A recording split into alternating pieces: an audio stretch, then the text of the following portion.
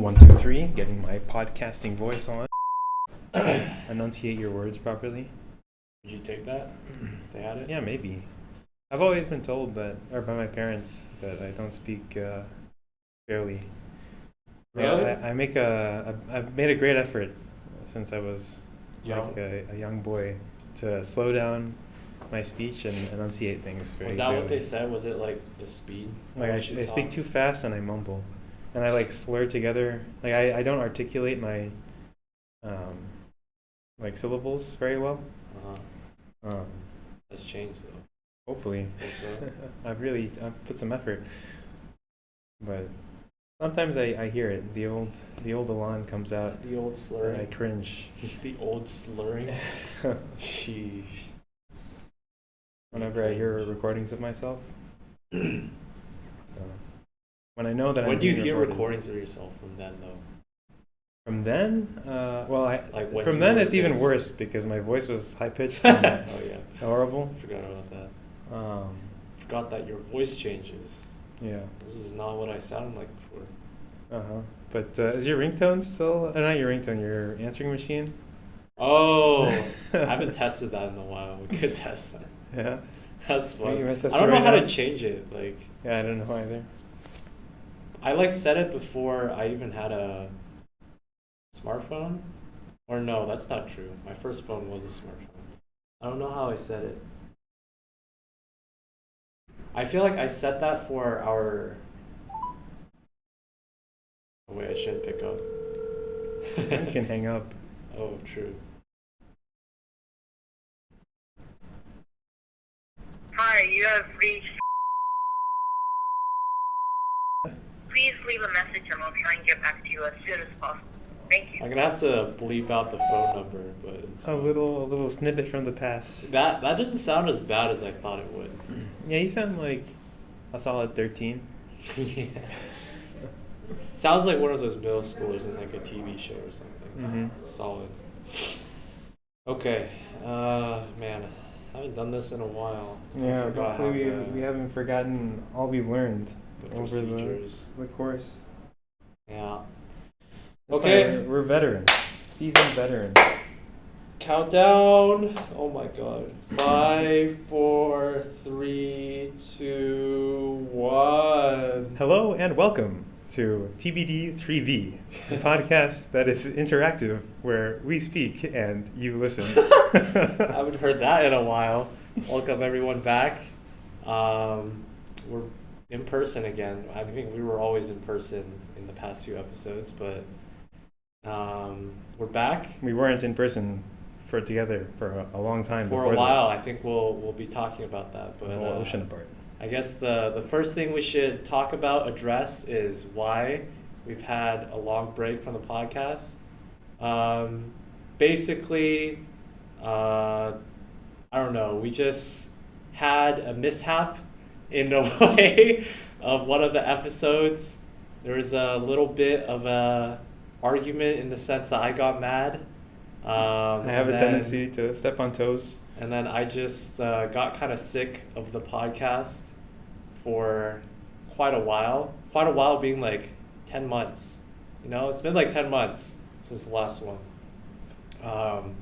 And yeah, and then like basically, I think it wasn't that big of a deal in the sense that in terms of just us two, but like after that, and I just got kind of tired of the podcast and didn't want to do it for a bit.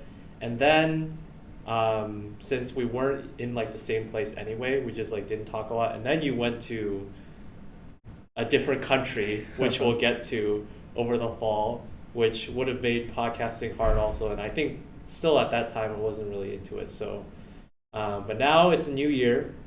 New year, it's different new from season. the previous one. New year, new season. We're in 2023 now, as time flies. On this palindromic day of all days. Oh my god. 3223. Holy shit.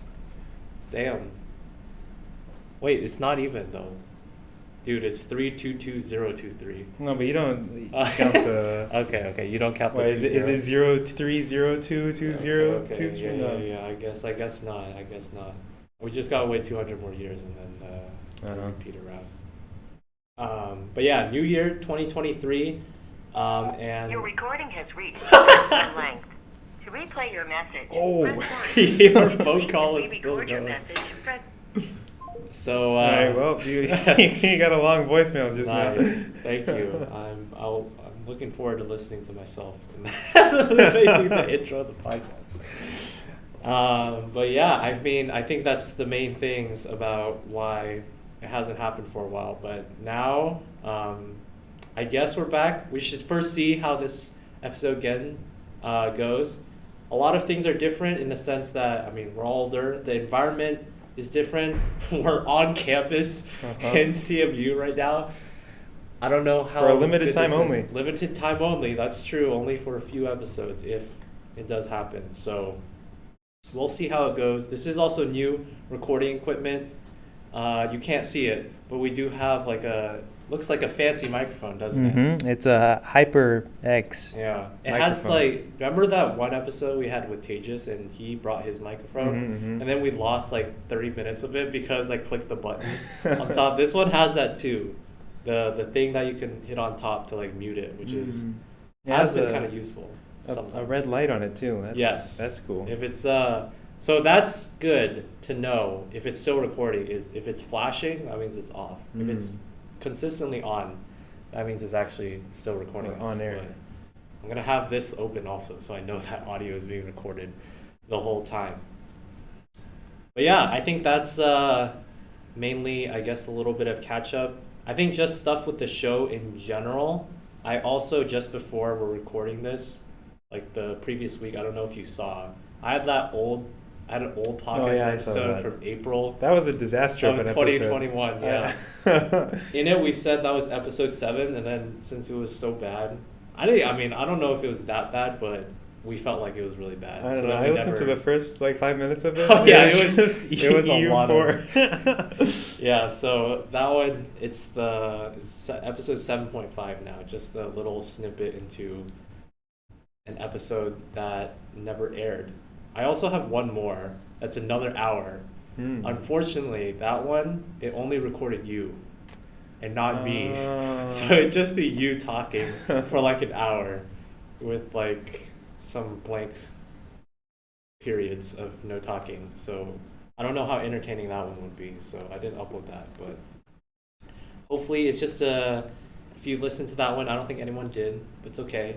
They gotta slowly get into it and. The marketing hasn't. The marketing machine hasn't come into full force yet. Hasn't come into full force again. So, but we're slowly ramping up, and we'll see if it gets going. So, as we start, this is episode 31 overall in the show. 31 episodes. Oh, and after getting through all the stuff that I wanted to say beforehand, now I'll ask you, Lon, how have you been? How have you been? I've been all right. I've visited a couple continents. Yeah. And by a couple continents, I mean 2 continents, including this one. Oh, okay. I thought you were gonna say 3, including this one. You didn't go to Africa? No, we didn't make it. I wanted to go to Morocco, but didn't find the time. I almost made it to Asia. I was in Istanbul for a few hours, but we didn't cross the bridge. Right. The city spans both continents. Yes. Right. So you have to cross a really long bridge to get to the other side. Is it a walkable one? Or do you have to take a car? I'm not sure. I think it's kind of long if you're going to walk. Okay. It's going to take a while. Maybe that's part of the journey. It's like you're walking. I walked from Europe to Asia. Yeah. Yeah. You could do that in Russia too, just 1 foot. But I don't know. That's tough. It's been a while. We'll get to there because that was your fall, right? But we had a whole summer that we didn't talk about as well. Extraordinarily eventful summer. Wow, probably the most eventful sequence of months I've ever had in my entire life. I remember we did have a talk near the end of the summer when you were like, this has been the most eventful summer it's been in a while. Wow, it was pretty wild. A lot of stuff happened. You think it's going to be a hard time for any other summer to top that one? Match it? Yeah. Unless... Unless. We'll see. Diarios de motocicleta. I was just looking up. So right before this, I was calling my sister, and previously when we called, she like really advocated that I should do like a post grad trip or something, since I didn't have anything planned yet. So I told her that you brought up the idea again of the South America trip, and she was like, "Yo, you should totally do that." And I was Okay. like, I was considering it maybe The because I don't have stars anything yet. sound like they're aligning. Yeah, so I was also Accurate. looking up like a little bit about like I don't know, just logistical slash things about I don't know how you actually get a motorcycle or stuff, or if it really was like motorcycling. Yeah, I don't think we're gonna actually be motorcycling. Yeah, I doubt it, but like I think it's like a common thing, especially for South America, I think, or a more common thing. Like people try and do that.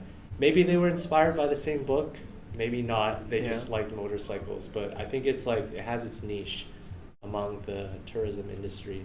The only problem is that I don't know how to ride a motorcycle. Yeah, me neither. So I think that's the that's the issue. But I think South America in general would be very, very cool. So perhaps something, I think a little more thought is required, but Yeah.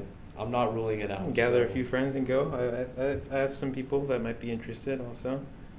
I think a grad trip to South America, explore the world. Speak my mother tongue. Very fun. Do you feel like actually we'll get to there, but yeah, I mean you've had a lot of experience with French in the past few months. Would you say you're more proficient in French now than in Spanish? For sure. More so, yeah, probably. Okay. Mostly because I haven't practiced Spanish. I think like when I was my best at Spanish, I was better than French. That's not really saying much. I'm kind of terrible at both. Yeah, maybe my listening is better in Spanish, just because French is like impossible to listen to. And I've also been exposed to it my whole life. Yeah. But I don't know. My French is like so easy to read. It's like the same as English, minus a couple of things. Can you say the same for Spanish though? But it's literally the same as English. Like the words are spelled the same way too. Okay, I see. Makes sense. That's a +1, I guess, that you can have. So yeah, I guess we'll get started. I kind of thought of this episode, since it's been a while, as it's like a catch-up episode, since I think a lot has happened, and I don't think, well, the listener most likely, very likely, doesn't know what happened, and I don't think I know most of what happened, or maybe like parts of a lot of things. Probably I don't know what happened with I don't know what you did right over the period of time. So we'll have a fun time reminiscing, I guess. I don't know if it'll be fun. Is it? I mean, it's very eventful. Maybe there are pros and cons. If I was able to speak for 4 hours about Sarasota, Florida, oh man. Yeah. Well, I could speak for a whole week straight, maybe a month. Well, let's get started with the beginning of summer. So I remember some things from that one episode that we tried to do at the start of the summer.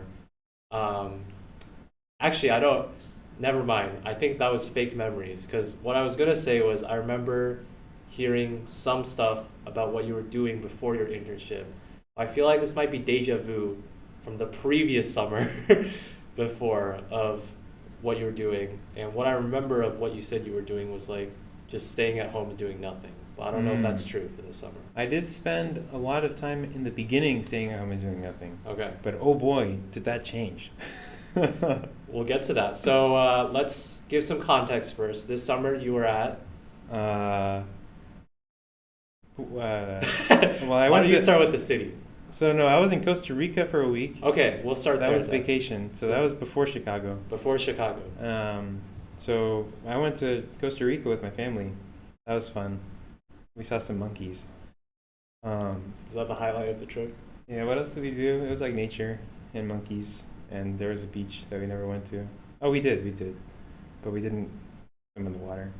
Do you speak Spanish there? There was this one guy who was asking what our room number was, and I told him in English, and he didn't understand. So I just said the numbers in Spanish. Well, that's good. It worked out, It was right? like uno, cuatro. Oh, you didn't even say like. No, I just said the numbers individually. Was the it digits. 14? So it'd be like 14. I don't remember the number, but Uno cuatro, it works. um, Was there a lot of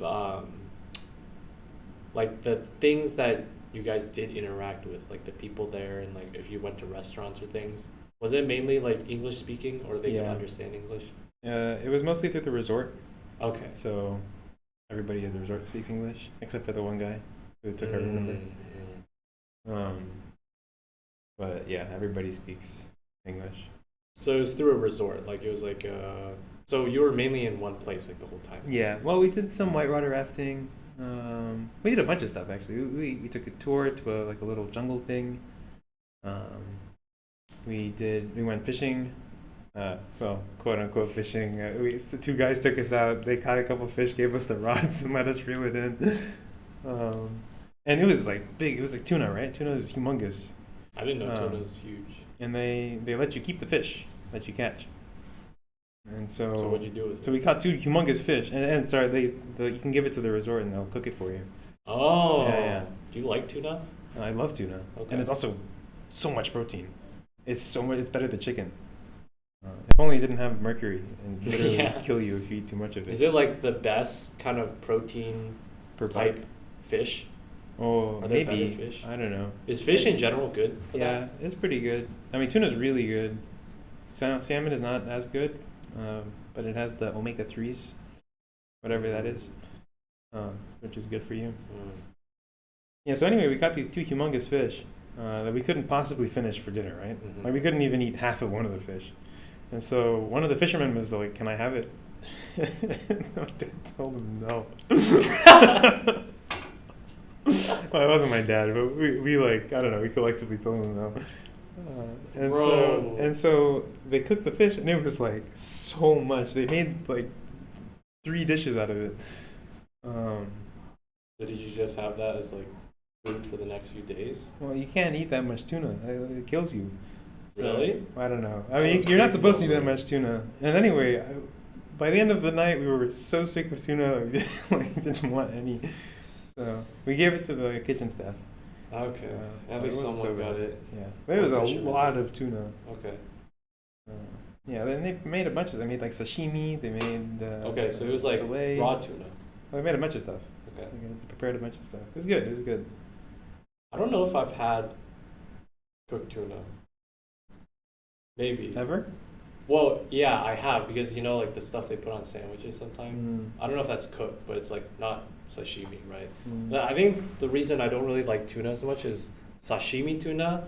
I don't like the taste of. Oh, really? Yeah, I love sashimi tuna. I like salmon way better. I don't know. It just feels a little too thick. I don't know. Like when you eat it, You like the texture. I don't like. Ceviche? I don't know what that is. It's when they. It's like they cook it in lemon. So Tuna? Yeah, or finny fish, or shrimp, or I don't know. I think it's just the method of cooking, but they don't like heat it. It's the acid that cooks it. I see. So they like drench it in lemon juice. I It's don't delicious. I don't know if I've had that before. Maybe, but I didn't know it was called ceviche. It's a classic something Spanish speaking food. So Costa Rica, fishing, and It's a beautiful country also. Beautiful country. The landscape is gorgeous. Yeah.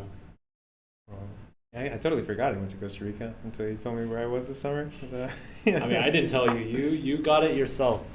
Congratulations. Yeah. Then we went to Chicago.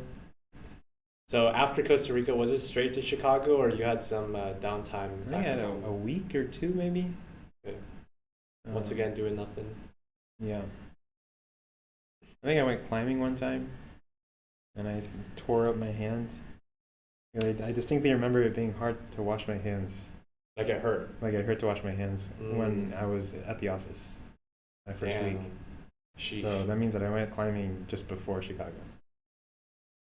So it wasn't like at a climbing. Was it at a climbing gym? Yeah, I kind of. And that like still tears up your Well, hands? no, I just like grabbed something wrong and then I like slid off the rock or okay. whatever. And I'm also That'll bad, do it. so. Yeah. That'll do it. Have you done more climbing since then? Not really. I went once in Chicago. I don't really. It's the most like stereotypical CS major tech bro sport. Honestly though, like so many, I don't know, there's like a population of climbers and I don't know. I think all the climbers I know, they're all like tech related, which is probably where I get that association with. I remember a bunch of Optiver guys went out to climb and they ran into a bunch of Citadel guys. And then collectively they ran into a bunch of jump training guys. So who were all climbing together at the gym. So I think there's definitely a stereotype that is not ill-founded. Perhaps like actually I don't know. I don't even want to think about why that is. But went climbing, then to Chicago. So to Chicago, Yeah. arrived there. Do you have like a day or two to go around? I mean, you've already been to Chicago before. Every weekend was different. I think the only weekend I had to myself in Chicago was the first weekend. Yeah. I remember because there were so many events in the first week, and I met so many people, and I had to talk and put on a show of being an amicable person. A show. I was like so sick and tired of people that on that Saturday, I just went outside and just started walking. And I walked for like 10 miles. Around the city? Yeah, I walked along the lake, I remember. I made it all the way up to, it's like 5 miles is like around Lincoln Park from where I was. So I made it up to the Lincoln Park Zoo and I came back, if you know where that is. I was living in by the Navy Pier, where the Ferris wheel is. Mm-hmm. So that first week, it was a lot of just meeting people, onboarding, stuff like that, classic. Yeah, there were like lectures, and there was, an event after every day. And we had like a rooftop, like buffet, get to know the people at the office thing, open bar. Everything has an open bar, and every single time there was an open bar, they failed to meet the minimum spend, and so they would go around at the end saying like, order the most expensive drinks that you can. What is the minimum spend mean? Like when you have a large group party, whatever. You need to spend. Yeah, you have to spend a certain amount. Oh, so these open bars were like you're actually at like a established bar place. I thought it was like they just had alcohol that they brought themselves. No, or it was. Like they have like bartenders and. Okay. This is like there's a venue. Okay.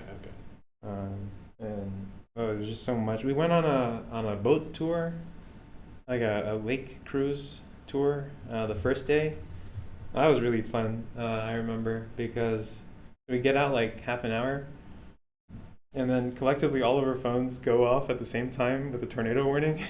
And we look at the weather map, and the tornado's like heading directly for us. It's like the big ball of red is like inching directly towards the boat. Towards the boat? Yeah. It's that close? Like where Could we you were. see it visually? No. I mean, this is like on a map. this is hours in the future, minutes, half hours in the future, and so the boat had to turn back, and we went back, and then I got drenched. I remember that was the first day. That was Monday. Was that a real tornado or just like a rainstorm kind of thing? I think it was just severe weather. Okay. But I got drenched, and I only had one pair of shoes, so. For the whole summer. I mean, for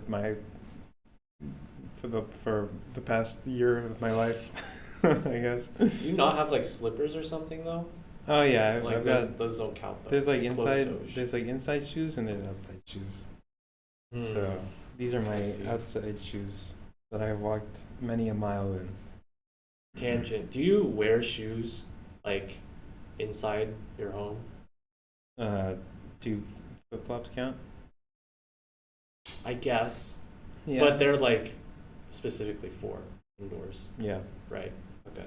But they're like actual flip flops. Like if you wanted, you could wear them outside too. Yeah, I guess I could. Okay. I don't. We'll go outside in closed-toed or open-toed shoes. I feel like there are levels, but it's always a little foreign to me when you wear like shoes indoors. Mm. And I feel like it's a stereotype among Asian people is like that they're always like surprised when they hear about people wearing shoes indoors. And there's also kind of a stereotype of white people wearing like, I don't know, sneakers indoors and like having, I don't know, the same outdoor shoes and then putting them on the bed or something like that. Oh yeah. I mean, yeah. Like in my house, you can go outside with your shoes on, and nobody will bat an eye.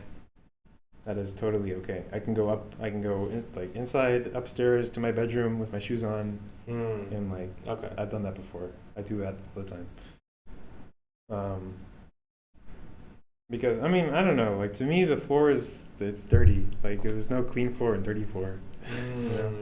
Unless you're like tracking in mud, you know, it's like the same. Okay. Yeah. Makes I don't sense. know. Are you barefoot inside Yeah. all the time? Well, yeah, most of the time. Sometimes I'll have socks on. Like, I'm a little more conscious here because we don't do a great job of keeping the floor clean. But like at home, I mean, my mom like regularly cleans it like every few days. So there is the expectation that the floor is clean and you kind of assume it. And like the carpet, it's like we vacuum it every week. So it's like compared to what you said where you're just assuming everything is like there's no clean floor, dirty floor, it's just floor. I think there is like a distinction for at least where I like grew up. So we would bat an eye if you walked in with your shoes and you just started walking all over the place. Yeah, in India too, it's like that. You can't just walk inside with shoes on. Yeah, yeah. I feel like it's just little differences. So first week, you said like every weekend you did something. So the first weekend was just a lot of like icebreakers, getting to know people stuff. Yeah. So the first weekend is the only weekend that I actually had totally almost free. That was Juneteenth weekend also, I remember, because we had Monday off, and on weekdays there's all you can eat sushi at this one place, and we went to get all you can eat sushi. I remember that too. What I did on Sunday, I don't really remember. Was that just like a close by restaurant place, or was it like associated with Optiver? No, it was just a restaurant that some of the interns went to. And then so most of the weekends were occupied with something that I don't really want to talk about. I went to Virginia Beach with my family one weekend. I went to New York one weekend. I went to Montreal one weekend. So I was like flying out very frequently. Like it would be Friday and it'd be like 4 p.m. and I would tell my manager, "Yeah, I have a flight to catch. Can I go?" And then I'd go. Len came. Adrian came. I heard you went to your first like music festival or concert. I went to an EDM. What do you call it? Like music festival. Yeah. That was an experience. What was the experience? That was quite incredible. How many days did you go? Just one. Just one day? Yeah. Did they go multiple days, I'm guessing? I don't remember. Maybe. Probably. I don't remember. I just remember when I saw them, right? So I saw them at the music festival, and then I saw them for lunch a couple times. Yeah. You enjoy the music? It was an interesting experience. It's cool to see like a bunch of people who like enjoy a thing come together and enjoy it together. I like the vibe, I guess. Just a bunch of happy people. Hearing damage, I think, is like guaranteed if you go to one of these things. I mean, I feel like people usually bring like the earbuds and stuff. I don't see that. Also, if you're like, that's only if you're like super close. We were pretty close. Okay. We got up to the fence. Okay, yeah, that's pretty close. Yeah, I know. I mean, like for an hour or so after, I like couldn't hear. So I didn't know that was a thing, but your brain, like, it does a thing. When it's exposed to loud noise for a while, it'll turn down the volume. I went to go order a hamburger, and I just, like, straight up could not hear the person speaking to me.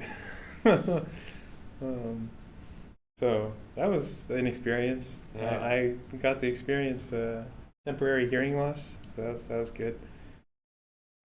Fortunately, it came back. So yeah,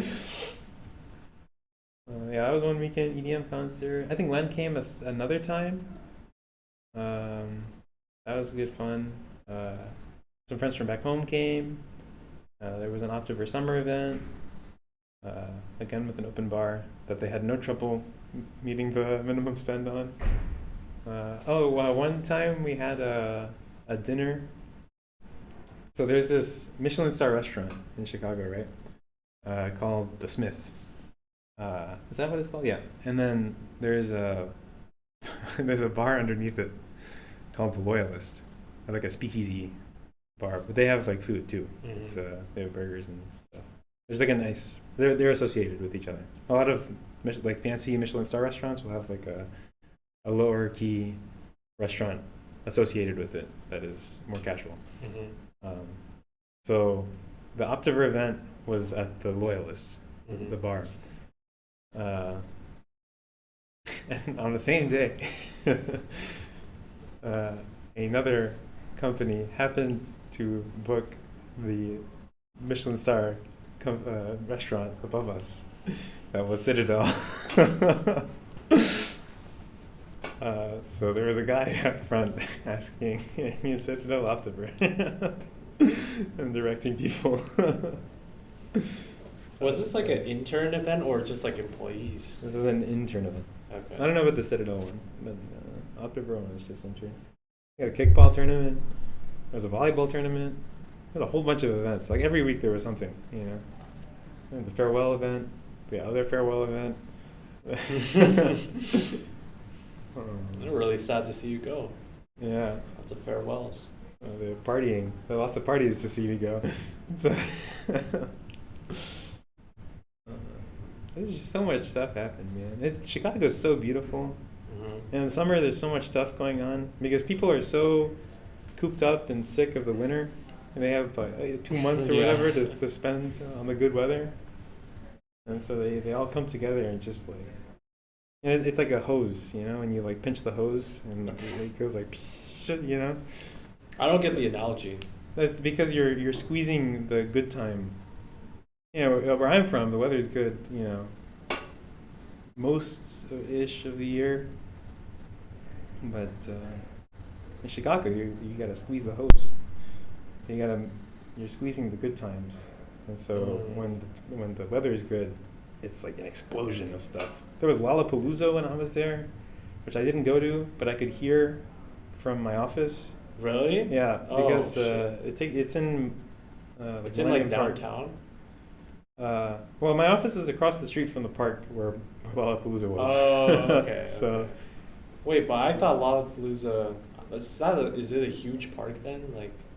yeah, it's pretty big. Okay. I mean, it's there's like one big park. Is it like like Central Park? How big? Not that big, Okay. but it's like multiple parks that are put together though. Okay. There's like Millennium Park, which is where the Bean is, Uh-huh. and then there's I forget the names of the other parks, but they're all kind of connected.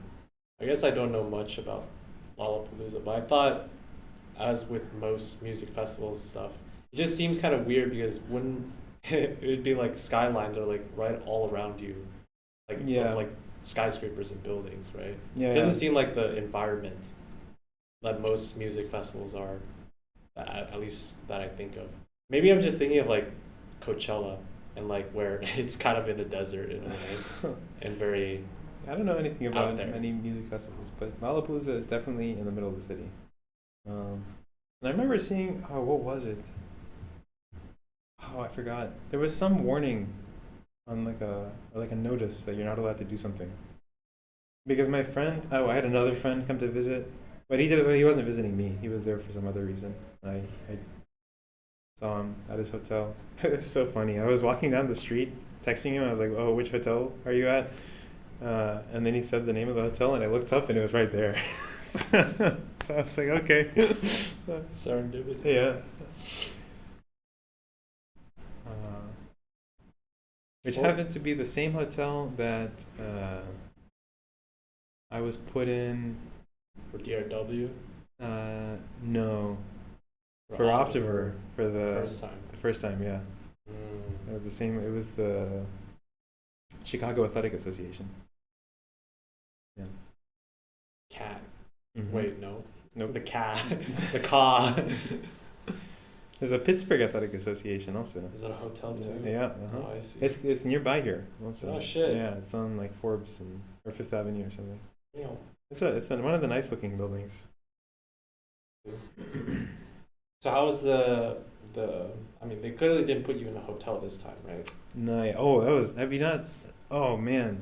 I remember I Right. saw like a picture. It was so nice. You had a view of the lake, the 28th floor of a luxury apartment. I had 1 bedroom, 1 bath, all to myself. It was so good. It was maybe the nicest place I have ever lived in. Well, there's no place like home. Home is really nice. But How much do you think that was? Like, if you were renting that instead? maybe like 3,000 to 3,500, something like that, a month. Chicago rent is not. That doesn't sound that bad. Chicago rent is not as high as New York or San Francisco. Yeah, I mean, with how you described it, how luxurious it was really nice. I mean, Yeah, it was like like it had all the 3,000. same things as one on Center, plus a steam room. They had yoga class, or complimentary yoga class. Did you take any? Yeah, I went. I had an intern friend who was very adamant about going to all the yoga classes, and he would try to get all the other interns to join. And so I joined him a few times. There was a hot tub. We frequented the hot tub. That was nice. And then what else? So much stuff. Oh, the kayak tour, that was fun. They do river tours, which I highly recommend. If you're in Chicago, that is like the number one thing you should do. And the weather's good, you should do a river tour. Because Chicago has a very long and interesting architectural history, and it's entirely centered around a very well kept, beautiful river walk. So, if you are ever in Chicago, do a river boat tour. My favorite building is the one that looks like a pencil, like an upside down pencil. How close was where you were living to like the office? I got a 20-minute walk. Okay. 15 minutes tops. That's good. Have you already started thinking? Probably not, but like where you? No Wanna- clue. I might. There's some kids at TMU who are going to Chicago. Maybe I'll try living with them. We'll see. I don't know. From Optiver or just going to Chicago in general? I'm just going to Chicago. I think I'm the only Optiver person. I remember you said, because I like saw you at the end of the summer, and then you said like nobody else from CMU like are going back or anything like that Yeah. except Well, you. none of the interns are returning, I don't think. Yeah. But I'm not sure about new hires. Oh, true. So True. I don't know. I'll fill out Stelik's survey and maybe he You can already let me know. deadline passed. Oh, did it? Yeah, even sent a reminder, dude. Oh, really? I'm sure you could still do it, but bro, nothing's changed. Yeah. Oh man, I didn't even know there was a deadline. I thought it was just like by the end of the semester you can. What about the people who don't have jobs yet? Wow. Tough luck, you know. It's a hard life. Oh man. It is a hard life. But I mean, I'm sure he does like a second round. Maybe that was just like the first round. Sending out stuff. Yeah, I don't know. Did you get the email though that he sent of the results? Yes, but that was these are preliminary results, right? Those were not final. He said even in the email. I guess. So yeah, maybe it's just like a first round Okay. of respondents. Yeah, that's what I'm You can thinking tell yourself too. that. Yeah. I think like I don't remember I don't remember the email exactly. I think Chicago. There was like a number of people. Yeah, the biggest one was New York. Yeah. Which is surprising. Is it? I Kind guess of, not. but not really. For the times, no, but it is a shift from previous years. True. Yes. Yeah. New York. I wanted to go to New York. If Optiver had an office in New York, I would 100% go there. Instead of Chicago, even Yeah. now? I mean, honestly, I like Chicago's a nice city, maybe even better than New York. But there's so many people that I know in New York, and also it's just so big, and it's also like the #1 city in the world. So, like, you know, Number one city in the world. like Caput Mundi, you know, it's Is that a saying? it's just Oh, that's capital of the capital of the world. world in Latin. I feel like a lot of other cities want to vie for that. But it's like a AAA, like 5-star, global, like Really? It's one of the cities of the world. Yeah, I know. If you took the subway though, you probably wouldn't think that. Subway's so derelict there. Yeah, I mean the Chicago L is not so much better, but Really, it's not. I mean, yeah, like you go. I guess there's not as many rats. It still smells like urine and has homeless people and Yeah. Isn't a large part of it like above ground? yeah, that's why it's called the L. The L. It's short for elevated. It's not even really the subway. Just Yeah, some parts are underground, a railway. like Metro rail. State Street Station, among other stations.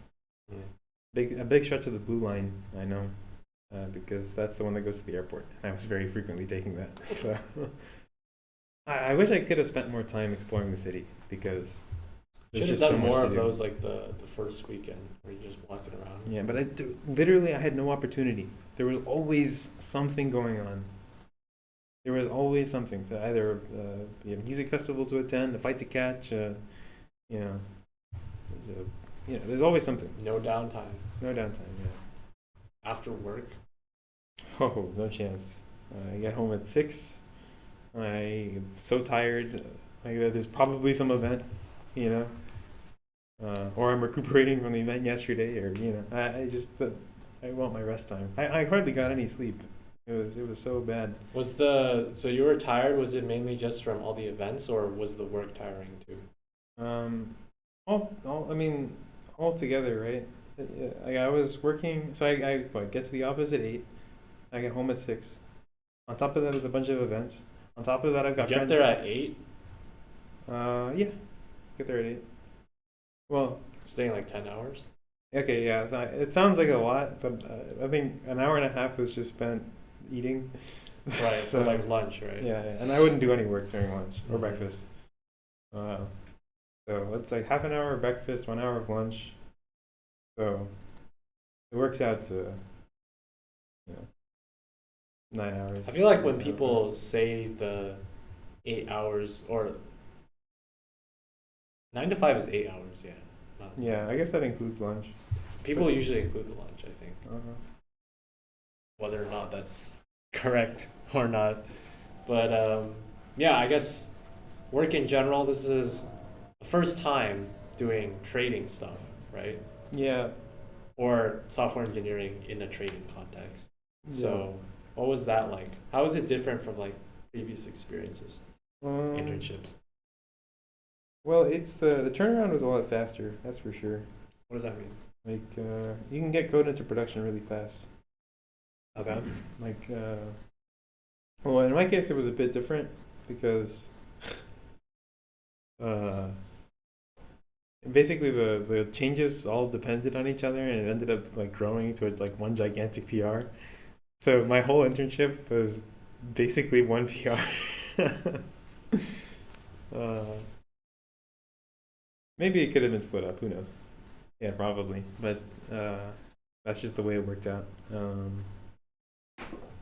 But it did get rolled out into production, where it immediately crashed and had to be reverted. so, so you win some, you lose some. But meanwhile, I doubt. Was that at the end when you finished everything, or incrementally? Yeah. So as you push stuff. Well, I didn't push any. There was no as you push stuff because there was just one PR. Oh, you mean like no? The PR is the thing that you merge to master, and then you send a request to the DevOps people to like switch out the machines to load your software on, update the version, and then they do it, and then boom, tomorrow morning your version update is going out. See. Yeah, and tomorrow morning came around, and I got an email at 6 a.m. saying it crashed on startup, restarting with old version. But that was like near the end then. That was my last working day. I had put everything. I had put all my cards on this one day. Wait, what? Yeah. So like, do you even know if like? So okay. So the thing is, so a lot of review went into everything, except for the configuration files. Oh. And I just like configured it wrong. Okay. And so we fixed that. And then it went. And we we deployed on like one machine. Like one machine for one like symbol. So it was like a very narrowed, just so that they could say that I had something on production. Okay. So like it was like a little bone to toss to Little me. W. Yeah. So I can say that I got a return offer with a single PR the whole summer. Well, actually, I had 2 PRs. One of them was Buddy's first PR. I added a space. And I merged Good job. it. Yeah. So the turnaround was faster. How about like the other aspects, like? I was in person, so that's different. True. Mm-hmm. Did you sit like near your manager? Yeah, I was here. He was. I mean, when he was around, he was right behind me and to the right. But he was very often in meetings and what have you. So, yeah. So there were no like other interns near you then? Oh yeah, no. Or there so were? there was an intern sitting right next to me. Also Same manager? Same manager, same mentor, who were the same person. And then there was an intern sitting right behind me also. Okay. Whose mentor was sitting. So were these like the interns you interacted with the most? Just proximity. We were together all the time. Yeah, but I mean, also during lunch, all the interns would sit together. It was good. All the interns. So how many interns were there? Not all the interns, but there would be interns sitting together. Right. They'd eat lunch together. The software engineering ones, anyway. The training ones had to eat at their desk because they were busy all the time. Shit, man. Oh, fucking hell. Yeah. The training one is a bit more intense, I think, the internship. Probably. It's like school. They have tests and lectures. It's no fun. Yeah, they have homework to do. Sheesh. And it's more stressful. Less return offers as well. Less return offers, yeah. And I think they get paid the same. Yeah, also. Maybe the work is more rewarding because, you're like... You're like trading. You're like stealing money from You're making the number go up directly. Yeah. I don't know. Would you say the work you did was rewarding? I don't know, like, did you feel the impact were you interested in your project and stuff like that? Yeah, I mean, I guess it was like as far as software engineering goes, yeah, it was like. Is it better than writing a debugger? Yes. Amazon? Oh my God, yes. At least I was, doing some system design stuff. Well, wait, wasn't that debugger thing you were working with some other dude? I remember you were like shitting on him. I forgot, or like what was? No, he was good. He did all the work. What he did all the work. I forgot. I forgot which way it was. Like he was goated, not bad. Yeah, I've never had a bad partner in my life. So the same cannot be said for my partners, but I myself have never had a bad partner. Software engineering.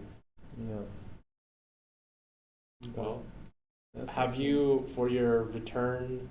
So first of all, like, what was the, if you can say, what was like the team that you were working on? What part of the system were they like doing?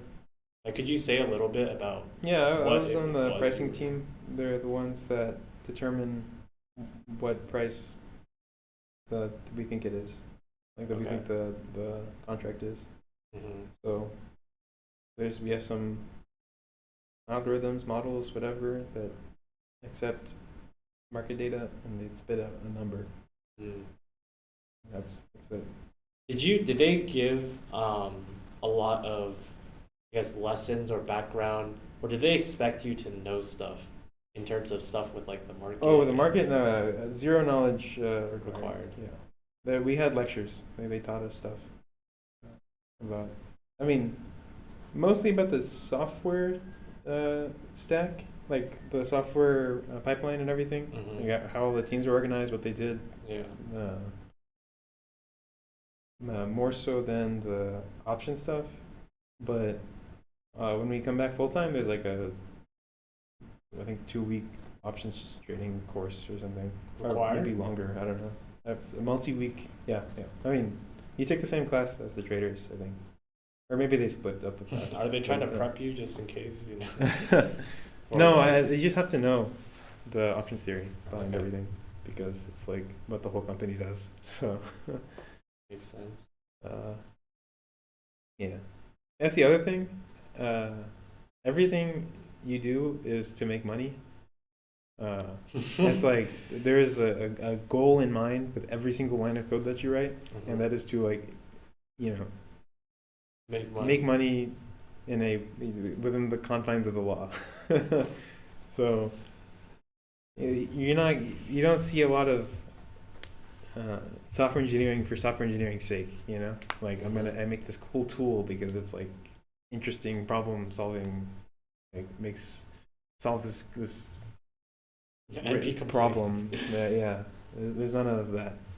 Like there are interesting problems to solve, but they're uh, like a product of actually having to solve them. So, Did you feel stressed while working on this stuff? Like you felt no, like there were pressure to either meet deadlines, get things up to standard, or no, it was still just nothing too much more than like previous experiences? yeah, nothing more than previous experiences. Okay. Nothing like I mean I don't know. I feel like I've always felt. Well, okay, that's not true. I haven't always felt the same need to work, but uh, my stress levels have never been. Mm. The standard deviation is very low Mm. of my stress level throughout my life. I think. Oh, that's good. Yeah. At least that allowed you to focus on the other stuff that you wanted to do instead Uh-huh. throughout the summer. Yeah, my sleep levels though. Yeah, that was another story. That was. That's what happens. Do you have a credit card for like airline points or something? Like you must have fucking racked up a bunch of miles. No, I have a Bank of America travel student card that if you book through the Bank of America Travel Center, you get like not sponsored by the way. Sounds like it won't be. Yeah. Sounds like an hassle. Yeah, but you have to book it through the thing. And I hate booking through third parties because you have to do everything through them. If you want to make a change, you have to do it through the third party. If the flight gets canceled, you have to call the third party. You can't go to the airplane kiosk, the airline kiosk. So it's just a huge pain.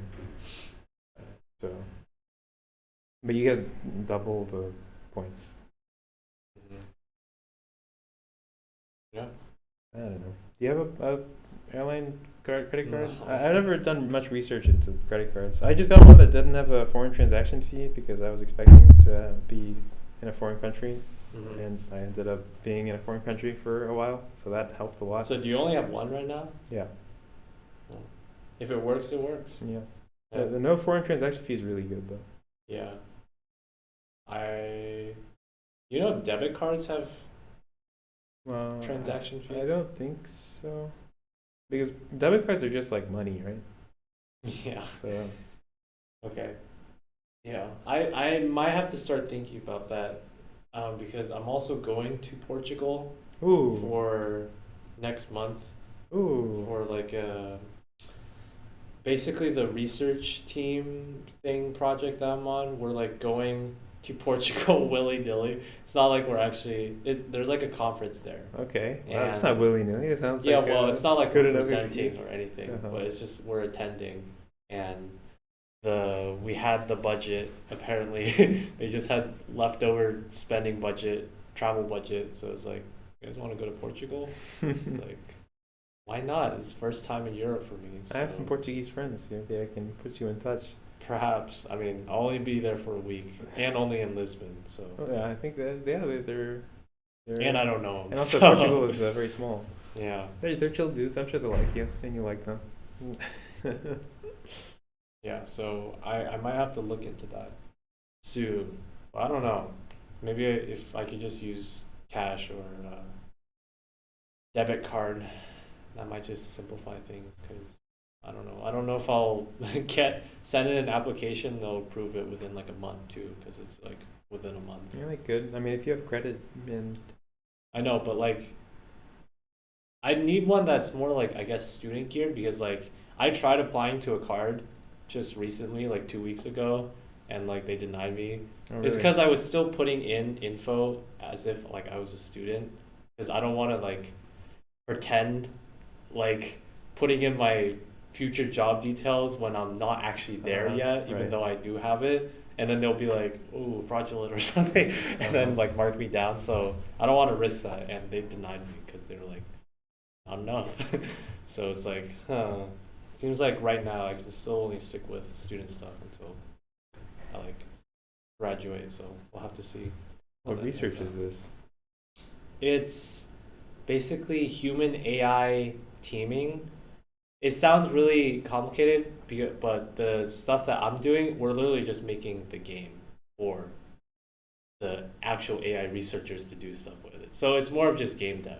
Oh, okay. I mean, it's still cool in the context of like the overall research because that is kind of cool. It's What like kind of game did you make? it's like a asymmetric co-op game. So I mean, we're still making it. But it's basically think Overcooked, things like that. Those are like It Takes Two. That was like an example of asymmetric-ish co-op game. So those kinds of games. With AI. That's what they're trying to do. Yeah. So basically, they're gonna write like an AI to play it. Oh, In a so way. you're co-oping with an AI. Yes, it's like as if you're playing a co-op game, right? But one of the players is an Oh, AI, interesting. and others That are sounds humans. so aggravating. Yeah, I don't know. I don't know what they're trying to accomplish out of that, but it's research, Uh-huh. and I don't have to really directly deal with that, so I won't worry about it. Okay. I'll just reap the rewards. How long have you been doing it for? Well, for this one, this year, in the sense of last semester and this semester, so yeah, 2 semesters in total it will be by the end. That's cool. Yeah, that's about that.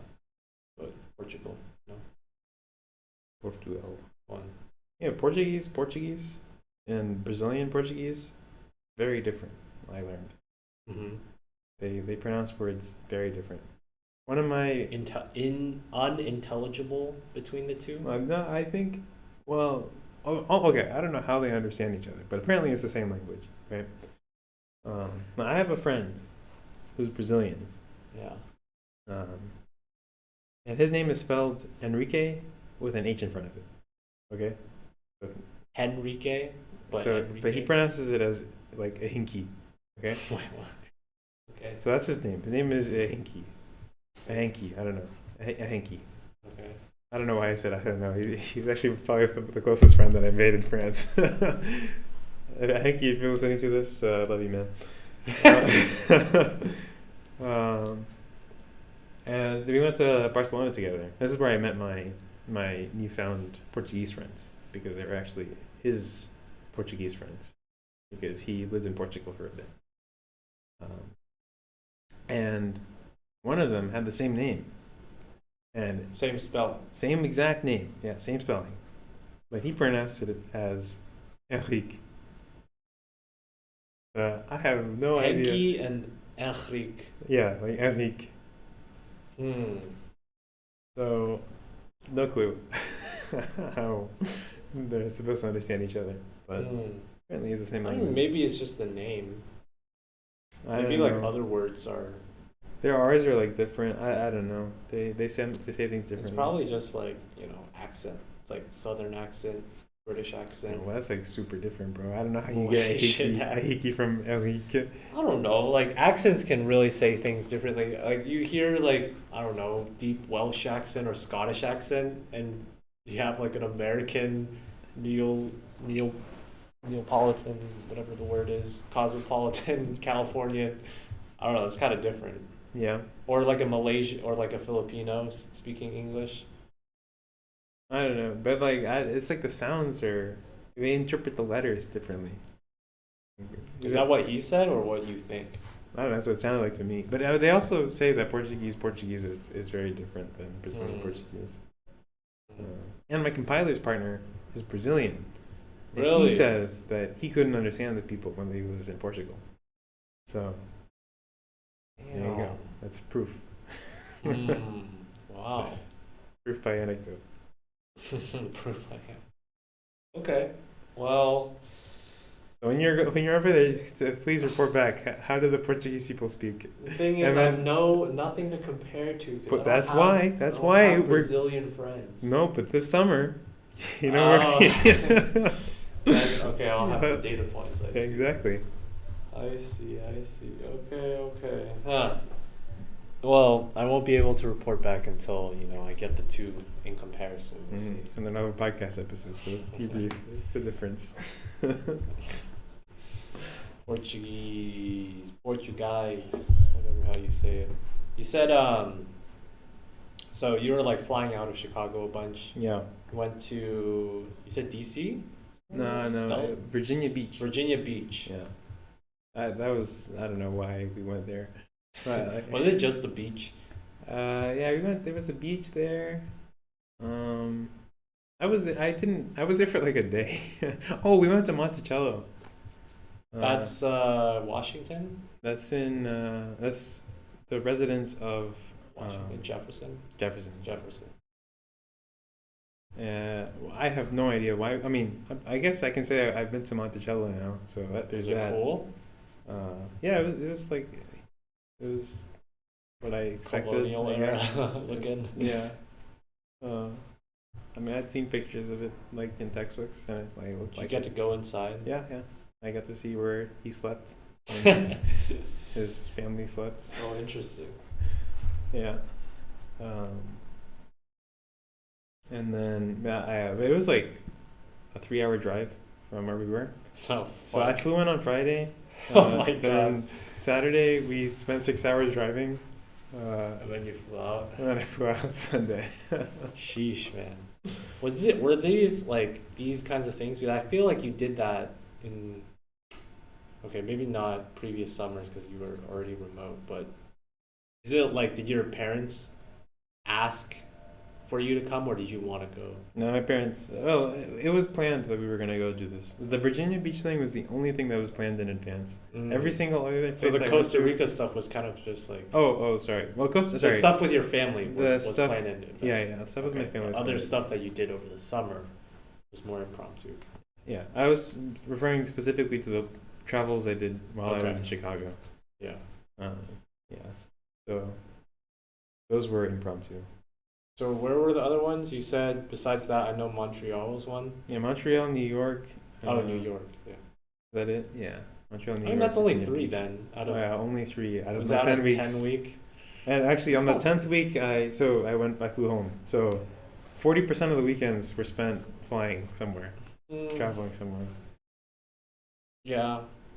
I don't know. It's not as bad as I thought it would be. Not as bad. What does that mean? You could have like 5 or 6. Okay. That'd be more, you Okay. know. Sorry, I wasn't going literally more Okay, than every other okay. week. So Montreal. First time there. Yeah, it's a nice city. It's a nice city. Capital of Quebec? Is it the capital of Quebec? Largest city. Definitely largest city. Yeah, probably the capital. I don't know. There's also a Quebec City. Were you able to Probably not the have a capital. a head start on practicing French there? No, yeah, I completely floundered. But it was like French though, right? They Lots do. of French They do all over speak the French place. there. Yeah. I was actually surprised that it's the primary language. Mm-hmm. Like the signs are in French first. The de facto. The de jure. De jure. It is the language. Actually, they're more uptight about French being the official language there than they are in France. Like the names of the businesses have to be in French also. Mm. So like in France you can have KFC, right? Kentucky Fried Chicken. But in Kentucky Fried Chicken. no in Montreal it's PFK, or yeah, what is it? It's like poulet frites de Kentucky. So yeah, PFK. So all of the businesses are in French. Mm. So walking around is just like everything is French. Immersion. Yeah. But you floundered. Do you have a lot of opportunities to talk to people? Many. I didn't really. I wasn't really surrounded by francophones. So I see.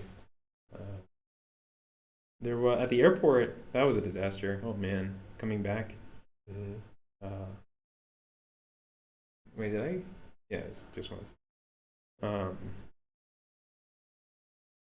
Because the line.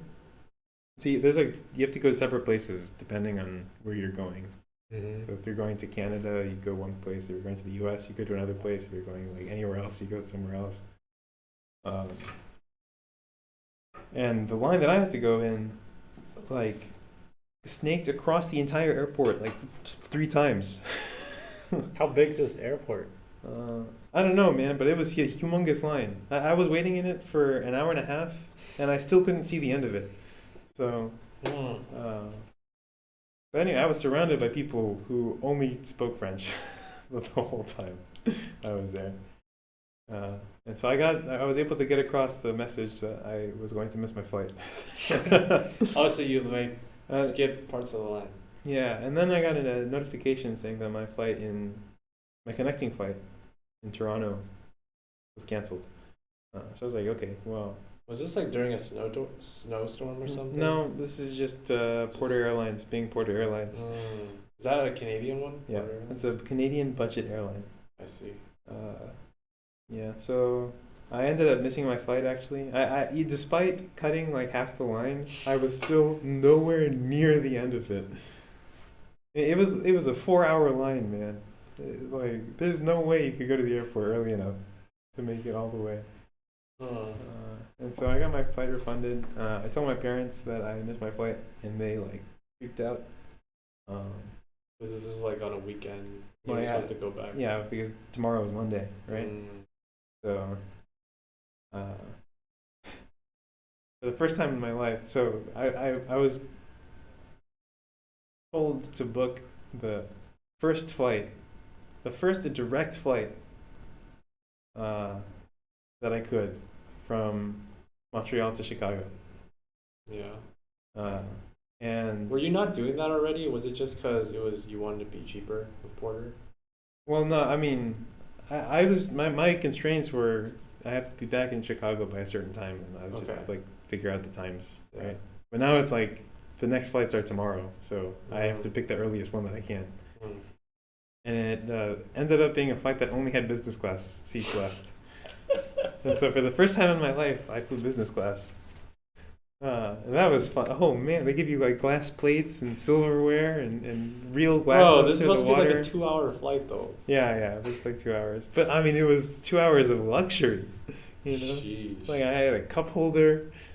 Cup holder. It was so nice. So much leg room. My knees were not in debilitating pain by the end of the flight. It was so nice.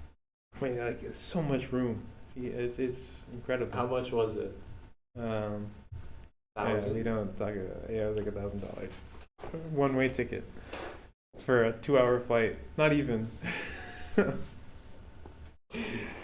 I got some. Is maple business class cookies. like equivalent to first class, or is it like below I think or on above? shorter flights they don't have a first class. So it's It's just business class. There might be like a preferred boarding or something. Okay, I but, see. uh, Because I always thought first class was first class, and then business class was. yeah, it's like second class. But like, looking at prices of business class, it's already like, how Yeah. much more can first class go? I think the difference between business and economy is like way bigger. I think airlines make most of their money from business and first class. It's like 75% of their profits is from business and first class, despite the fact that like Like everyone flies. everyone flies economy. Yeah, Yeah. like 75% of people are economy, but 75% of the profits are business. Yeah. So, one of the interns at Optiver was from Russia, and he was originally going to go to the Amsterdam office, but Putin invaded Ukraine, and that was no longer a possibility. Oh my. Wait, but And so, but that was like before.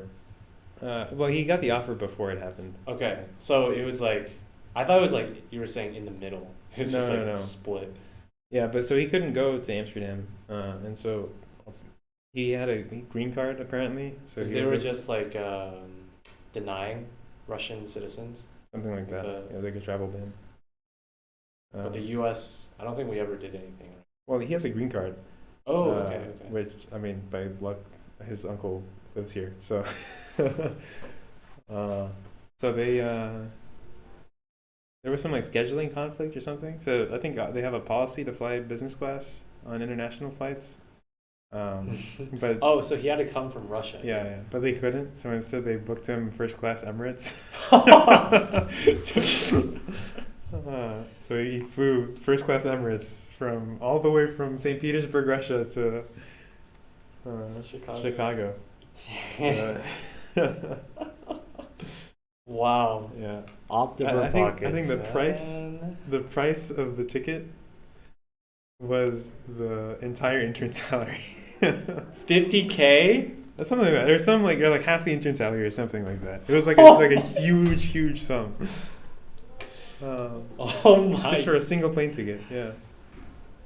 Holy shit.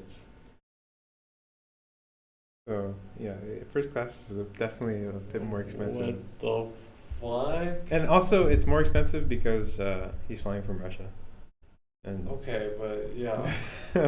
That can't be like, that's a large amount. yeah, First time ever. Yeah, I don't know if I ever will be flying. Maybe when I'm resting on my laurels when I'm way older. yeah, but then you can't enjoy it. You're too old. What do you mean? Yeah, you can. You're like constantly in pain. It's like Which is why it'll be even more relaxing and mm. awesome and needed. But you're just incapable of enjoying life at that point.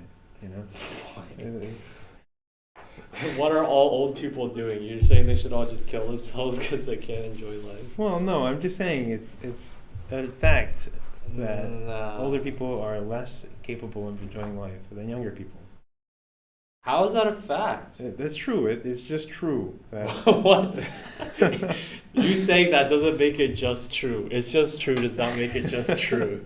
That's not how it works. I mean, your body doesn't work like it used to. Okay. You don't So feel you as develop, good as you used so to. you develop new ways of enjoying life that aren't just limited to your physical bodily senses. It's all in the mental. But that's all you have. All No, you it's have your are mental. Have a stronger mental. But that is entirely informed about the outside world by your senses. And so if your senses It's are partly limited, informed. and from not your only senses. that, your mental capacity also deteriorates. Like you were just worse off in every way when you're older. Well, perhaps other parts of your brain deteriorates, but maybe not your enjoyment centers. So Maybe. perhaps those expand. Because now you've got the money to actually enjoy life. Yeah, that's the only thing that you have. You have money. It should be the other way around. You should start with a bunch of money and slowly lose it. What's the point of living then? To enjoy life when you can. That's what the point is. So then when you don't, you just... and then you're dead. We should flip society.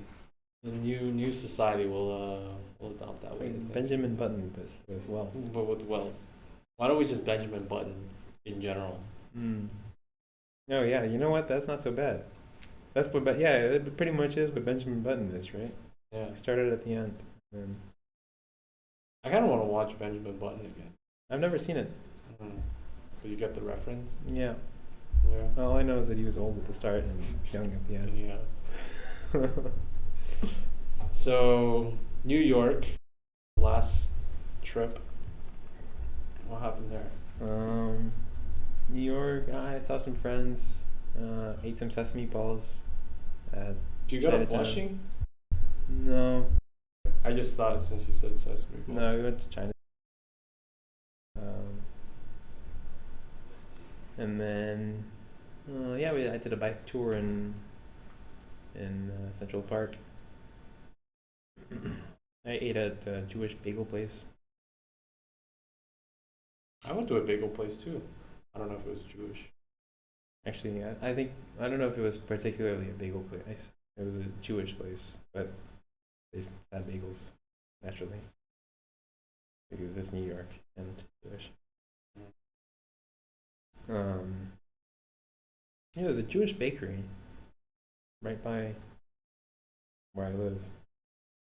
I might go there. I like bread.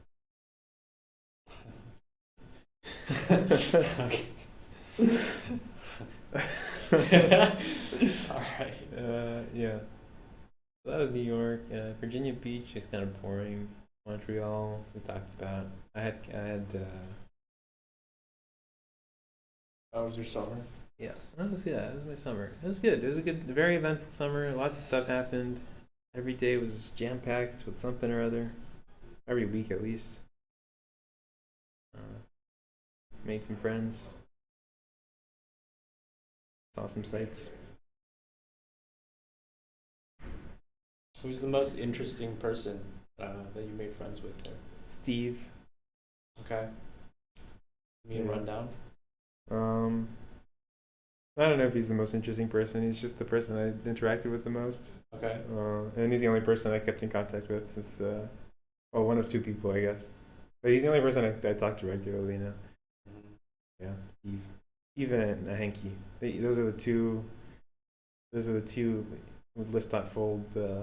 From summer and fall. From summer and fall, yeah. So, tell me about Steve. A little bit. Well, I don't know. I don't think. Maybe he doesn't want me to maybe dox he doesn't him. want. Yeah. Okay. Maybe he can be a guest on the podcast. he's actually a contender. He's currently. Okay, well, maybe what do you mean? Oh yeah, I won't say anything. Actually, I don't know if he wants me to dox him. Okay. I see. Well, he's contender for the trip to South America. I see. Yeah. I see. He's a Is he seasoned American? traveler. Yeah. Okay. Just wondering. I mean, one of them kind of can tell just from the name. The other one, not as much. Yeah.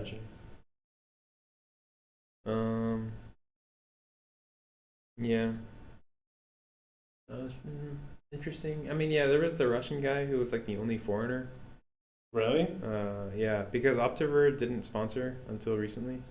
Actually, they still might not sponsor interns. But that guy had a green card. But that guy had a green card. He was good. Lucky dude. So it's actually so strange because every other place I interned at, everybody had some kind of like foreign accent. But at Optiver, everybody was American. How about like racial spread or gender spread? How was the gender spread? Oh, gender spread was awful. Literally, the entire software engineering intern class had a single woman. Just one. Out of what, like 100? Out of 30. 30? Yeah, but still 30. And out of the 60 total interns, there were 2. So one in the trading and one. Yeah, one in trading. Or was there 3? Oh, there's 3. Yeah. Sorry, I miscounted. So, yeah, representation. Racially, I think my team. So is that just for interns, like the not sponsoring, or for employees too? So like it was. I think recently they made the announcement that. Well, I don't know if I'm much. Cut that from the cut that from the podcast. Yeah. At the time, they did not sponsor. I see. So it was very American. Yes, very American. Which is, I mean, it's incredible what that does to the fluidity of conversation. I mean, I'm not saying that your productivity is necessarily better, but Your conversation. oh man, is it easy to talk to people? Well, there was this one person who was Argentinian, I remember. Oh, that's the most interesting guy that I met, for sure. Okay. So he's Argentinian. First time I met him, he sat down with all the interns, and what did he say? What was it? Oh, he made some joke about Shakespeare. People get it. I'm trying to remember what it was. I can't remember. I'm forgetting. See, this is why we need to do the podcast. Oh man, I forgot. I forgot what the notice was at the hotel that my friend was staying at. I forgot what the joke he said was when he first sat down. Anyway, I knew I was gonna like this guy instantly from the moment I met him. And so I told him my mom's from Nicaragua, and so he started speaking to me in Spanish. He invited me to a Spanish lunch where a bunch of Spanish speakers would have lunch together. That was fun. And then I told him I was going to France, and then he started speaking French to me. Bro. And then for the rest of the internship, he spoke nothing but French to me. Oh my god! At all, not a single word in English. I mean, thank goodness I didn't have to work with him, right? Like, but how often do you see him though? In passing? In passing, every day. Bonjour. Like, yeah, it's like every morning. You get the donut. There was intern day, and so they had donuts. They told me that they were donuts in French, and I didn't understand.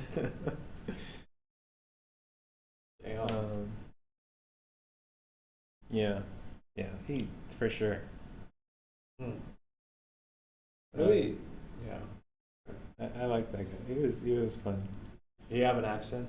The sole person with an accent? Yeah. There were some people from different places. But like vast majority of everybody was American. I was gonna say like it. I mean the CEO of course was Dutch. Mm-hmm. I was gonna say even Americans could have like foreign accents in the same way like my dad has been a citizen longer than he's been a citizen of. Actually, no, never mind. That's not true. I think he's dual citizen, but he's like lived here longer than he was in Taiwan. But he still has like a noticeable accent when he talks. Sorry, I meant to say most everyone has unaccented English. Mm-hmm. Yeah, they could be American accented English. Yes. There's no such thing as unaccented. Correct. Yes, I learned from ancient language. That is very prescriptivist of me to say. My bad. I apologize. Yeah. Although, you know what's funny? When we were in France, Will was telling me about how he was speaking to somebody, some German girl, and the girl was like, "Wow, your English has no accent. It's incredible. When you speak, it's so clear. It's like you don't have an accent." I feel like maybe it's because they base it off of media they watch. I guess, yeah. Like movies and stuff, and just that's the gold standard now. American.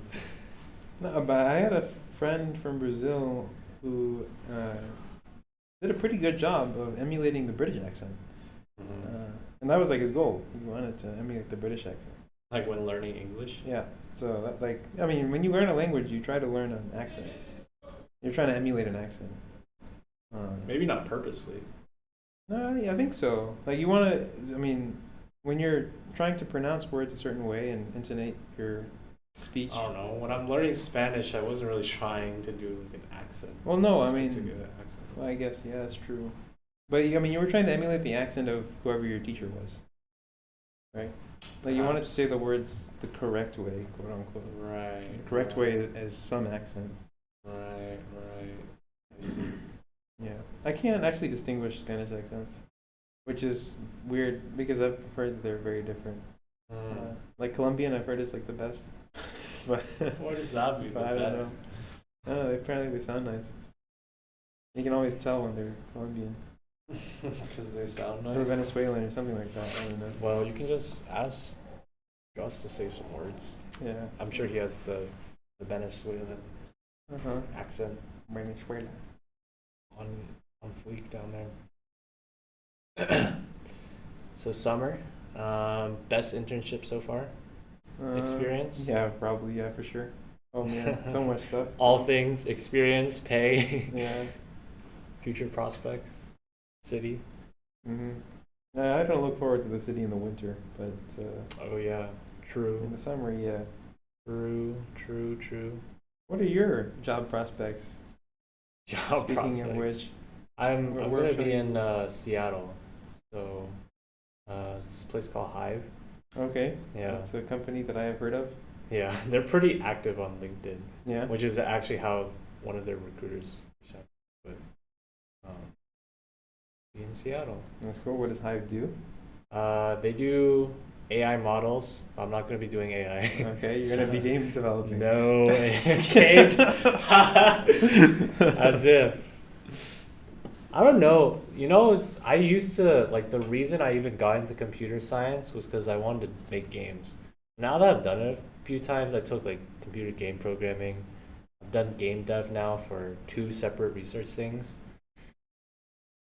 If I don't have a game that I'm super into, it's, like, not fun at all. Honestly, like, kind of worse than just straight up, I don't know, like, class assignments and stuff sometimes. Because, like, I don't know, it's just more tedious, I feel like, a lot of the times, because it's not like, most of the time you're like programming, but it's also working in the constraints of a game engine, which you'll probably always be doing, except for like computer game programming, but that was just tedious in general, because it was a lot of work every week. And if you're not really into the game, I feel like you can really say that about a lot of projects, but just with how the programming is, where you have to work with the game engine and it's not even just straight coding, it's not as fun. So I don't know, like that's what got me into CS stuff originally, but I don't know if I'd want to do that anymore. I read the game industry is like the worst. Yeah, it's also like the worst in terms of pay, but then you also have a lot of crunch hours and just like terrible. It's like the worst a lot of all things. worlds. Yeah, worst of everything except the fact that you get to say you're making games, Yeah. which I guess if you're really into, but perhaps that dream is dead now because you know maybe once when I'm like super jaded and I've gone through it all, then I'll like do that for a little bit. It's like what one more can hurt me. We'll just do it at the end. At the end, when Have you a rest, bit of right fun. just before you rest your laurels, Yeah, when I already have enough money, so you know, if they really, when you're no longer capable of enjoying life. when they beat me down, I can be like, yeah, Uh-huh. fuck you, I'm leaving. I'll quit the game. It's okay. I don't need your pity money or whatever. All right. So then, what will the Pat be doing at Hive? Well, it's mainly like infrastructure backend stuff with. I won't be doing AI. I think that's just the main goal because I still haven't recovered from all the AI shit that I've done here. Yeah, I mean, I don't know like a clear description in terms of like what team I'll do or anything because like I feel like I was just talking with my sister too because she was a little surprised when she asked me the same thing and I couldn't exactly say because I feel like with a lot of tech jobs there's like a split. I don't know if it's 50-50, but there's like a split between you're applying to a specific role and team and position that they put out versus you're applying to the company and then they take you in and then you do like a team whatever. There's like a distinction. And even for the same company, sometimes they're like recruiting for a specific thing. But then sometimes it's just like I'm applying to Google or whatever. And it's just like a standard process that isn't focused on something. So with this one, it was more like that. And that's what interns usually are, right? You're just applying to the company, not a specific thing. So this one was kind of like that in a way too. So yeah, I think once you get more experience, those things become less common. yeah. So in that sense, not 100% sure what I'll be doing, but something. Cool. I'm sure. You figured out your. Cool. Have you started thinking about living arrangements in Seattle? A little bit. I like over the winter break, I was like looking at apartments and like places around Seattle. Roommates? Thing is, I don't actually know much people that are gonna be in Seattle yet. So Mark Stellick. he's gonna be in Seattle. No, but he knows people who are going to I know. I already filled out the thing and I Uh-huh. got a list of people, but I don't know any of them Okay. like already.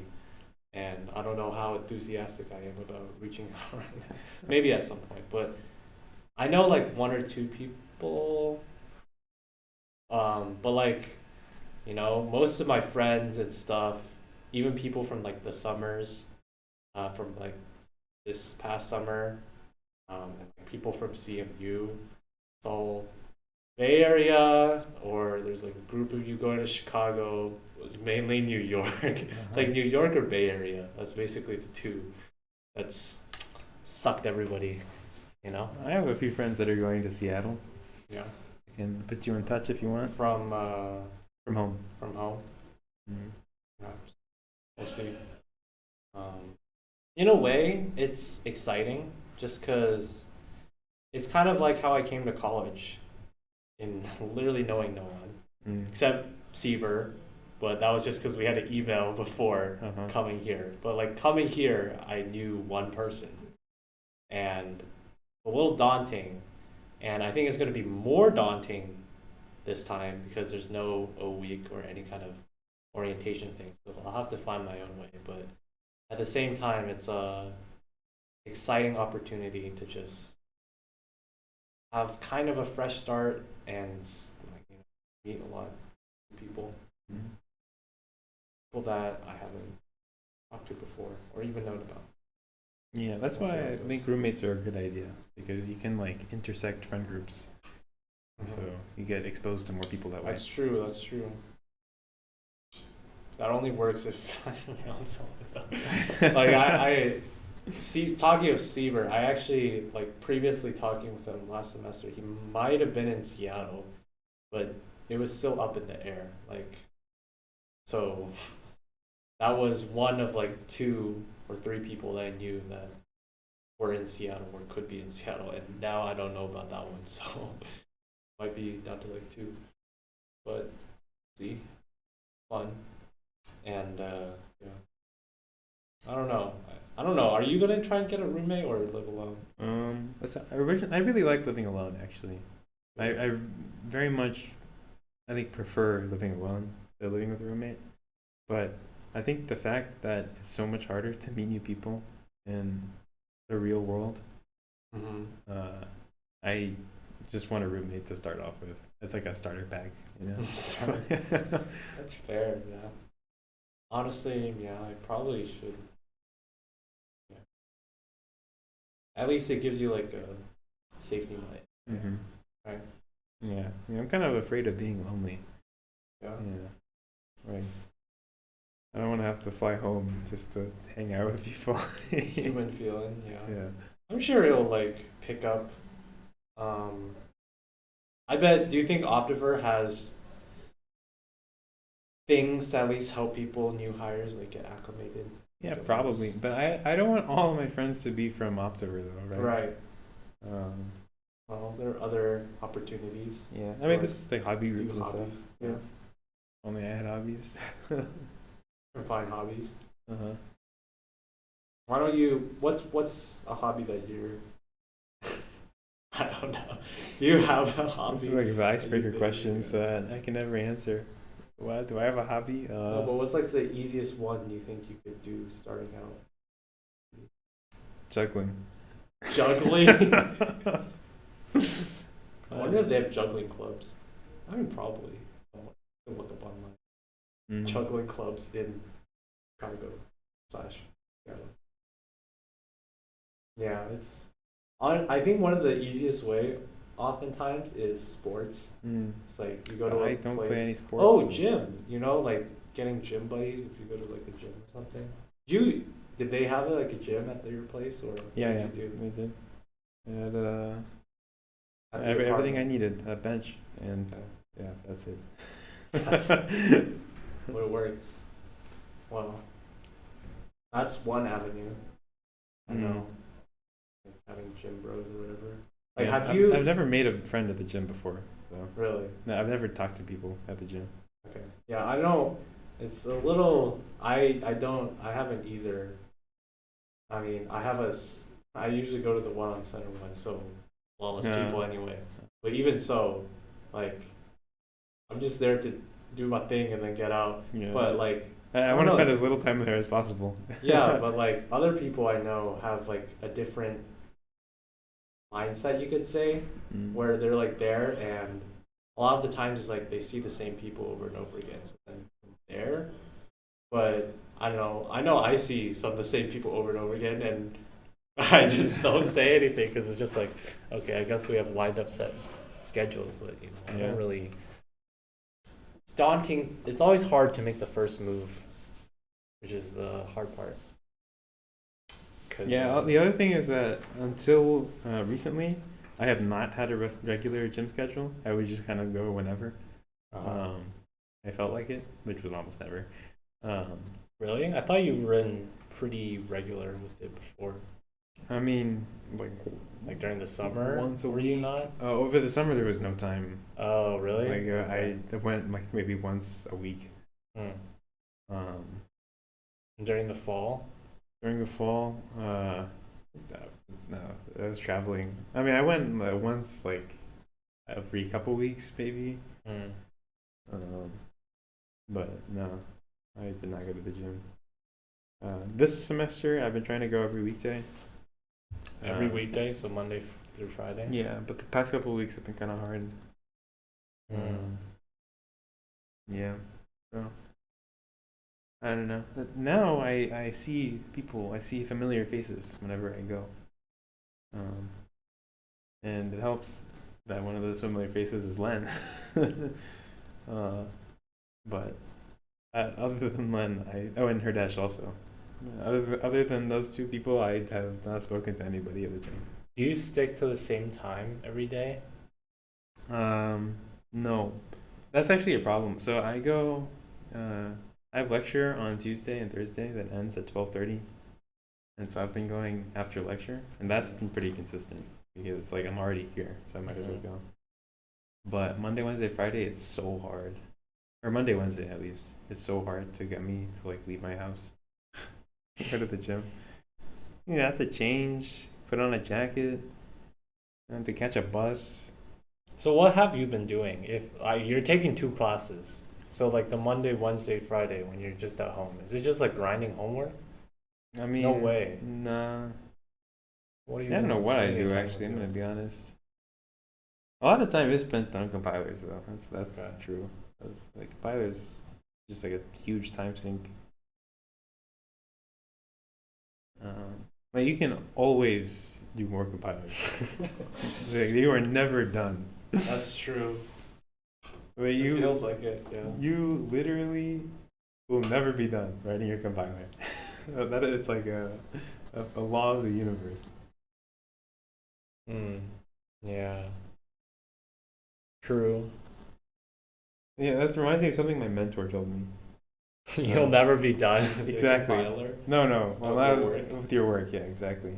Like I was like, he was telling me to go home, and I was like, yeah, but I just one more thing, and I'll be done. And then he's like, no, you will never be done. There's always more work to do. Just go home. That's good advice, right? Yeah. So Were you good at, I don't know, you arrive at 8, leave at 6? I don't know. I got home at 6. Oh, so yeah, Yeah. leaving at like 5:30. Yeah. So That's good. pretty consistent. Yeah. Yeah. I didn't want to. Well, I mean, part of it is like, you can't work over Yeah. because that's like then you're being inefficient, Yeah. and that's like a bad What? sign. Like, you don't want to be an inefficient worker. How is that inefficient? What, spending more time to do the same amount of work? Okay, no, but maybe it's spending more time to do more work. Well, but you shouldn't need it though. That's like the thing, right? You want to. I don't know. You want to be able to get. You want. The goal is to maximize the amount of stuff you can do with the time that you have, rather than maximize the stuff. Okay. Like, time is a finite resource. Oh. I see. So your efforts are better spent improving efficiency of work than just like spending more time doing work. Okay, I see.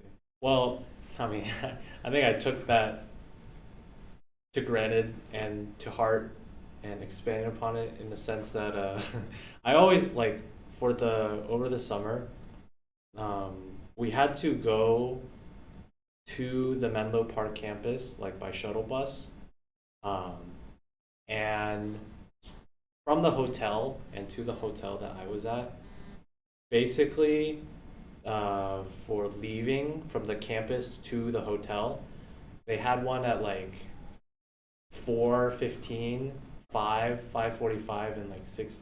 Wait, that's fake news. It's like 4, 5, 6, and 7 basically. So more than half the time, maybe 2/3 of the time, I think I left on the 4 o'clock. And I didn't even do work on like the shuttle. So, and like I went there usually on the one that left our place at like 8:15. So I arrived there at around 8:45. 9 to 4, not bad. Yeah, Yeah. and liberal time was lunch as well. So I really, did not spend that much time, which felt good. Yeah, it was those shuttle rides were pretty long. It was like 30 minutes at least usually, and sometimes we had traffic on the way back. So that was one of the better parts of the 4 o'clock one also, because if you took like the 5 or 6 o'clock one, then like the freeway had traffic, and then the shuttle ride back was even longer, which was not fun. So I tried to really stick to the not staying longer than I had to, and not even staying there super long. Moving around sometimes, just made it more fun of an experience. Yeah, over the summer. that's what life is all about anyway, right? Having fun. True. Yeah, summer was fun. So, and then that's your summer wrapped up. Yeah. And you had like a couple weeks. I had exactly 1 week, which I split between Florida and home. I went to Florida, then I went home. You only 1 week? So I visited you during that 1 week? Yeah, I was actually home for like 3 days. You caught me at exactly like the stars. As the stars have aligned for us to go to South America, the stars aligned for us to meet then. That's funny because we were at the Star, weren't we? Is it called the Star? Was it called the Star? I don't know. What's that place that we were at in Dallas? Legacy. Oh, fun. I thought it had a star name. Is there a star?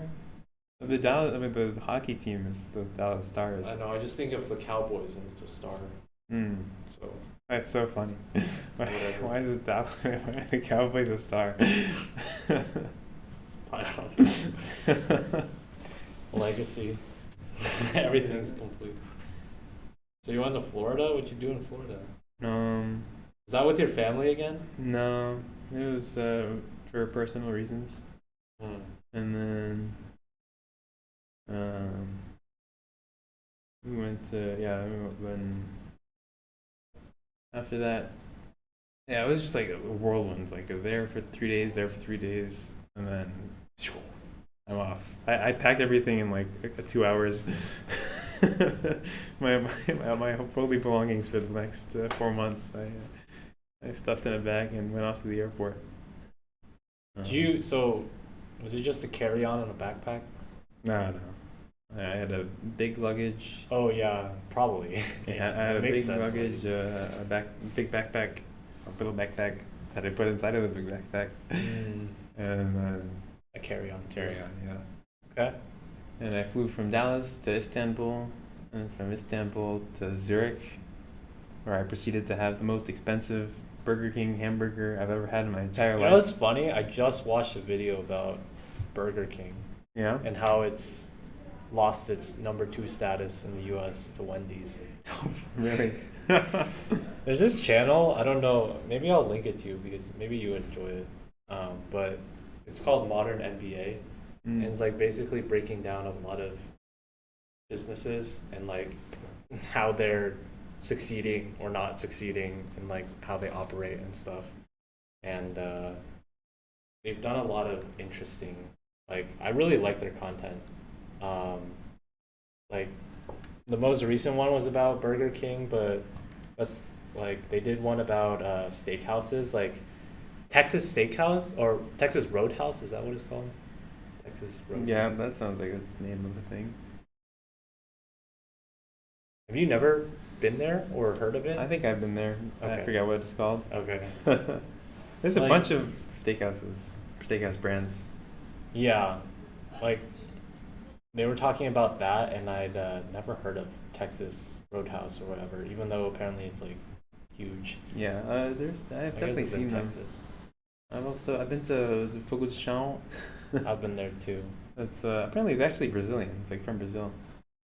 I mean, that's probably why they Brazilian Portuguese words Yeah.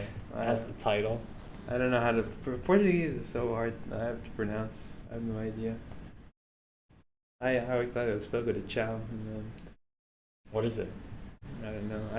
The Hinky told me some pronunciation. Fogo de- Who knows how the Portuguese Fogo de pronounce it? Pau, Fogo de Piau. Well, the A has like a little like squiggly over it. I I think that means that it's nasalized. So it's like Chão. Yeah.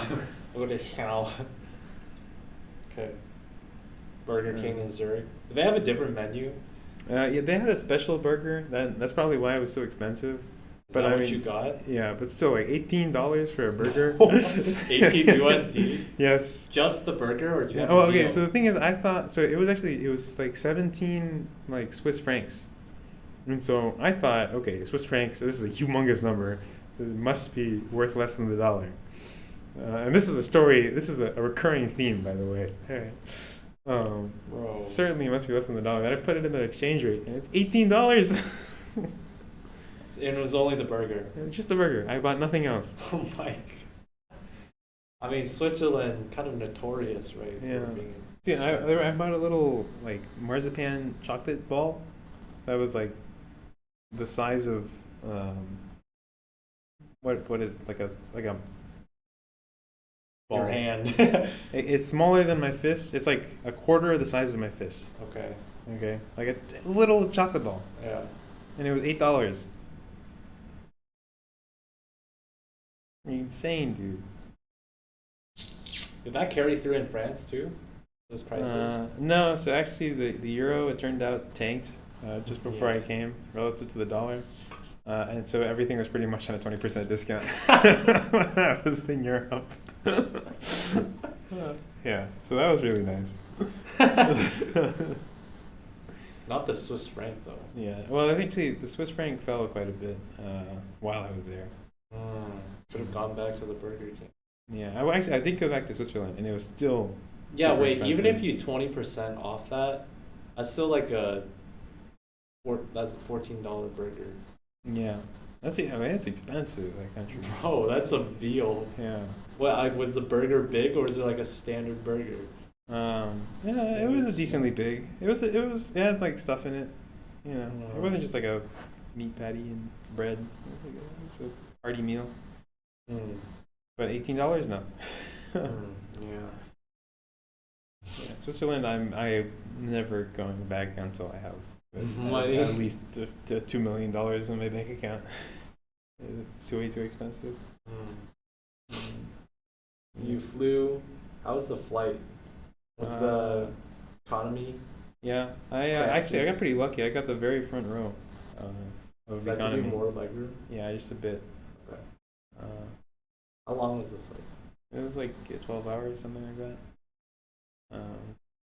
I was next to these ladies. One of them was going to India on some church business or something, and the other one was going to.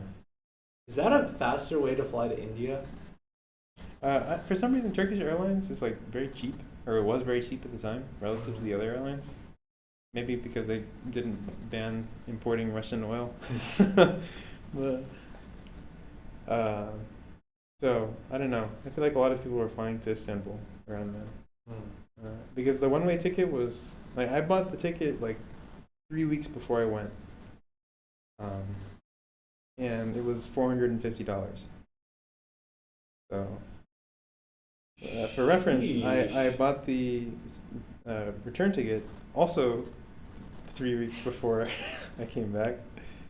If that, maybe even 2 weeks. 1,000? It was like 900. Yeah. So,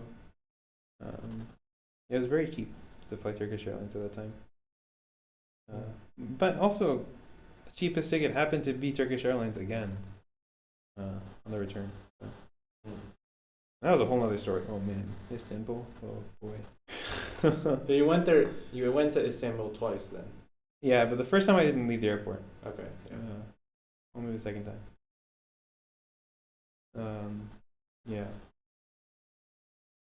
And so much stuff. I've been The on. lady about the India lady. Oh yeah. I think something she said something about how it's like so great that she could travel now that the vaccine requirements were lifted. And then the other lady responded with like, "Oh, you're my kind of gal." Yeah. They had a vaccine requirement. That's it for international travel, yeah. Really? I mean, to enter the country. Oh. Probably. For the U.S. Oh, for enter the U.S. for sure. Probably. Either a test. Oh yeah, or, Well, yeah, but you could do a test. Yeah, I guess. I don't know how it works. I have my card. The pandemic is a thing of the past. No Chinese labs can touch me now. So you landed in Grenoble. No, I landed in Zurich. In Zurich. And then I took a bus. Bus. Fucking I hell. took a bus to Lyon first. Do you have enough? Like, was it like one of those charter buses? So you have luggage inside. Yeah. Otherwise, there's no space. Put luggage at the bottom. Then Yeah. to Lyon. Went to Lyon. That was the first steps in a French city. I remember. I went to a brasserie for breakfast, and lady asked me something in French, and I had literally zero clue what she said. Like zero clue. And then I asked her if she spoke English, and she did not. Did you say, "Do you speak English?" And she was like, No. Maybe I said I alternate between do you speak English and parlez-vous français. Normally they don't understand me when I say parlez-vous français the first time. They ask me to repeat myself. "I'm so amazed." Yeah, I'm sure. Speaking French. It's so hard, man. They don't understand you. Like you say words and they just don't understand you. I don't know. And then, yeah, so I managed to. So I that was my first taste of what the French breakfast was. I looked at the menu and I was like, "What the hell is this?" What was it? You get some kind of viennoiserie, so like a croissant or a pain au chocolat, which is like a chocolate croissant, or some other kind of sweet pastry. Like there's something called a torsade or a pain suisse, which is like it's like a croissant but twisty and with sugar. So like some kind of sweet bread / butter bread / both butter and sweet bread. And then you get orange juice and you get coffee. And to make it really French, you also get a cigarette. Really? And that is the French breakfast. Well, you don't order this. You bring the cigarettes, of course. But, you have that with your breakfast. Was that there's a lot of smoking? Oh my God. You cannot walk by any... You can't... I remember Will and I were just standing outside of a taco place. Oh, the French tacos are different, by the way. French tacos are like burritos. What are tacos? They're Mexican tacos.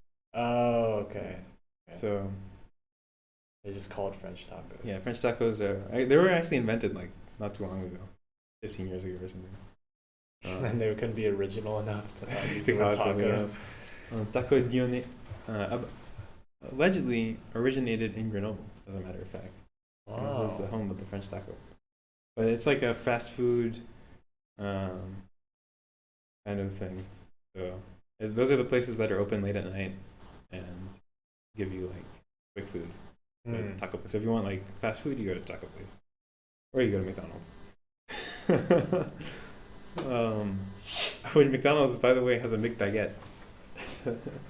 Is it just a baguette? No, it's like hamburger meat, lettuce, baguette. So it's like it's like a baguette sliced in half, and it's like a hoagie, I guess, but with hamburger meat. What was I saying? I totally forgot. Taco. no. Oh yeah, we Will and I were talking about- in front of a taco place at like 2 a.m. And this guy came up to us to make conversation. Some like college kid, whatever. He's like, "Where are you from?" Whatever. in English. Yeah. He saw us speaking English. He was like, "Yeah, where are you from?" "America. I love America." The whole spiel. And mid conversation, he gets out his like his cigarette kit, whatever. Oh, and they all have because it's like taxed to death. They don't smoke, your whatever the cigarettes you normally see. They have like wrap, the ones you roll up. So they have the tobacco. They get out the tobacco and they like pour it into the paper, and then they roll it up, and then they lick it, and then they Oh my god, seal the it. whole process. Yeah, it's like a whole thing, and then they smoke it. So we're just talking while he's like setting up his cigarette, right? And then he just starts smoking in our face. Is he like your age? Like Yeah, he's like college. Oh yeah, that's the other thing. It's a bunch of young people who smoke. It's not vaping either. It's like they just straight up smoke cigarettes all over the place on campus. Like they just smoke. in the lecture hall? No. You can't smoke inside. But I remember we were in Greece this one time. Okay, that's another story. Yeah, the Was guy. it in the fall also? You went to Greece? Yeah, we too? went to Greece. Okay. That was for our Toussaint holiday, which Okay. was like their fall break. So yeah, everybody smokes there. Crazy. Le rependu de. That means spread. Sorry, I don't know. How do you say prevalence? Who knows? Prévalence. Lots of smoking. Lots of smoking. Yeah. You can't go anywhere without catching. My roommate smoked. Oh, fuck. How'd you know your roommate? Like, as in, it was already assigned to you? Did you guys, like, talk before? Or what? So, actually, I was assigned to a dorm, like most people are. And I forgot to pay the reservation fee on time. Because apparently you have 24 hours from when you get your assignment to pay the reservation fee. And I checked my email like 3 days after. So I was not allowed to live there. Fortunately, because that place turned out to be a shithole. You saw? Apparently it's like the worst residence. Did Will live there? Yes. Oh, yeah. He says it wasn't so bad, but I don't know. It's like Stockholm syndrome. You have to walk up. So Grenoble, despite being surrounded by mountains, is one of the flattest cities in France. because it's just at the foot of the mountains. It's like completely flat. Except for this place, which is like halfway up the mountain.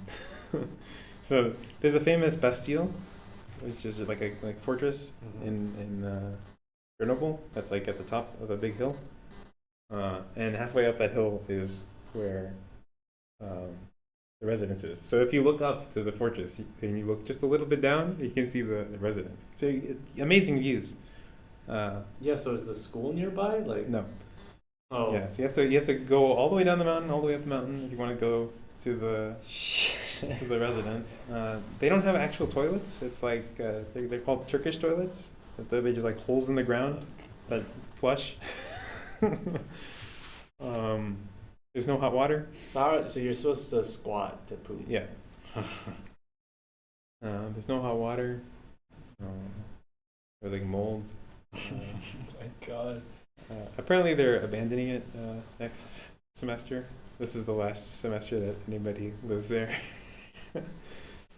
But the community, I've heard, is really great. Yeah, because they're fucked. It's like the Scobros, but on another level. On another level. Like they have bars. They created their own bar nights every Friday. Wine night. Yeah. And the alcohol culture also is very The what? Alcohol culture. Oh. I remember our orientation events. One of them was to go to the residences and play drinking games. And this is like the school sanctioned.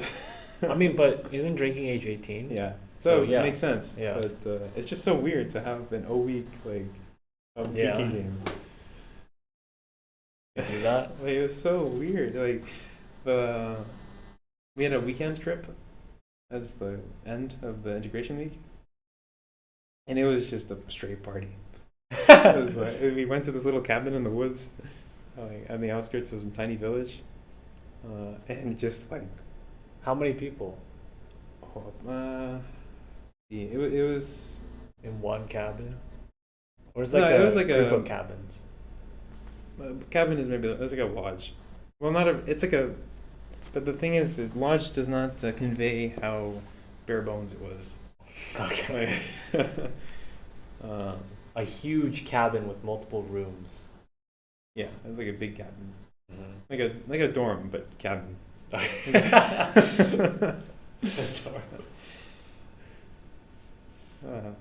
Yeah, so it was fun. We went the small city that it was next to is like the most stereotypical French small town that you can possibly picture in your mind. I went there and I was like, okay, that's a box ticked. So like, What are the traits of a stereotypical? yeah, like cobblestone streets, like Mm. small thing on a hill. There's a little, there's a church. Very picturesque. Like this. Old grannies walking around. Yes. They'll be making you crepes. Like we went into a little old granny's, like Home. Well, no, it was a crepe place, but it was run by this old lady. She took us to a terrace. She probably lived like Above. right above. Yeah. It was overlooking. It's on a hill, so it's like, and this thing was like at the edge, so you had a nice view. Oh, it was so nice. And then I got a magnet from there. Remember? What else? Yeah, so we came back, and then the party started. And the party never stopped after it started. I remember. What, for multiple days? Like Yeah, one pretty night? much. Like I remember, I went to bed, and I woke up multiple times throughout the night. Actually, I'm not even sure if I ever fell asleep. I mean, every time I woke up, it was just like boom, boom, boom, boom. And then eventually it was morning. And it was still.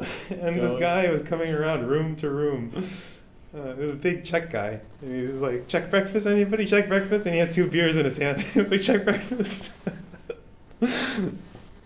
Would you like a Czech breakfast?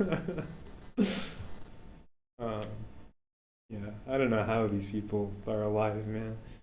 I mean, we get our meal of whatever it was, baguette with whatever you eat with the baguette. There's a baguette at every meal.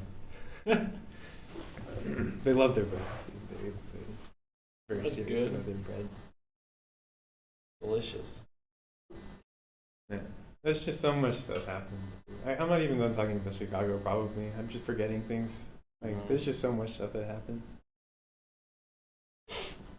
Was that only for like international students coming in? Actually, it was an integration for international engineering students, specifically. The BIE, they call it. I don't even know what that stands for. The IE, I think, is International Ingénieur. I don't know what the B is. B. D'association. So these were people, were they mostly all Europeans then? Or like Americans? Yeah, mostly Europeans. Not many Americans, actually. Like you, Will? Out of the international engineering people, specifically the BIE people, I think it was just me and Will. Yeah, a lot of Germans, a lot of Italians. Not all Europeans. Lots and lots and lots of Brazilians. Many Brazilians. Many Brazilians. I made a lot of Brazilian friends. That's cool. Yeah, they're cool. Brazil. There's a couple of British people. One girl from Scotland, I think. Northern Ireland. That was pretty cool. I met. Any Asians or Africans? I met one. Well, there was one girl in one of my ski classes that was Chinese. Yeah, I didn't meet very many. I know in one of my classes I met an Indian. But I think this is like mostly for people who are on exchange, and I guess there aren't very many exchange students. There are international Chinese students I know that are not maybe on exchange. Just attending. Yeah, but also a lot of people that were doing double degree, and they were also here. So I'm not sure. Like I saw Chinese students, but I never just like CMU. like integrated with them. I guess there was no integration event that had the general students, Yeah. not like the exchange people. Yeah, I didn't really meet very many French people. I didn't. Well, I mean, since the school itself was supposed to be like international, right? In the sense that I think it's most of the English students speaking. are French. French. Well, sorry, only the program that I was in was English speaking. Oh, the school itself is like Yeah, like a the regular French university. Yeah, the whole undergrad has been French. Oh. And I think maybe all of the masters are in English. Yeah, I think maybe undergrad is French. So and you the were taking in master's classes? Yeah. Right.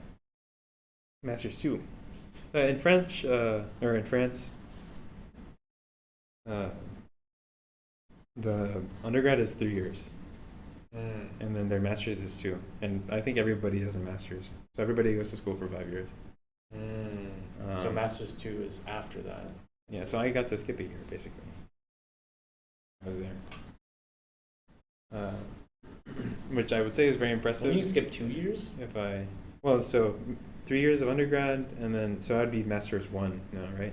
Yeah, so you skipped the 2 years of master's 1 because you're taking master's 2. No, master's 1 is 2 semesters. Oh, Yeah, I see. 1 and 2 refer to the year numbers. Oh, okay. Yeah. Did you sit in on any of the French classes, like undergrad classes? So I went to Montreal in like some date that happened to conflict with a lab course, a lab for the course that I was taking. Right. And so the only way I could make it up is by doing it with the undergrad session, which one took place entirely before the master session, as in like it was only a 4-week class, and the 4 weeks of the undergrad session were entirely before the 4 weeks of the master section. So I'd be going to it with no prior lectures, and also it was entirely in French. So that was fun.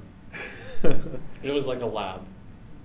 So you had to do stuff? Yeah, but it was such a meme. I went there, I was like nervous about messing up or whatever. Literally, it was like lay on the table and take your heart rate. and then stand up, and then take your heart rate and blood pressure, and then do jumping jacks. Take your heart rate. That was so loud.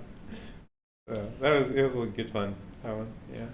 Those are the only French people that I met At that class with the pretty much. undergrads. Or the only like French acquaintances that I got into Instagram friends on or whatever. If that's a metric. Even though you were only there like for how long? Like an hour, 2 hours? How long was the thing? You just like wherever you sat, you're like, "Hi, I'm here for." Yeah, because I needed. We Bonjour. were a group. Yeah. Ah, So, I see. yeah. Did you try speaking French with them, or A did they little, just? but they basically it was mostly them speaking English to me. Okay. Yeah, the English of the French students is not as good as the English of the international students, which makes a lot of sense. Actually, the preferred language for the international students obviously is English. Yeah. So it's weird because none of them are native English speakers, but they all prefer to speak in English. It just kind of, I don't know, it makes sense, but it's like funny to think about. I mean, that's the, I guess, beauty pro of having that shared language now. Just makes it easier for everybody else. Cool. I heard that you didn't really go to class though. No, I did not. Yeah, that's what I was saying. It would be impressive that I was a master's student, second year master's student, if I had, passed my classes. Do you know that you didn't pass? No. So the way it works, everything is hyper bureaucratic, right? So right, you were saying like a lot of this info like they didn't even have yet or like give before you went there or something like that. Yeah, I don't know. Yeah, I didn't know when I was starting. Yeah. When I got there, they gave me the start date like the week before we started. It's like, okay, guys, you're starting next Wednesday.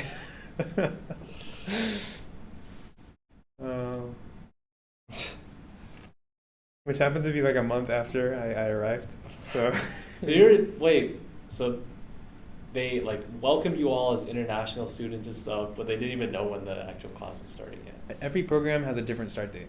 I see. Everything is totally decentralized. Every department, Wow. every program, every major states' rights is run by like a different administration, and they like do not. I don't know how they are associated together, bundled into one university. Like, I don't know just how it's share possible. the grounds. That's it. I wanted to take a science class, right?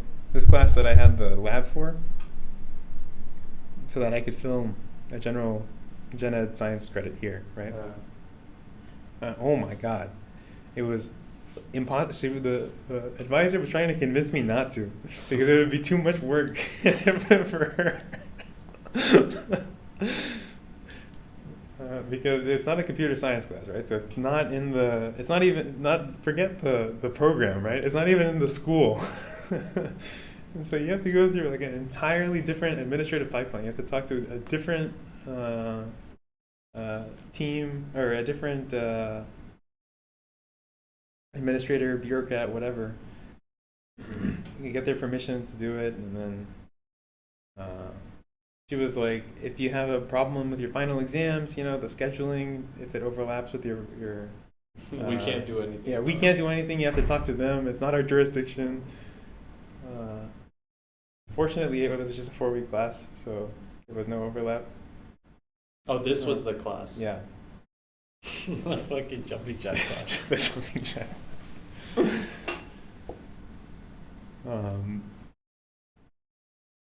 So, but it worked out. And yeah, so to add to the bureaucracy, the way that they award credit is on the 15th of March, a grand jury is going to meet and review everybody's scores and then grant them pass or fail. Oh my God. What? Yeah. So I'll know on circa the 15th, the Ides of March. Beware the Ides of March. Damn. That's so late. I don't know how fast it is for like people to certify that you passed or not? Yeah, I don't here? know. Well, I mean, I think Sure. it it's- takes less than a month and a half after taking the final to know that you passed the class. True. Yeah. It takes what, like a week and a half? Yeah. I know, there's no grand jury. Yeah. This is like grand jury at the university does it for every student, no matter what I program have they're no in. idea how it works. I don't know. I don't want to know how it works. Everything that has been explained to me about the French system has only made me more confused. Like they don't even have one undergrad. It's like you can either do there's the 3 year and the 2 year, which is what I told you. But then you can also do like there's a licence or something. I don't know. There's different Yeah. paths. And everybody's raving about free college there. Maybe this is why it's free, yeah, so I'm telling you, everything's man, just it's disorganized. it was not worth CMU tuition to go to this university. Oh, you had to pay CMU tuition. Yeah, I had to pay CMU. This is not worth it. Everything else was phenomenal, right? The people I met were amazing. Culture is amazing. The experiences were unforgettable. But oh my God. The university is a bureaucratic nightmare of, epic proportions.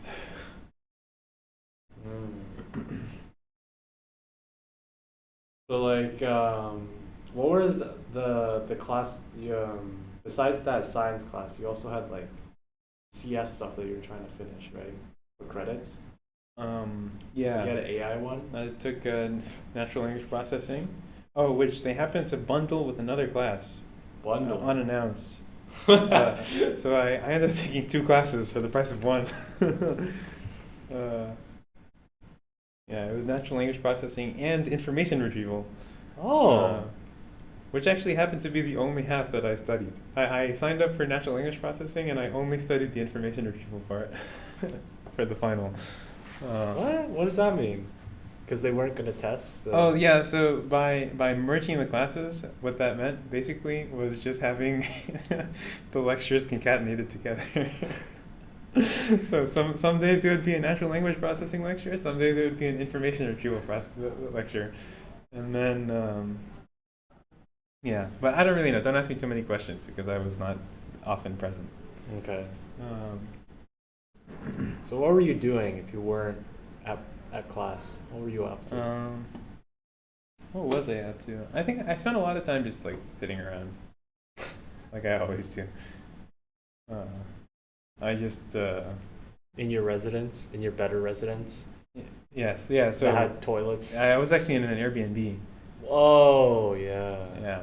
So I was frantically looking for a place that would house me, and nobody would accept me because I was only there for 4 months. Even though I was willing to pay for 9 months, they would still not let me. It had to be at least a 9-month lease. Dip and dash. And so finally I settled on Airbnb. And it was like $700 a month, which by Pittsburgh standards doesn't sound so bad. Yeah. By their but standards. apparently I'm like by over 50% what I should be. Like, So it should be like 400. Yeah, I've heard people 500. pay 400, 500 for housing. So I don't know. Maybe like singles too. They're just sitting around. What was the campus like in terms of the buildings and the stuff? It varies. Is it bigger? Yes. Probably. It's like a state school, kind of. Okay, so like it's like tens of thousands. Tens of thousands of people. Okay. It's a very big campus. Very big, yeah. There's a tram line that goes, and there are multiple. Well, it's the city tram line, but there are multiple stops. Yeah. There's also another campus that's like on the other side of the city. That has some of the colleges. I don't know. Like they're very spread out. And then my science class was actually in a different part of the city, like in a third campus-ish. The jumping jack class. Yes, the jumping jack class. That you only had to go once. No, just the lab only. The lab had to go to separately. The other ones, yeah. Yeah. Oh, and the rooms change also.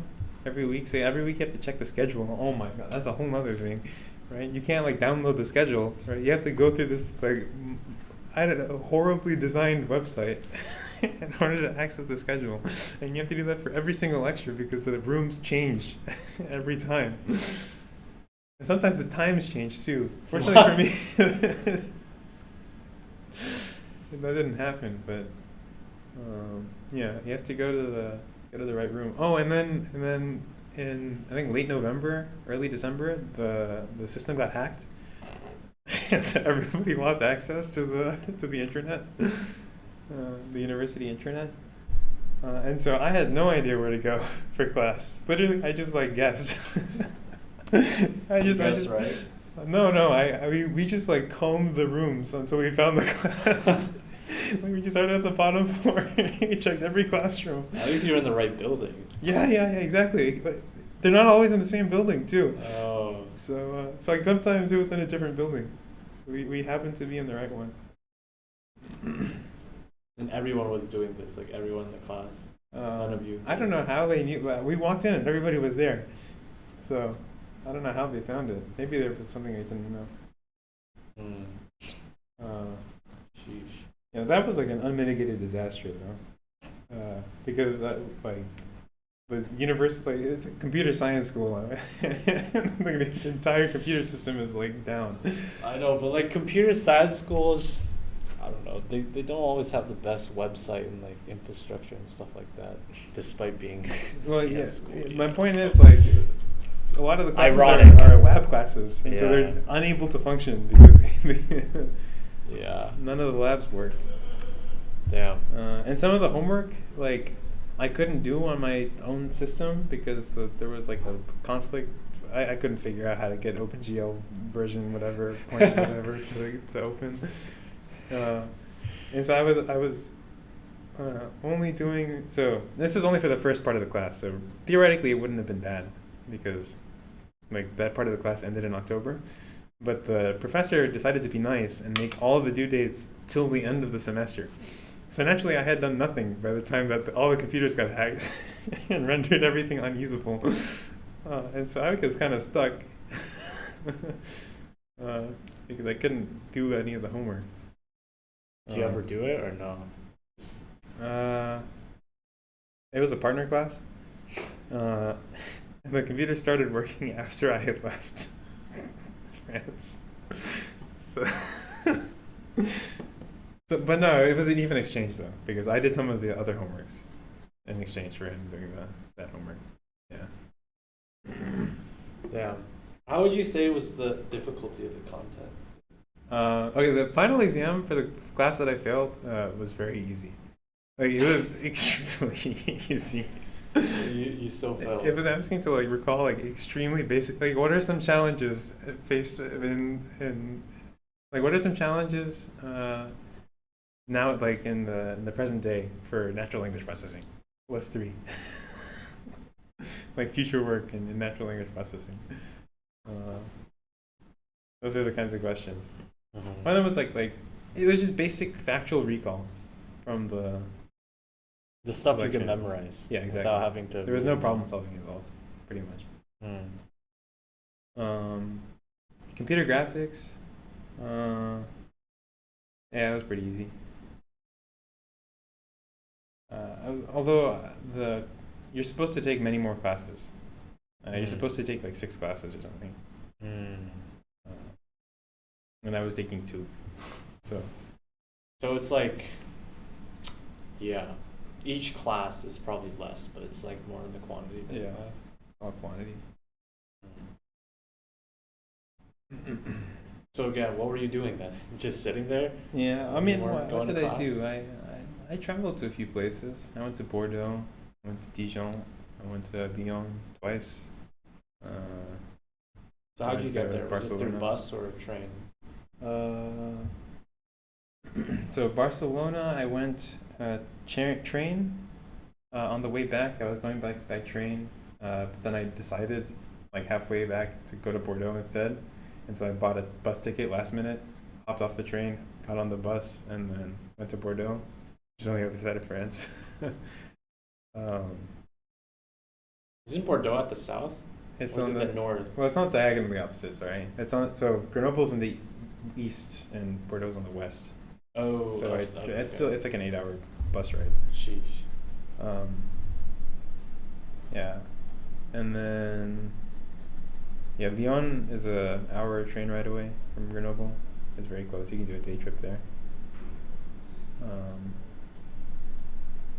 Dijon, we also took the train. Actually, when we went to Lyon, we intended to stay there, but we couldn't find an Airbnb. But we found an Airbnb in Dijon instead. And so we were like, okay, let's just get back on the train and go to Dijon. So like very last. Is Dijon like the Yes. Dijon mustard? Yes, it is. That kind of stuff. There's mustard shops all over. It's also where one of my roommates was from. So You had multiple? yeah, I had 3 roommates. Oh. Wait, so they all got screwed out of housing and they were all there with you in the Airbnb? No, these were like real people.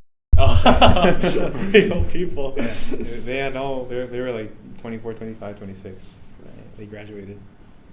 And they were all French. So they were actually probably the only French friends that I made. Ah. Yeah. And they were like working there, just like jobs and stuff Yeah. for like a little bit. Otherwise, why are they doing an Airbnb? Like they're just there. They were not in an Airbnb and also paying much less in rent than I was. Oh, I see. As I I see. found out. So it's like an apartment place, and you were like, Yeah. just. Okay, I see. It was a nice apartment, I guess. I don't know. But yeah, I don't really have complaints, honestly. It was good. Yeah. It was furnished. Like I had sheets and stuff. I didn't have to go out and buy it. Nice. He picked me up from the train station. I arrived. What was your favorite French city that you went to? You went to Lyon, Bordeaux, Grenoble, Dijon, Paris. Paris, of course. Is that really all I went to? I was in Montpellier. Marseille. I didn't make it to Marseille. Mm. I wanted to go to Marseille. Man. Also because of the kind of Monte Cristo. I can't. There's so many things I missed. I was there for 4 months and I didn't do anything. You went to like 5 cities. Yeah, I went to Brussels. It's more than me here in Pennsylvania. There's so much stuff I could have done. Well, I spent a lot of time skiing also. Like my last 3 weekends were spent skiing. Like whole day trips. Yeah. To the mountain. Yeah. It was like an hour and a half away by bus. The bus would leave at 7 and come back at 7. So you were gone the whole day. I wake up at 5:30 in the morning, get ready, go. And skiing is like, oh my, like especially when you're like never skied before in your life. It's so tiring because you fall so many times and it is so hard to get up. But now you're like an expert. Yeah, I'm an expert when it comes to doing greens. I can do probably most blues. I don't know. I think the rating is different in the U.S. than it is in Europe. Harder or easier? I think blues in the U.S. Encapsulate blues and reds in Europe. In Europe it goes green, blue, red, black. But in the U.S. there's no red. So I can't do all reds. Which makes me think that I can't do all blues here. Is this gonna become like a hobby of yours now, skiing? You want to go skiing in the Andes? It's gonna be winter when we're there. Andes. Let's do it. I don't know if the Andes is a beginner-friendly place. I've never skied, so you know. You never skied before? No. I'm sure there's always like a bunny 3 chances that could have, and things just haven't worked out. So I've just still never skied. The stars are aligning. I don't know. I've never people like say stuff about skiing and really like it. I love it, dude. I was skeptical at first, but it is so much fun. It is so much fun. It also helped that it was very cheap for me to go. Like, how was it? How cheap? So there was a Like $50 a day? Less? More? not even 50. Yeah. There was a So that was to like rent all the equipment. sorry, yeah, excluding equipment. Yeah, Okay. Yeah. I think that's still cheap. Yeah. So there was a card that students could buy that would give you a discount on everything. Yeah. It was like $20 or something. And with that card, the bus ticket round trip for one day was I think 15 euros, and the ski pass for the day was 11. What? So it was 11? Yeah, it was 26 euros What? total. It was more expensive for the bus? Yeah. Okay, but then how about the equipment? So you had to rent it from them? Yeah, so as a beginner, yeah, the equipment is cheaper, which is nice. And you get a 30% discount with the card. Okay, so it's just everything aligned. Yeah, so I think for the weekend it was, I totally forgot how much it was. I don't know. It can't have been more, I think it was like 50. I don't remember. I forgot. It wasn't super expensive. I think it was more expensive. So that was counting like, so it's like 50 for the equipment and then plus the 26 for there and back, plus ski pass. Yeah, but the equipment is for the weekend. The whole weekend. Yeah. Okay, so you had to pay that each time. Or what do you mean? Yeah, every weekend I went, I had to. Okay, So that's still pretty good. that's think, pretty good, yeah. yeah. I mean, no, it's extremely good Yeah. compared to the U.S. I mean, you're paying many hundreds just for the, the ski pass. From what I've heard, I've never actually gone skiing in the U.S. No, like, it's pretty expensive. I was looking at stuff and I think just like we were gonna do lessons, me and my friend, and that was already like over $100 something just for like a 4-hour lesson. And or free lessons with the university. well, you took advantage of it, so that's good. Yeah, I took every single bus between when the season started and when I left, except for one. Do they have good skiing around Chicago? No. No? Illinois is like the second flattest state. There's nowhere. I mean, just go up north a bit, like Michigan or I think there might be some stuff, but it's nothing. Minnesota. Like you have to go to the Rockies. Yeah. You have to fly somewhere. Unfortunate then. Yeah. Won't get to indulge. I mean, like in Texas though, like you have some ski mountain stuff, don't you?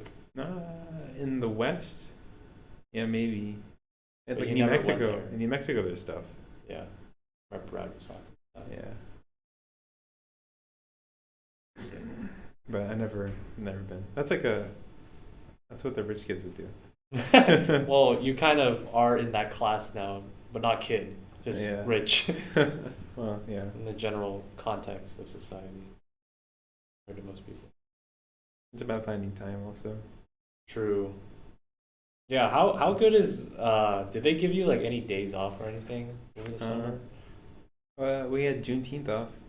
No, did you have like days off you could use? Just We had 2 sick days. okay, it'd be sick. Yeah. I actually did get sick. You use a sick day?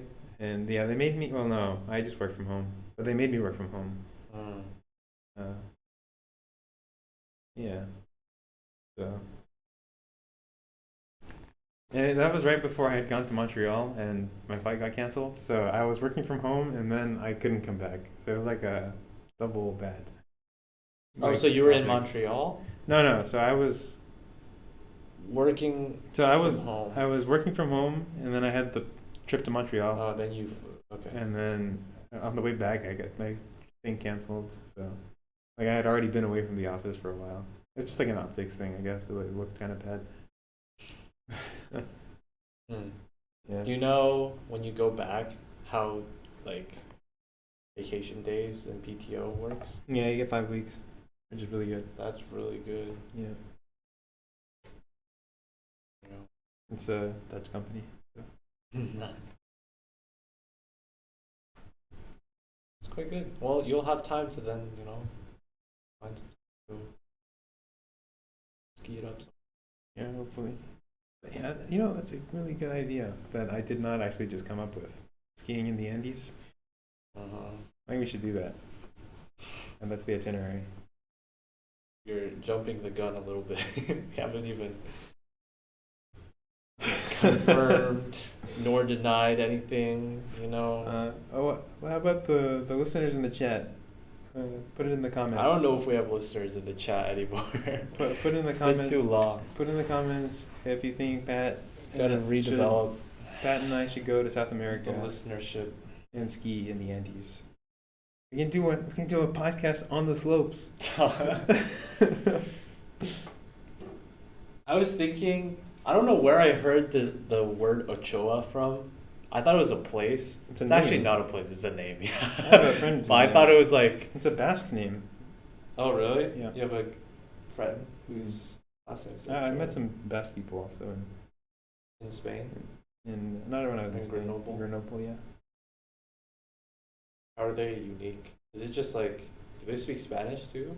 Yeah, of course they have to speak Spanish, but they have their own Basque thing too. Yeah, Basque is like, Basque is like very different, right? I didn't know it was a language. I know it's like a region. So Basque is a peculiar. They're like the odd man out in Europe because nobody knows where they came from. They're not related to any other language in the entire world. They're like their own thing. Like it's like completely not related to anything. It's like Klingon. Nobody knows how they made it, like survived all of these years, all this like the Roman conquests and the Visigoths and then the Arabs and whatever. They have survived in that little pocket of northern Spain and southern France for millennia. They're like the oldest, like indigenous Europeans. Do you speak Basque? Yeah. No, he was like Basque first, Spanish second.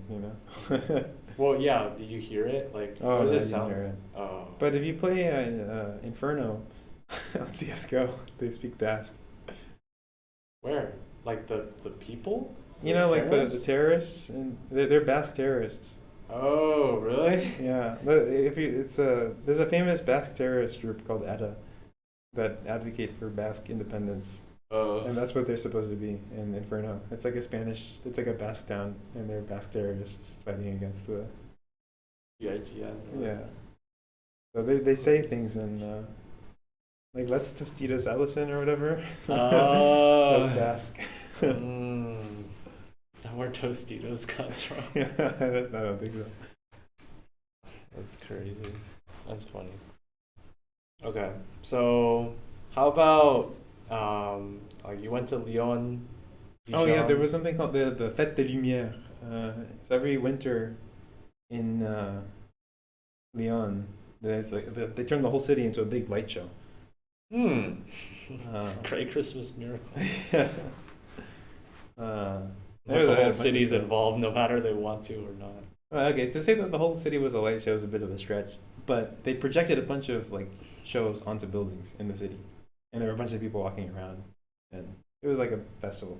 It's cool. I highly recommend if you're ever in the area. If I'm ever in Lyon. In early December. Yeah. If the stars align. So. Yeah, it's good. I like that a lot. Yeah.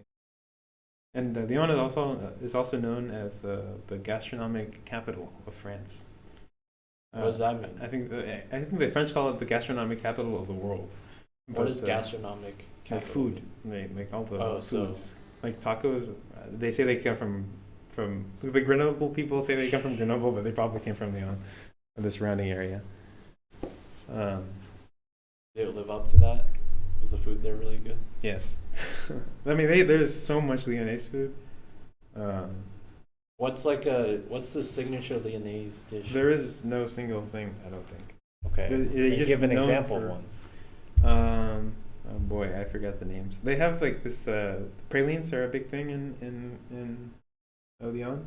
They have a lot of like candied praline stuff. I'm a big fan of the praline brioche bread. It's like brioche bread, like filled with candied pralines. It's delicious. What else do they have? Oh, there was this one thing. It was like fish. I forgot what it was called. It started with a Q. It looked like a baked potato, but it was like fish. Maybe it wasn't. Fish inside? Maybe it was a Like baked meat, potato. fish meat? Yeah, Huh. it was also really good. It was really hot. Also, that was the first thing like I a had. baked potato, baked fish, potatoed. Honestly, if you look up Lyonnaise cuisine, it'll probably be the first thing that comes up. What it is. Lyonnaise. There's like so much Lyonnaise food. You cannot. I don't know if this is.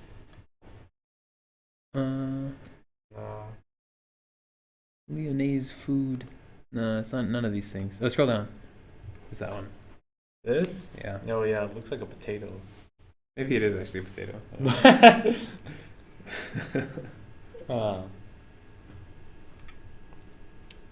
I mean, this stuff is making me hungry. Lots of bread, as I do see, and whatever these things are. Some shrimp. Of course. Oh, they have a lot of like marzipan stuff. They have something called. Oh, what is it called? I already forgot the names of everything. It starts with a C. Is it couchon or is it coussin? Like a cushion. They're little candies. Delicious, delicious. I want to go back to Lyon right now. So that was like, do you think that was your favorite city? Just because of the food? Yeah. Maybe. The thing is, Paris is really. I mean, there's so much in Paris, and I didn't get to see a lot of it because I got sick, and I was like too weak to move. I didn't really get to do much. Like I went to the Louvre.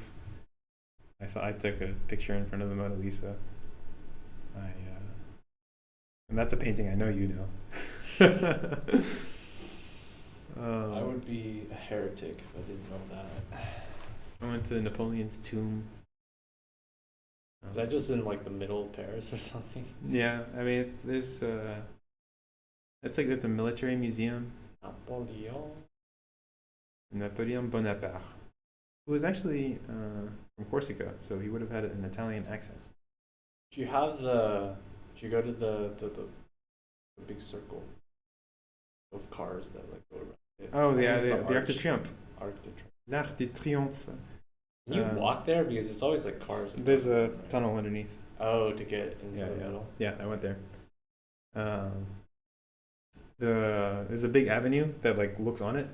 Like it's like a circle with a bunch of like spokes going out, right? And there's like the biggest spoke.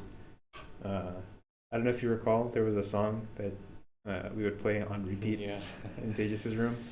Oh, Champs-Élysées. So that boulevard, that big avenue is called the Champs-Élysées.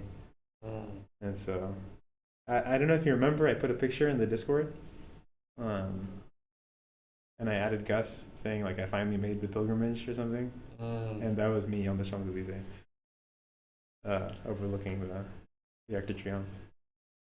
That was good. I did some things. I went to the McDonald's on the Arc de Triomphe, on the Champs-Élysées. No, I just needed a place to charge my phone. But they were selling macarons and like cannelés. Cannelés are like they're a Bordelaise pastry. What was the French McDonald's? What kind of special differences did they have? Yeah, the pastries, like the macarons and the cannelés and the I don't know other French things. The McBaguette. Yeah. Oh yeah. There was that. I don't know why it's so funny. Baguette. I saw a bunch of stuff from the distance, right? Like the Pantheon and the Tuileries. Yeah, if you're going back, what's like top of your list to do? In Paris? Yeah, still to do. Yeah, the Pantheon. I don't know, actually. What do you think? What did I miss in Paris? What did I do? I did the Saint-Chapelle. Eiffel church. Tower? Eiffel Tower I did, of course. Yes. Not the embassy. I've already been there too many times. Why would you go to the embassy? I lost my passport. Willingly. Oh, yeah. I don't know. Yeah, the Tuileries. Oh, I totally missed Versailles. Yeah, Versailles is like the biggest one that I missed, I think. I thought that was like a suburb, basically, though. Yeah, Okay. kind of. But it's like the Paris area. Okay. You can take. I think you can take the Paris Metro to like there. yeah public transport. Okay. You can live as King Louis and. But the transport is so confusing. Also, like I remember we bought a train ticket. You've been saying we the whole time. Did you go with Will with like most of these stuff, or with another friend, or just like with friends? Yeah, with friends. Most of the time, I think it was with Will. Well, that's not true. I went to Bordeaux with Will, Dijon, Greece. We spent some time in Geneva on the way back from Greece. Lyon, both times. Yeah, but I had a friend come visit from home, who I went to Paris with, and then I had actually an Optiver friend, who was studying abroad in Copenhagen, and he came down to Paris. He went to Paris also, and we all went to Brussels together. Yeah, that was fun. Brussels, kind of boring. At least, I mean, it's like a fun European city, whatever, I guess. I think it's pretty bureaucratic. I mean, that's where the EU. Yeah. It's just a is. bunch of government buildings. That's all it is. And they have like there's a statue of a little boy pissing. It's like a fountain. Yeah. Highlight. Yeah, I forget what it's called. It's like the mannequin or something. You had waffles there. Yeah. Oh, the right next to the pissing boy statue. There's a waffle place. There is a genitalia themed waffle place that sells waffles in the shape of like dicks. You guys got one? I did not get one. What? We took pictures in front of it though. Bruh, why not? I don't know. Maybe we should have. I did have a Brussels. Oh, I had a Liège waffle actually, not a Brussels one. I had a piece of a Brussels waffle. There is a difference, and they are not the distinctions that are made by Waffleonia. How would you say like? Are they better than Waffleonia? Like probably, right? The Liège waffle is delicious. So Waffleonia, the kind of waffle they have is called a Brussels waffle. Oh, okay. And that's just, it's like the rectangular, like, and the little thicker, kind of lighter. The Liège waffle is like denser, and it's like not evenly shaped. It's like gooier, kind of. I like that a lot. That's my favorite. That's like the best waffle I've ever had in my life. Oh, and with some speculoos butter, which is also Belgian. Delicious. So good. Oh, and there's this stew that I might be biased toward because I was like super sick and hadn't eaten anything, and I was like very dehydrated, and it was cold outside and raining. Chicken noodle soup, bro. It's called carbonade à la flamande. What is that? It's like a beef stew. Delicious. Flamande means like Flemish. The Flemish stew, that's what it's called. Do you get to see any Paris protests? Oh my god, Parisians protesting. The public transport never worked. It was so common for the public transport people to be on strike that there was an automated message saying that the public transport won't be running today because of a demonstration. How'd you get around then? Like, you just had to walk a lot? I don't know, man. On more than one occasion, I would arrive in Grenoble from some travel, and the public transport wouldn't be running, so I just had to walk. Oh, so 2 miles. This wasn't just Parisian. This is just like France This in is just general. this is how France is. They love their demonstrations. Cause d'une manifestation, le transport public ne marche pas. Yeah. So. And during the World Cup, oh man, It's not just the transport workers that are obstructing the Everyone. It's like everyone, yeah. So we that must have been a hell of a time then during the World Cup. Okay, so we were on a bus when the World Cup was going on. We were on the bus back from skiing During the final. during the final. This was Sunday evening. So I don't know what date that is. And we were notified that if France wins, the bus cannot go to the city. Like we cannot go to the scheduled bus stop. It's physically impossible. And so it would reroute instead to campus. And so everybody was rooting against France. Is campus that much further though? Actually, it was better for me, I think. To go to It was campus? closer. Well, maybe not. No. It's definitely not because I could have chosen to go to campus anyway. But it didn't really matter. So even when they did lose, was there like rioting though, and like angry people in the streets or something? No, not really. And how about like the ones before, like the semis and Yeah, stuff? when they won the semis, It was crazy. too, there were people like waving giant French flags in the streets. Like everybody was honking their horns. Like you could not get away from people honking their horns. Everybody, just like out in the streets, joyous, good vibes. Good vibes. Shirts off. Yeah. Drinking Well, no, beer. that's the thing. So I saw my roommate on my way back from home. So my friends and I actually ate at a restaurant just before the game ended, and so The semi one. yeah, and so we walked out right as France won, and everybody was coming out.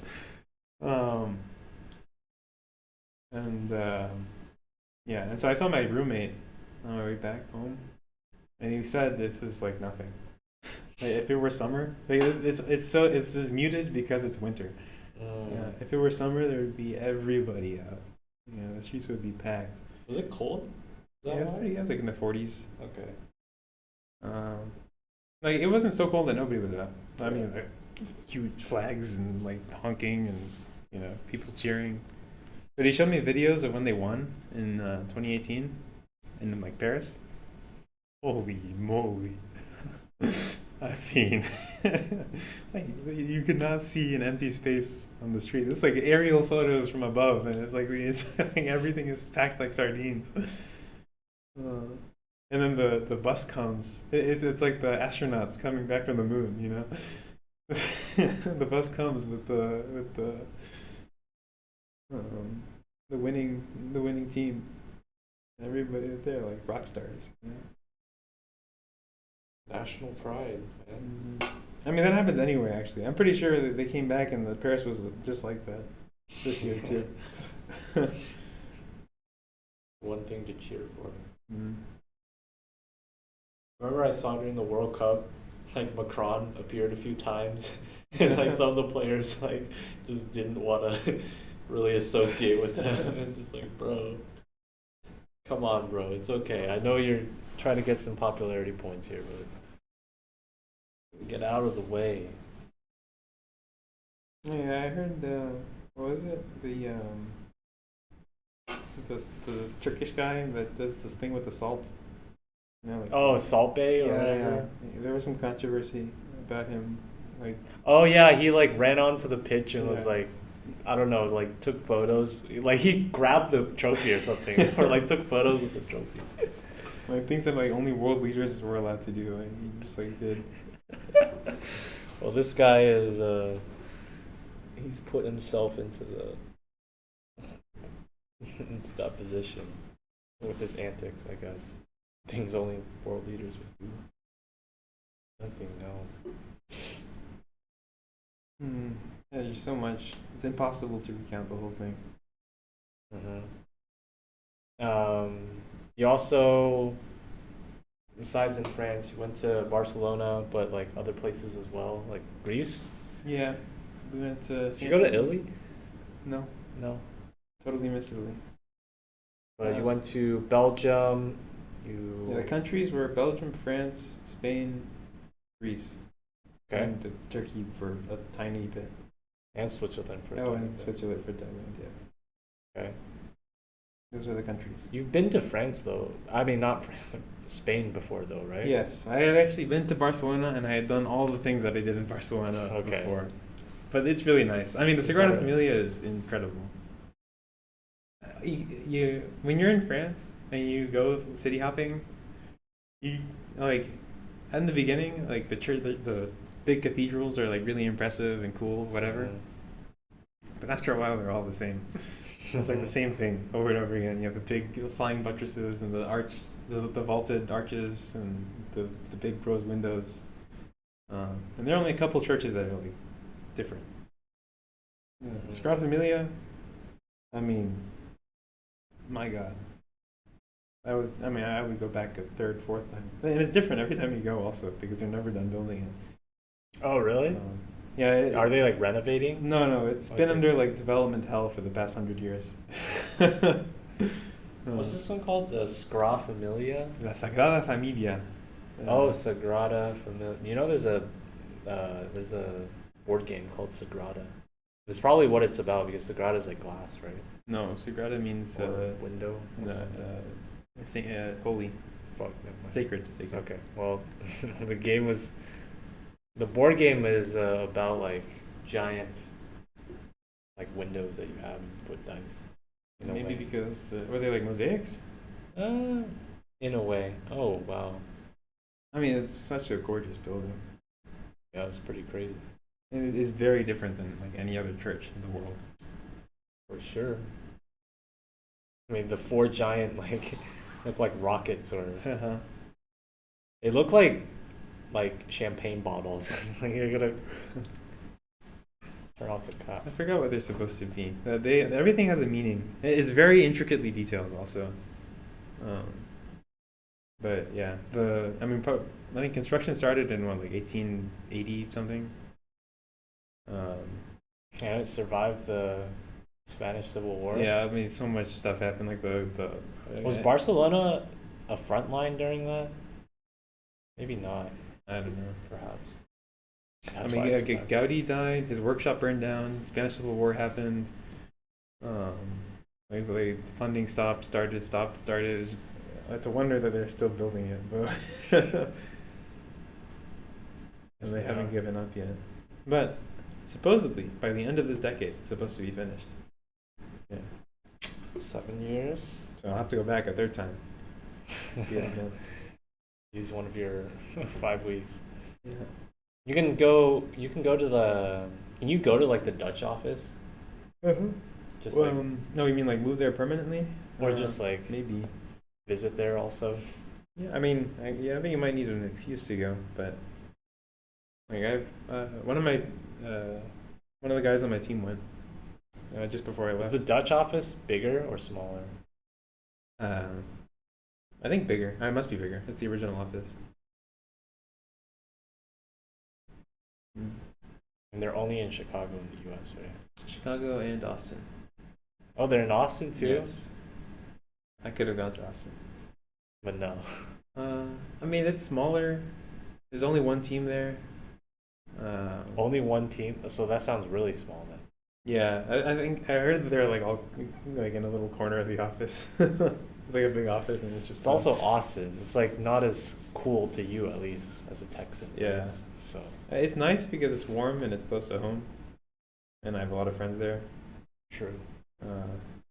I was very tempted, but I kind of want to be. Well, for one thing, I want to be in like a different place, experience it, and also. So out of Texas. Yeah.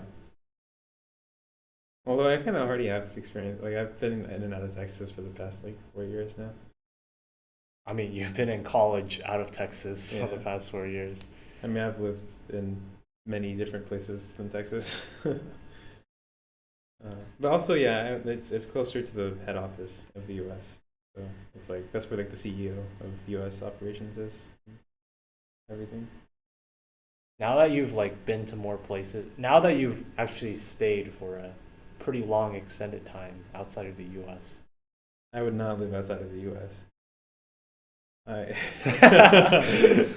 I mean, it's nice. You get all the same things that you do here, pretty much, Yeah. but like with less convenience. Really? Yeah, like there's no you How can't. so? I can't go to a 24-hour CVS and buy a pack of gum if I want to in France. Why? They just Because don't have 24/7 stuff? they don't have 24-hour CVSs. Okay, well, it's just like we're. No, they don't have to. Like, I don't think they have 24-hour stuff. Okay. Um, Is that the. if you only really holdup? need like medicine, there is. Like even the hospitals? Okay, the hospitals are Yeah. good. Like there's all the pharmacies close except for like one in the city. You have to go all the way to that pharmacy if you need something in the middle of the night.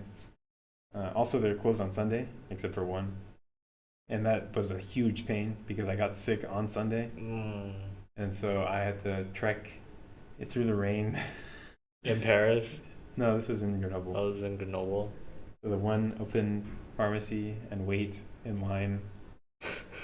Everybody had the same idea, huh? Well, no, there's only just it's one thing to service the entire city, and they don't let you inside. I don't know why they didn't let us inside. Is this like just a cultural thing in terms of, like keeping Sundays sacred or something? Maybe, I don't know. Otherwise, Well, it's like a government thing also, right? The healthcare is the government. So, how would you say the weather was? it was really overcast a lot in Grenoble. It's So like Pacific Northwest. yeah, it was also the weather forecast was wrong all Well, the time. The French. I- Or is I it don't- like I just think your it was- Apple app? I Like think it was you- because of the mountains. It would like fuck with the clouds. Or something. I don't know. that was my guess. But it wasn't a positive experience in terms of overcast all the time, not a lot of sun, Sometimes it was nice. cooler weather. Some days were in general. good. Yeah, I remember. So the first time I went skiing, it was like horrible weather. Wouldn't that be better ski weather though? Like it's No, all you snowy want and it to snow before you go skiing, and then when you're skiing, you want it to be bright and sunny. So you want the snow to already be there.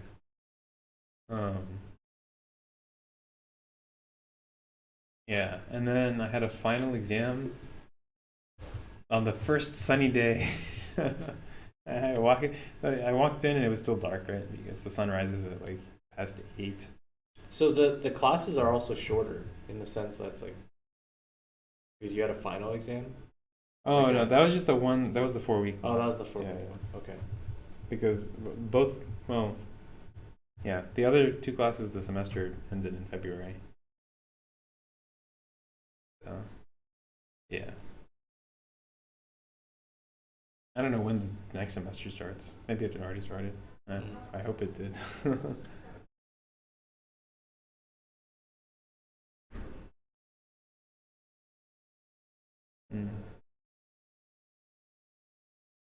And Greece was a whole nother thing. Yeah. What happened in Greece? Where'd you go? Um, Like you've been to Greece before, right? No, it was my first time. Oh, okay. What was that story about the? Oh no, it was just your math teacher when. Yeah. Greece. Yeah. Never mind. So this is first time in Greece. Where'd you go? We landed in Santorini. Or That's something. funny. Santorini just came up like, because apparently, it's a place. It's True. also a board game. Is it? Game. I think that's what they're doing instead of Carcassonne. Or something like that. Oh, it's another city I didn't go to. Oh. I'm so stupid. Is it close by?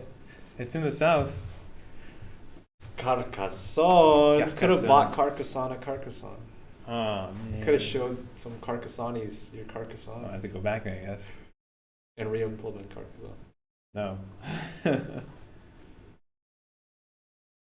Yeah, Santorini is. It's like a Disneyland like theme park. It's like a Greek themed. I've seen pictures of it. It just seems like saturation. Yeah. like someone put a filter on it and saturated all the colors.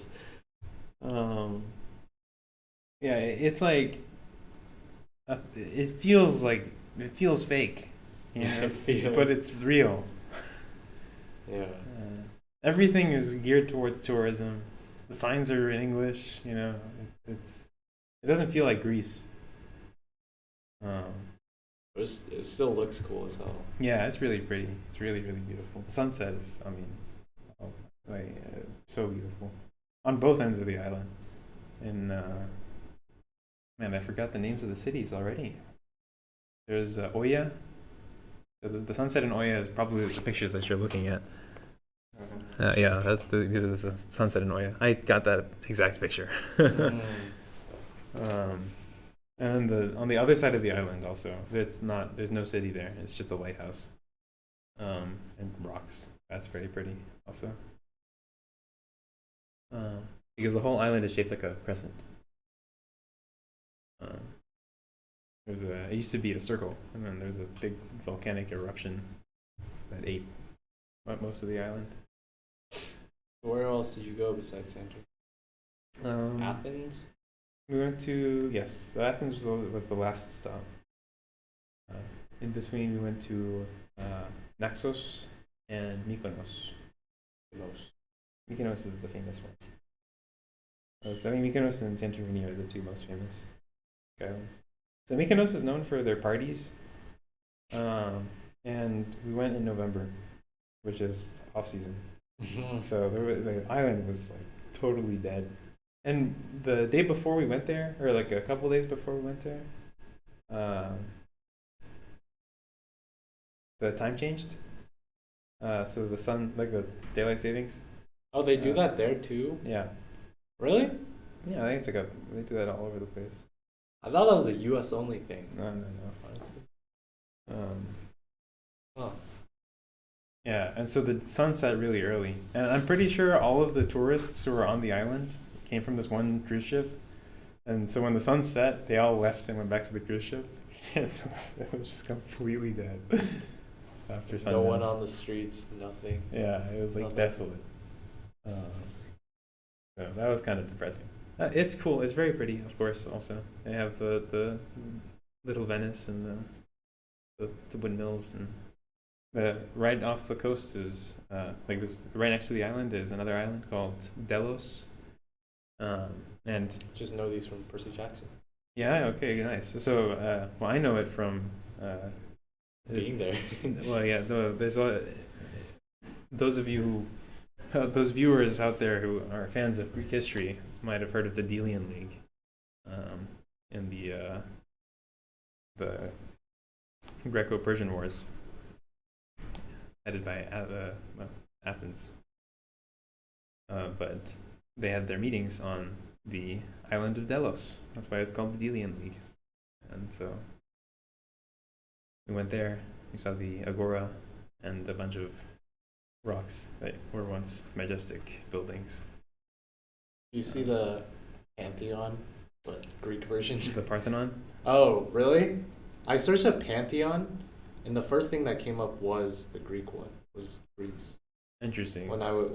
Oh, not Greece. Sorry. The Rome. Yeah. Rome. Pantheon of Rome.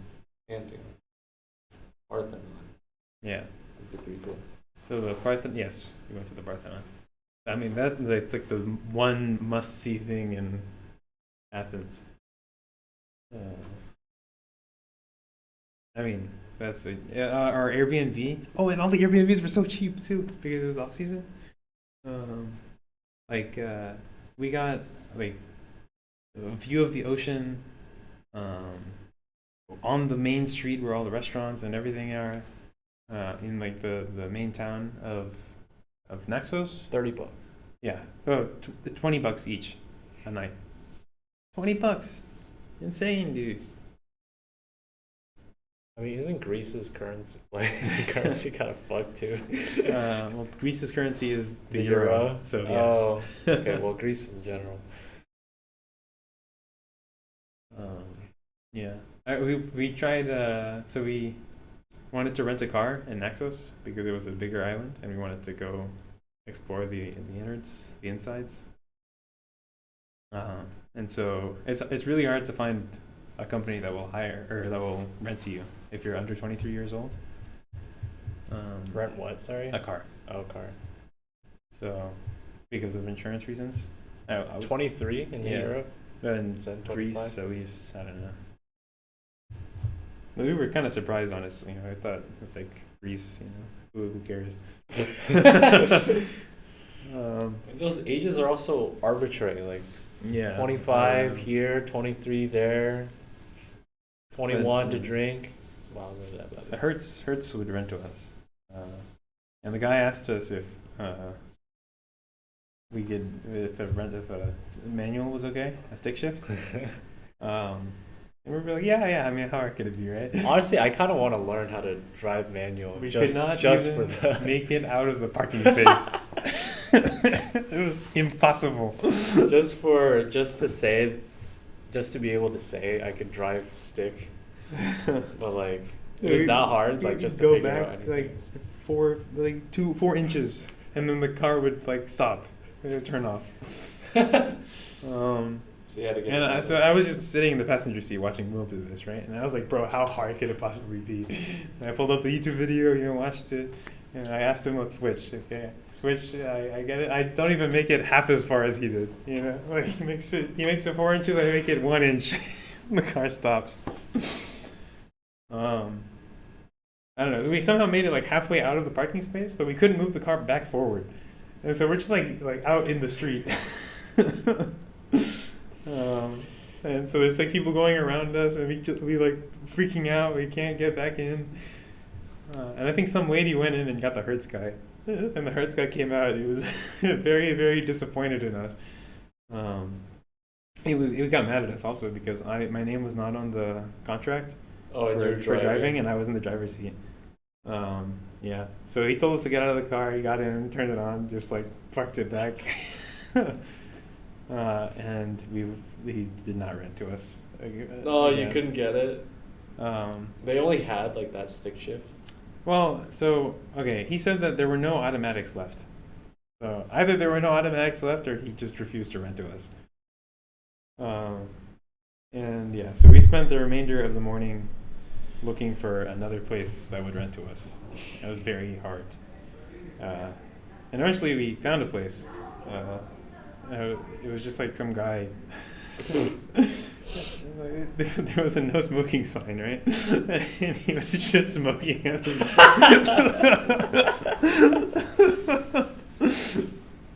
Was smoking as prevalent in Greece too? Even more so, I think. Okay. Everybody smokes. In Europe. Yeah. Pack of cigs. Yeah. That's part of the Mediterranean diet. That's why they live so long. Pack of F words. Yeah, I think it was like their car or something. I don't know. Like when we came to drop it off. It's probably European Turo. It's like Airbnb but for cars. Yeah. No, because when we came to drop it off, we called them, and then it was like they're like a family. Right? Like he pulled up with their like kid, and then they got out of the car and like swapped places. And then one of them took the car. How'd you even find the place then? Was it like online, or are you just walking around and you're like, you got a car to rent? No, we were looking at all of the car rental places, and we were just going to them what the hell? one by one.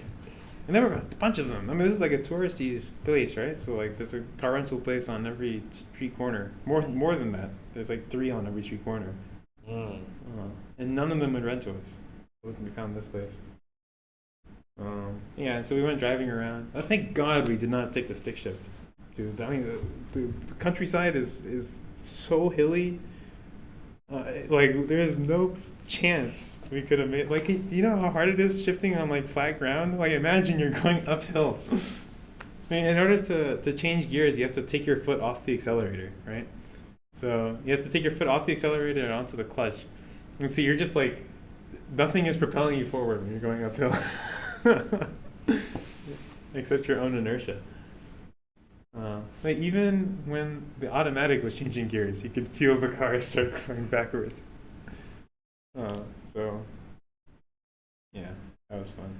Oh my God, it's so gorgeous though, dude. Oh, it is unbelievably beautiful. This was in Athens? No, this is in Naxos. Oh, Naxos. Naxos. Paxos, That's a different island. Raxos. Paxos is a. I just know Paxos since Wait, is Paxos an island? I don't know. it's a database algorithm protocol thing. Paxos. I have photos. Oh, where is it? I don't know. Paxos. Greece. I have so many photos from Greece, actually. Too many. Beautiful place. I mean, what a gorgeous country. And the food is so good. Yeah. It's so good. I could eat Greek food every single day for the rest of my life. Greek I think. I mean, it is so Was it good. like the shawarmas or like what kind of food is it? Yeah, they have rice and they got well, shawarma is like Middle Eastern, but the souvlaki and the chicken gyro and the Oh yeah, the gyros. delicious, man. And there's all different kinds of stuff. Like each island has their own cuisine. They have like lamb and goat, and there was a rooster and wine sauce, and oh man, the seafood, the calamari, and oh my god, it's so good, dude. It's so good. And the Greek yogurt with honey and walnuts. It's so good. And all the desserts, the bugatsa, the baklava, the galaktobureka. Oh my god, it's so good. There's so many desserts. The Greeks have perfected the art of flaky bread dessert. Flaky bread dessert. It's a very niche area, But there's so many different things you could. I didn't know. I thought it was just baklava. They have made so many different flaky bread desserts. It's like it's mind blowing. And the what is it, kataifi? There's also there's so much stuff. It's all delicious, dude.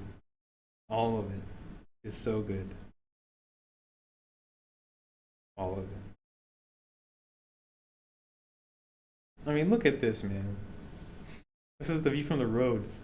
Damn. I mean, that's a giant rock in the way. Is that supposed to be like a lighthouse or a hill point? That's a church. Oh yeah. Also, the other thing is every single hill has a church on it. Just a marker. You made it to the top. I instantly lost it. Naxos. Oh, it's so beautiful.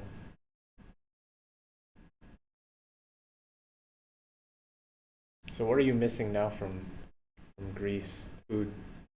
Or like, I was gonna say like, what did you not go to that you would still want to go to? There's plenty. I mean, a bunch of islands like Milos, Crete. Oh, Crete, yes. So when we, have you seen the ice cream chain Amarinos? No. Okay, well, it was an ice cream chain called Amarinos, and so I thought it was a local place in Plano. Wait, did we get ice cream when we were at We had gelato. Yes. Okay, we went to Amarinos. So I thought that was like a local place, to like where I was from. It turns out it's like a big chain. And my friend Henky also thought that it was some kind of exotic thing in Portugal, where he was, where he. He thought it was only in Portugal. Yeah, something like that. And we both found this Amarino in Grenoble. And we were like, huh. And so now I've made it a point in every city I go to take a picture of the Amarino, the local Amarino of the city, and send it to a Henky. They have one in Greece. And I looked it up, and the only Amarino in Greece, the whole country, is on Crete. Oh. And we never went to Crete, so I have to go back to Crete now.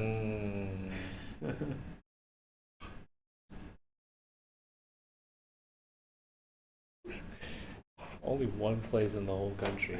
What a lonely existence, I guess. Wait, why on Crete too? Why not Athens? Oh yeah, the other thing. So all of these islands were kind of empty, right? Like we have the whole place to ourselves, kind of feeling, because the tourist season died down, and that's like the entire economy of these places. And so it was nice, but it just felt kind of, I don't know. Ghost it was like town-ish? eerie, like melancholy. yeah, it was nice to have everything to yourself, but it's nice to see people also, you know. But then we got to Athens, and Athens is a totally different story. Athens is like a hustling, bustling, big city. Um, People all over the place, and the weather was very nice. It was like 80 degrees. I really liked Athens. I really like Athens. And the food is so good. Oh yeah, Leon and Athens. Who's just the best part? There was this one guy. We were walking, and this guy was like, "You are American." And then he was like, "Yeah, I've been to America. I did some like diplomatic mission something." Were you guys talking in English? Yes. Well, as opposed to Greek. I don't know. Maybe you're just like walking around and not saying. And then he like pulled out some pictures of him and like in a suit at some like, I don't know, like government conference, like the Geneva Convention looking thing. And we were like, wow. That's so cool. proud. Yeah, and he was like, "Do you like ouzo?" And ouzo is like a alcoholic beverage of Greece. It's like a liquor. And we were like, "Yeah, this was fine. Like, yeah, I like ouzo." He was like, "Okay, great. I'll buy you ouzo. You, you hungry? You go get some souvlaki. Come back. I'll buy you ouzo, and we can talk." And I felt really bad. I honestly regret saying no and walking away. I wanted to know. I'm very curious to know how that night would have turned out otherwise. Were you guys like busy with something? No, we just like it seemed really odd, so we didn't want to. But man, what it could have been. Could have been another story. Yeah, it could have been a story. Huh? There was another guy who approached us the same way almost. Are you American? Yeah, pretty much. Are you American? Except this time he said, "I'm American too." Apparently he was born in Boston and he moved to Greece when he was 6. Oh. Yeah, and so he was. Did he sound American at all? No. Well, I don't know. He like, no, he did not. He was definitely not American. But his accent was not. It was very strange. His accent. It was like a mix of Boston and Greek. Boston Greek. Yeah, and he was talking about how like there's no opportunities in Greece, like how it's so much better in America. How he wants his daughters to have like a better life in America, not here. These politicians are only look out for themselves. Shit, bro. And he was just talking, and he was just like, you know how hard it is to go to the U.S. now? Like, do they still require vaccines? I don't know, like, what is it? Every single person that comes up to me, like these Greek politicians are trying to force vaccines sent to everybody, but I made my choice. You're just attracting a certain type of person. Yeah, I don't know. And then he started talking about Donald Trump and how great a president he was, how he should have won the election, how he did win the election, how he voted for him. What? Yeah, I was a bit surprised. Still a citizen? Yeah, but he's a citizen. So he went to the embassy and voted. That makes sense, bro.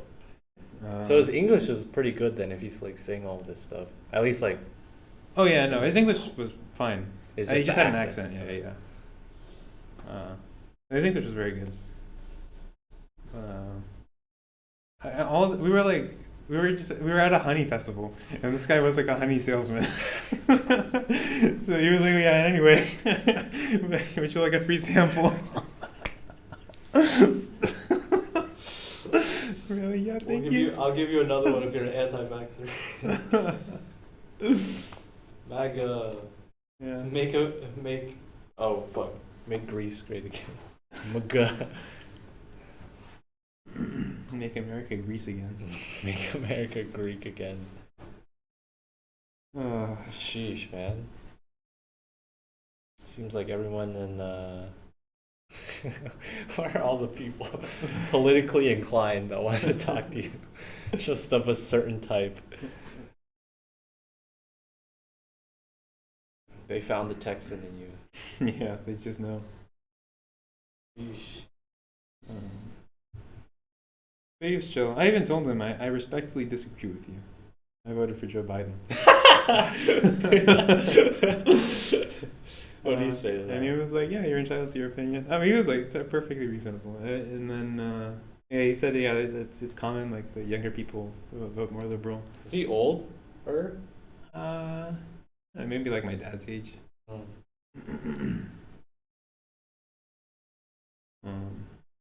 Yeah.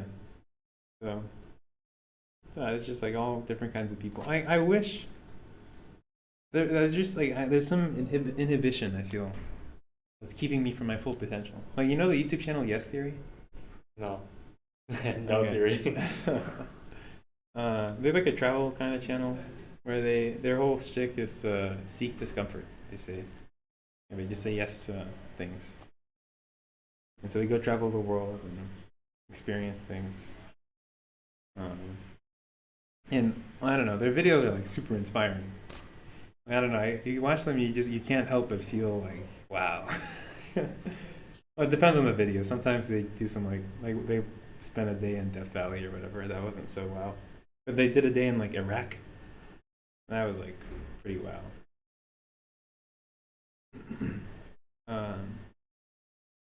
And like, I feel like there's something keeping me back. What's keeping you back is not saying yes to everything. Exactly. Like if I had said yes, we were at a restaurant, you know, and there, I don't know, there was like some BMW corporate event going on at this restaurant. It was like a dinner of a bunch of like BMW people, and all of a sudden, like a dance lesson broke out. Like the people were like, yeah, this wouldn't be complete without a What? a Is this corporate in Greece? yeah, we were just eating our dinner, right?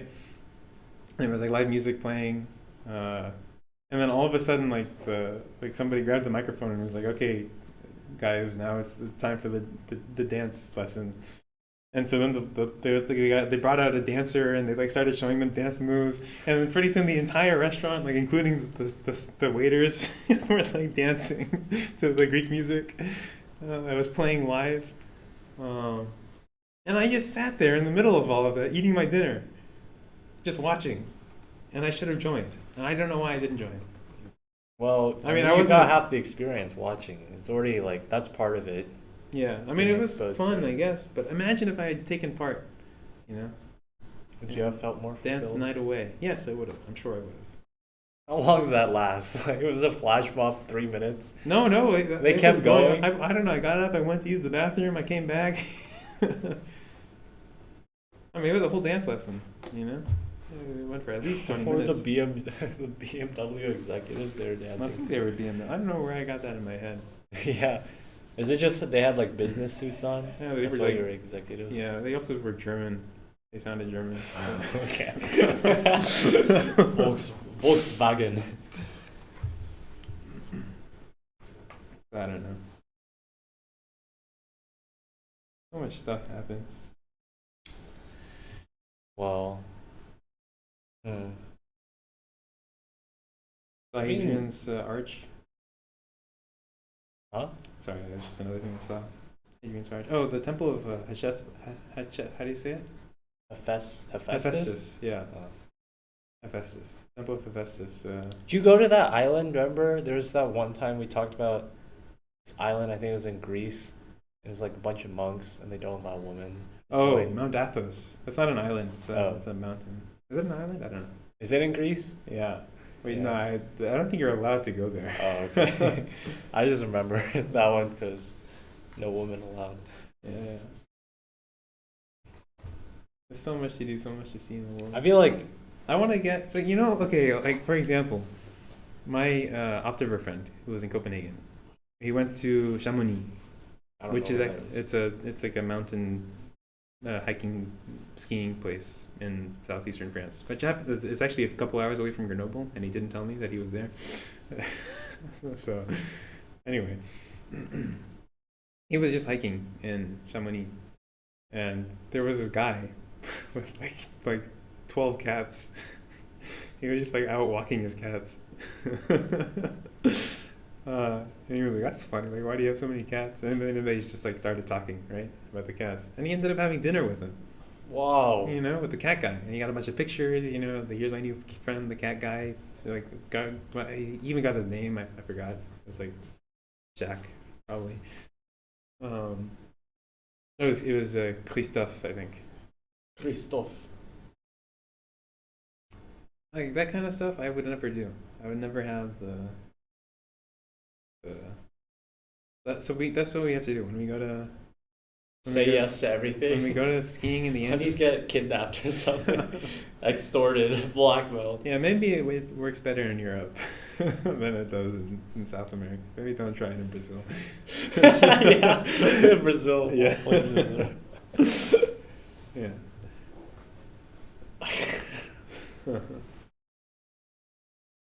Yeah. But we should try. We should do something. Step out of our comfort zone. I feel yeah. I think like what you're saying is probably already it's like levels to it, and you're already doing like a level, and you just want to get to the next level. Because like already a level is not being boring, or already deciding to like do a exchange trip, right, to France instead of just like staying here for another semester. That's true. Stuff like that, and like. That's already one level, so you can think of that. Yeah, it's just like you're just trying to get to the next level, which everyone wants to do. And now that if you can recognize that you've done one level, you can do another one. Just like apply that forward. And I'm sure you've already done like things, talking to people. Like I mean, you could have not talked to the honey guy at all, like once he started talking, and just been like, "Oh, okay, we gotta go." But you like stuck through it, so then now you got like part of a story, a good part of a story, and it's just some other parts you're just not there yet, but you know, you can get there. Already have some experience with that, so good. That's true. Well, I was waiting in line to buy skis. I remember. Yeah, Will was waiting with me, but then he left to go get something, right? I feel like he was gonna buy socks or something for the store. And so the guy in front of us turned to talk to me, and he was like, "You're American." In Grenoble. Yeah, this is like in the Grenoble. Yeah. And I was like, "Yeah." And then we started talking. The classic, "You're American." Like, "You're from America." What do you study? Computer science. What do you study? So he was a student. Yeah, he's a student. He's effectively from Grenoble, born and raised. Actually, I'm not going to tell the story. I'll tell the story offline. So compromising against. He can cut this actually. One of you guys. Or you can talk about it offline. Yeah, I'll talk about it offline. Wow.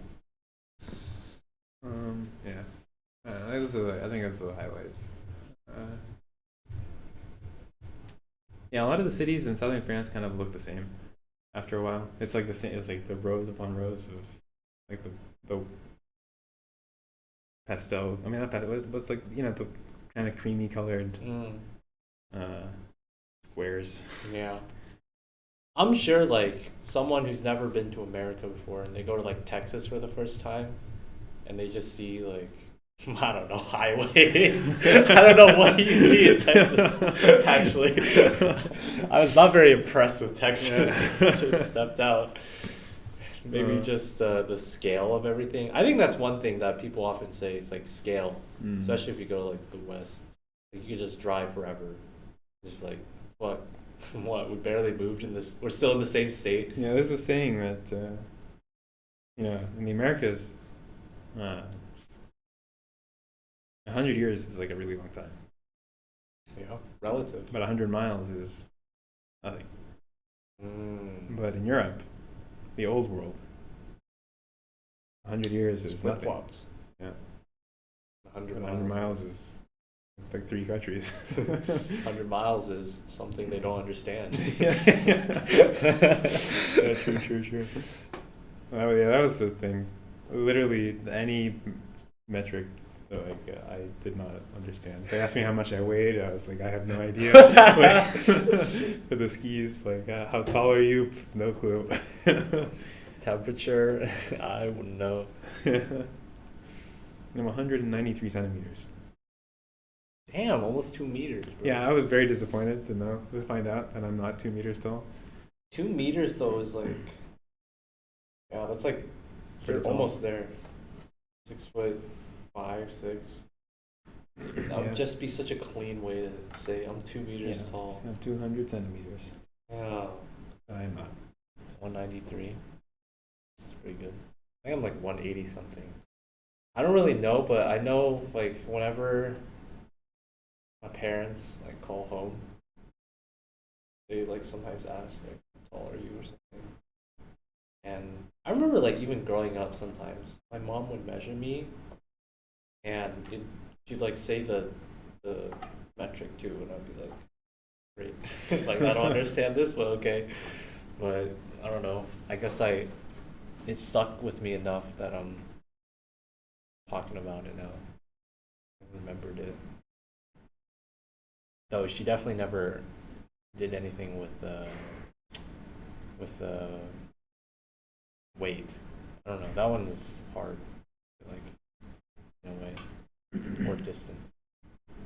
I wonder how long it takes for you to like eventually just convert. Because like now I feel like at home, I don't know, I think they're quite comfortable with the American way of doing stuff, but they've been here for a real long time. And you know, like someone like Gus, right? He's still doing stuff in metric everything. Right? Right? You know, my compiler's partner was telling me about how he spent his like early childhood in Florida, and so what was it? So so and like his parents were Brazilian, right? Yeah. And so they would use Celsius. And so, like, living in Florida, he associated like the whatever temperatures he lived there with Celsius, not Fahrenheit. And then he moved to Boston. And like at Boston, like he was older, so he was like, out, and so he was exposed to more Fahrenheit stuff, and so he associated the temperatures in Boston with Fahrenheit. And so now he knows the lower temperatures in Fahrenheit, but he knows the upper temperatures in Celsius, and in between he has like no idea. That's so interesting. See, imagine if you had that as a fun fact opener. That would be something I'd be like, damn, how'd you get that? Yeah. How'd that happen? Quite interesting.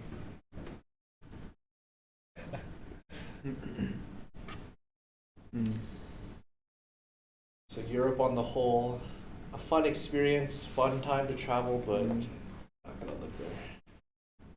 Yeah, it's a nice. Well, maybe when I retire or something. Yeah. When I'm old and have no need for 24-hour convenience.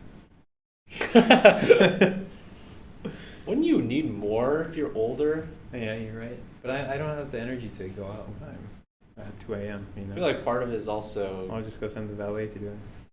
like, I don't know, was it enough of a hindrance, like the language barrier, or did enough people know English? Yeah, plenty of people know English. Yeah, so I guess it's not that big of a deal. Yeah, and I like knew enough French. Like actually, by the end of it, I could like order at restaurants and stuff. So. And like read menus and just order straight from them. Yeah, that's good. But What 4 months, dude? yeah, And that was better than all the 4 months of flashcards. I've already lost so much though. I know, but I'm sure it's just like studying for stuff, right? Mm. It's like The French class also helped. it gives you so if you go back again, familiar with it, you'll pick it up, pick it back up like real quick. Pretty soon now. So France. Germany next. Germany. I've You've been to in Germany. Yeah. How about Italy? That's I've the been one to Italy. Oh, you have? Okay. Yeah. I want to go to Portugal. You need to go. You're gonna. It's like the one slot that I'm missing. That you're going. Portugal. I mean, you've been to like. I mean, where else would you want to go? Austria. Well, it's not like when you visit a country, you're not like checking off the whole country. You know, like there's lots of France that I haven't seen. Yeah. Like I never went to Provence. I never saw Avignon. Carcassonne. Sorry. Normandy. Yeah, Just the whole Normandy. region. Mont Saint Michel. I totally missed. I want to go back to Paris. I didn't see as much as I could have. Strasbourg also.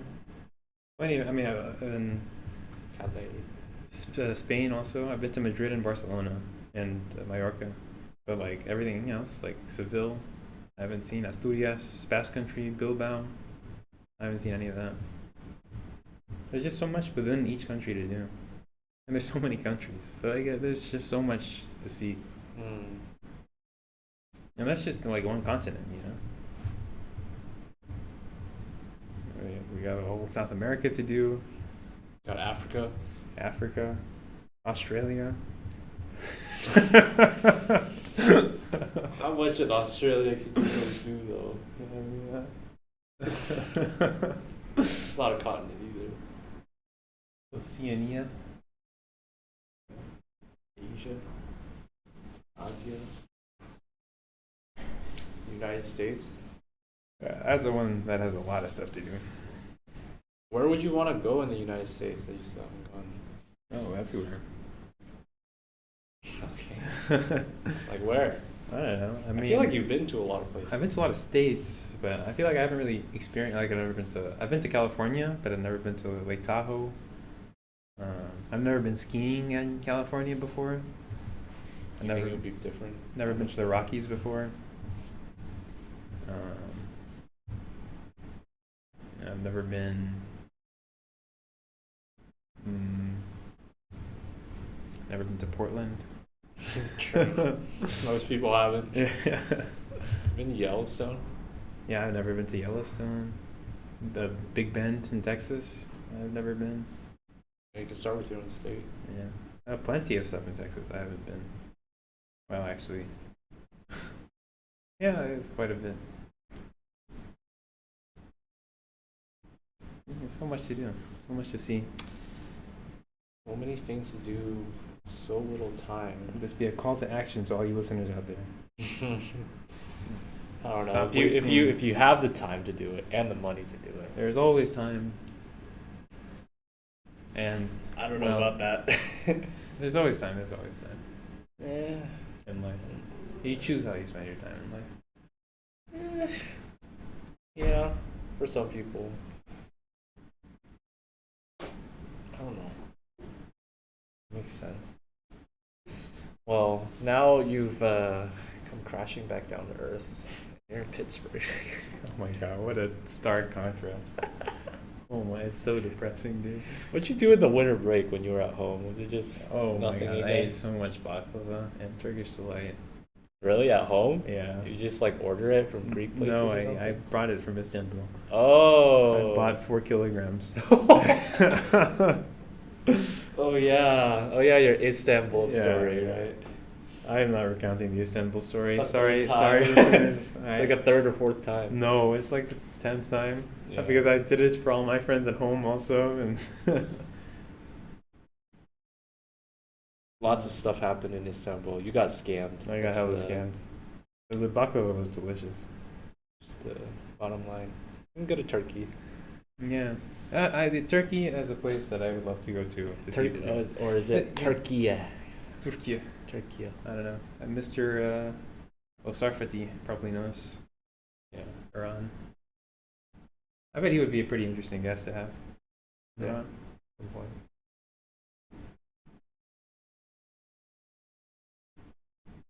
Well, it's all Pittsburgh now.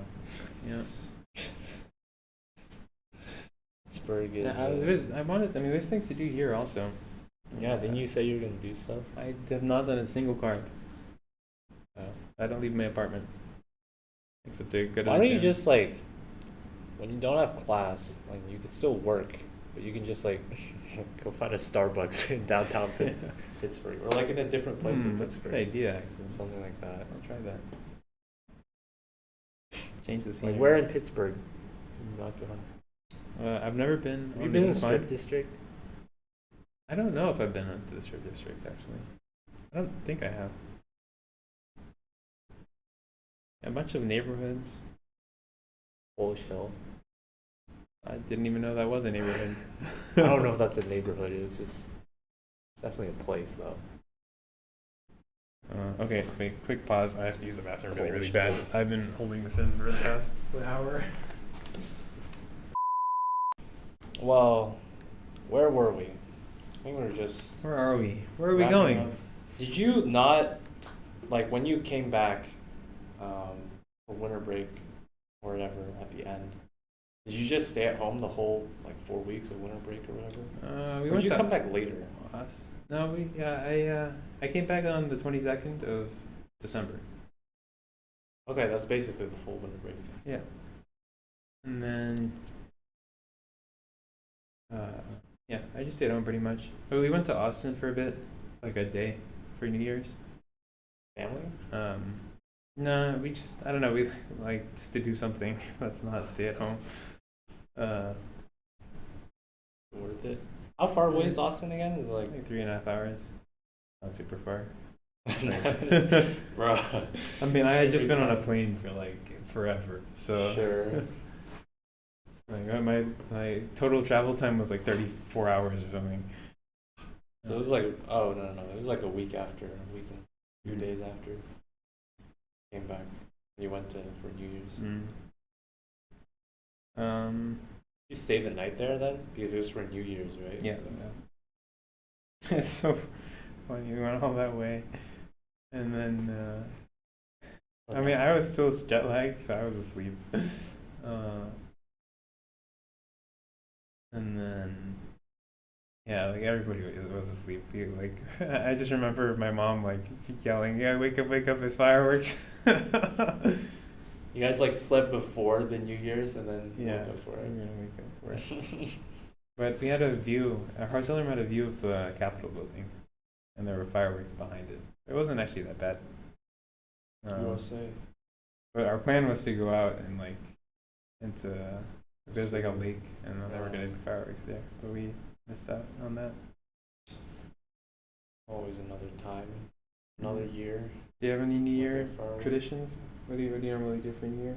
I wasn't at home this New Year's, but usually for New Year's, the tradition is like getting friends I usually had, inviting them over.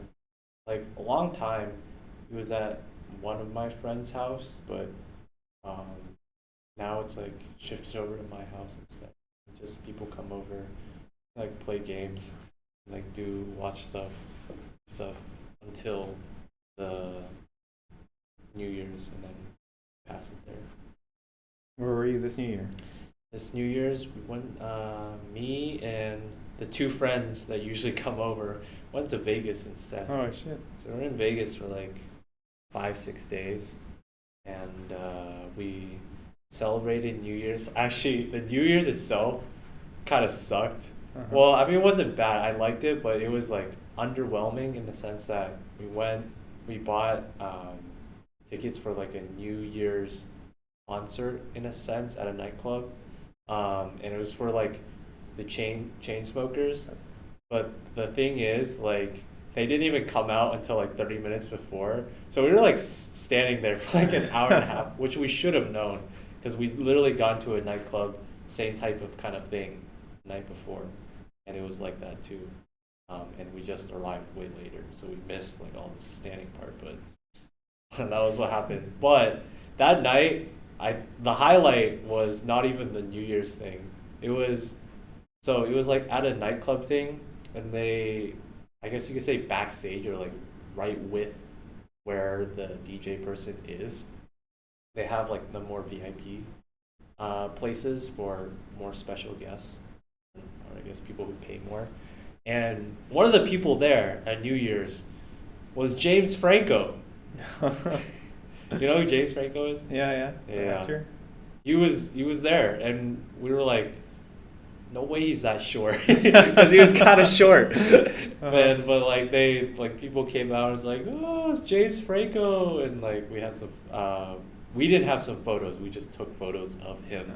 So it was What's like, the point of wow. taking photos of him if you're not in them though? Like there's Or millions just of photos. selfie like that, dude. Yeah, exactly. Yeah. Yeah, You we take a should've. selfie. I mean, I wasn't even that interested because I don't know. James Frank, he was like facing away the whole time, and there were like girls like trying to talk to him. There were like certain girls like rotating around. It was just like, yo, they want to try and talk to James Franco, but he really wasn't having that much of it. Also, I think at that point, like I know James Franco isn't in the best light right now because I think he like had some kind of something or other. Oh, So I don't know. Perhaps that's why he's in Vegas at a fucking that kind of thing instead of whatever. But the night before, so that one was kind of a bust, the New Year's one. But the night before, we also went to a nightclub and a concert / event that they had there. And basically, one of my friends, his brother is like, so I went with two friends. One of my friends, his brother is like straight balling as a business person or whatever, and he has contacts. And he like, I mean, he knows the Chainsmokers like personally. Oh, like what the brother, and so we could have tried to like get in like backstage or something if like, but my friend didn't want to like bother his brother. So his brother also knew the manager of Zed. You know who Zed is? Yeah. He knew the manager of Zed really well also. What so does your brother do? He's like he's like a manages like their portfolios and stuff for like the Chainsmokers. And so he does that kind of stuff. Yeah. Okay. So he managed to hook us up with getting like backstage passes for the Zed thing that was the night before. So that was like the first time I've ever gone to a nightclub. And my first experience was being able to go backstage, which was pretty crazy. And it was I think, I mean, nightclub, I don't know, it's like the same thing as any kind of, I guess, large music festival thing where you're in an enclosed place and they're playing music and people are jumping around and like it. But it was, I think, a unique experience at least to see it from the back and see like all the people and Zed being hyped for like 2 hours straight. This dude was just jumping around and playing his music, and I don't know, it's hard to keep up that energy for so long, but I guess once you've done it for a while, you learn how to do that. So this is my first nightclub experience. Music too. Is that a Dutch flag? No, I just well, it's the French flag. I just put it sideways. Was this in France? Yeah. Bro, This was my first time I ever got a nightclub. It was the. what are you doing? Yeah. Did they play English songs? I mean, that sounded like an English like. That was like a Katy Perry song, wasn't it? Oh, that's a key. It sounded like California Girls. Oh yeah, something like that. So they play like English songs, or do they mix at least with like French stuff? I mean, they just play whatever is like popular, I guess. Well, I don't know. That's like an older song, I guess. But well, whatever. I mean, like American music is like very popular everywhere in the world. So true. Yeah. We're in Vegas. We also saw in Vegas. They played a lot of Brazilian stuff also. You know. Oh really? Did you go with your friend? No, I went. Why did they? Oh, maybe I'm conflating things. Actually, this is a different party. Sorry. Yeah, just going to all the parties. My bad. I actually I don't even like it. Well, I could tell you were like just. Was that you the whole night? No. Some people I knew arrived. I went alone to begin with. Oh, okay. Well, yeah. And then, yeah. So I was just sitting there waiting for people. That would be my reaction too. Did they give you like stickers or something, or is it from the World Cup? No. Yeah. When I walked in, there was like a bunch of stuff They had like, I don't know, things, hats maybe. I forget, like party things. And one of them was like a crayon for your face. And so she was Did like, they take any videos of you and your friends? And did you do anything in the no, club? I didn't really. The police came and stopped the music. What the Everybody fuck? was like, "What the hell is going on?" How big was this club? Like, it's not. I don't know. I mean, like 100 people? I have no idea actually how to estimate people. Okay, so more than 100? More than 50? Yeah, definitely more than 50. Okay. Maybe more than 100. Yeah, probably more than 100. I don't know. Yeah, apparently the city police like randomly selects a nightclub every week and like makes sure everything is up to code or whatever. And it just so happened that today was the day that they were doing the random selection, and it just so happened that we were the ones to get randomly selected. And it just so happened that it was just a bunch of international students who had no idea what was going on. And so the police came, stopped the music, and like everybody was like, "What?" Why'd they stop the music though? I have no just idea. trying to do like a code check. I think they had to like talk to the DJ or something. I don't know. Who knows? They restart the music or you guys left? No, they restarted it, but then I left because I was bored. That was actually the night that Will and I went to the taco place, and the guy started smoking in our face. Yeah, that's why we were 2 outside a.m. so late. Yeah, it's connecting all the dots. It's like Pulp Fiction.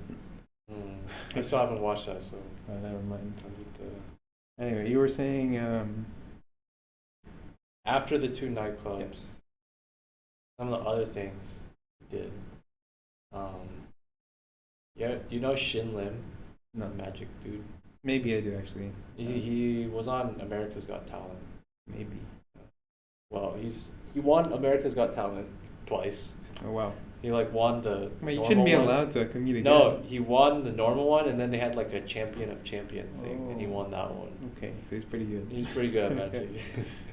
magic. So we went to watch one of his shows, and it's pretty entertaining. A lot of the routine that he did was like basically his show was him, but he also had like a mentalist partner. You know, like the mentalists, they're like the people who like say, like, I'm gonna do this, and then like add up these numbers, and then like, whoa, it's that, you know, it's like forcing you to make decisions, and then suddenly it somehow still all works out. So he had one of those people, and honestly, those tricks were kind of cooler because I'd seen his like, the seats we got weren't the best. Like we kind of picked poorly in the sense that it was really to the left, so we couldn't see it all the time. And like I'd already seen his routine or parts of his routine. Like 2 of the things he did were things that he done in his like shows before online. I mean, it was still really cool to see it in person, but the other person was really cool too, honestly, because it was just something new.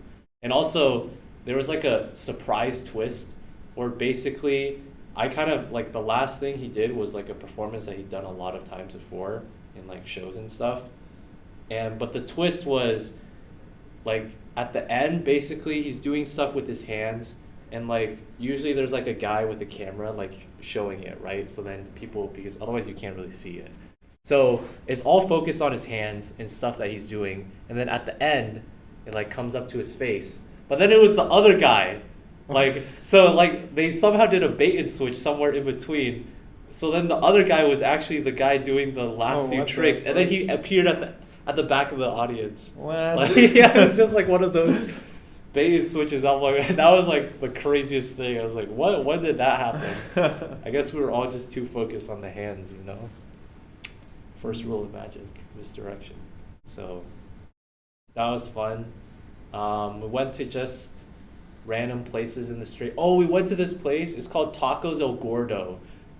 It was recommended to me because my sister had gone to Vegas before, and she's like, you gotta go here. And it's just like this taco place. And we went at 3 a.m. or we tried to go the first night, and we left at like we left the club at like 2 or 3 a.m.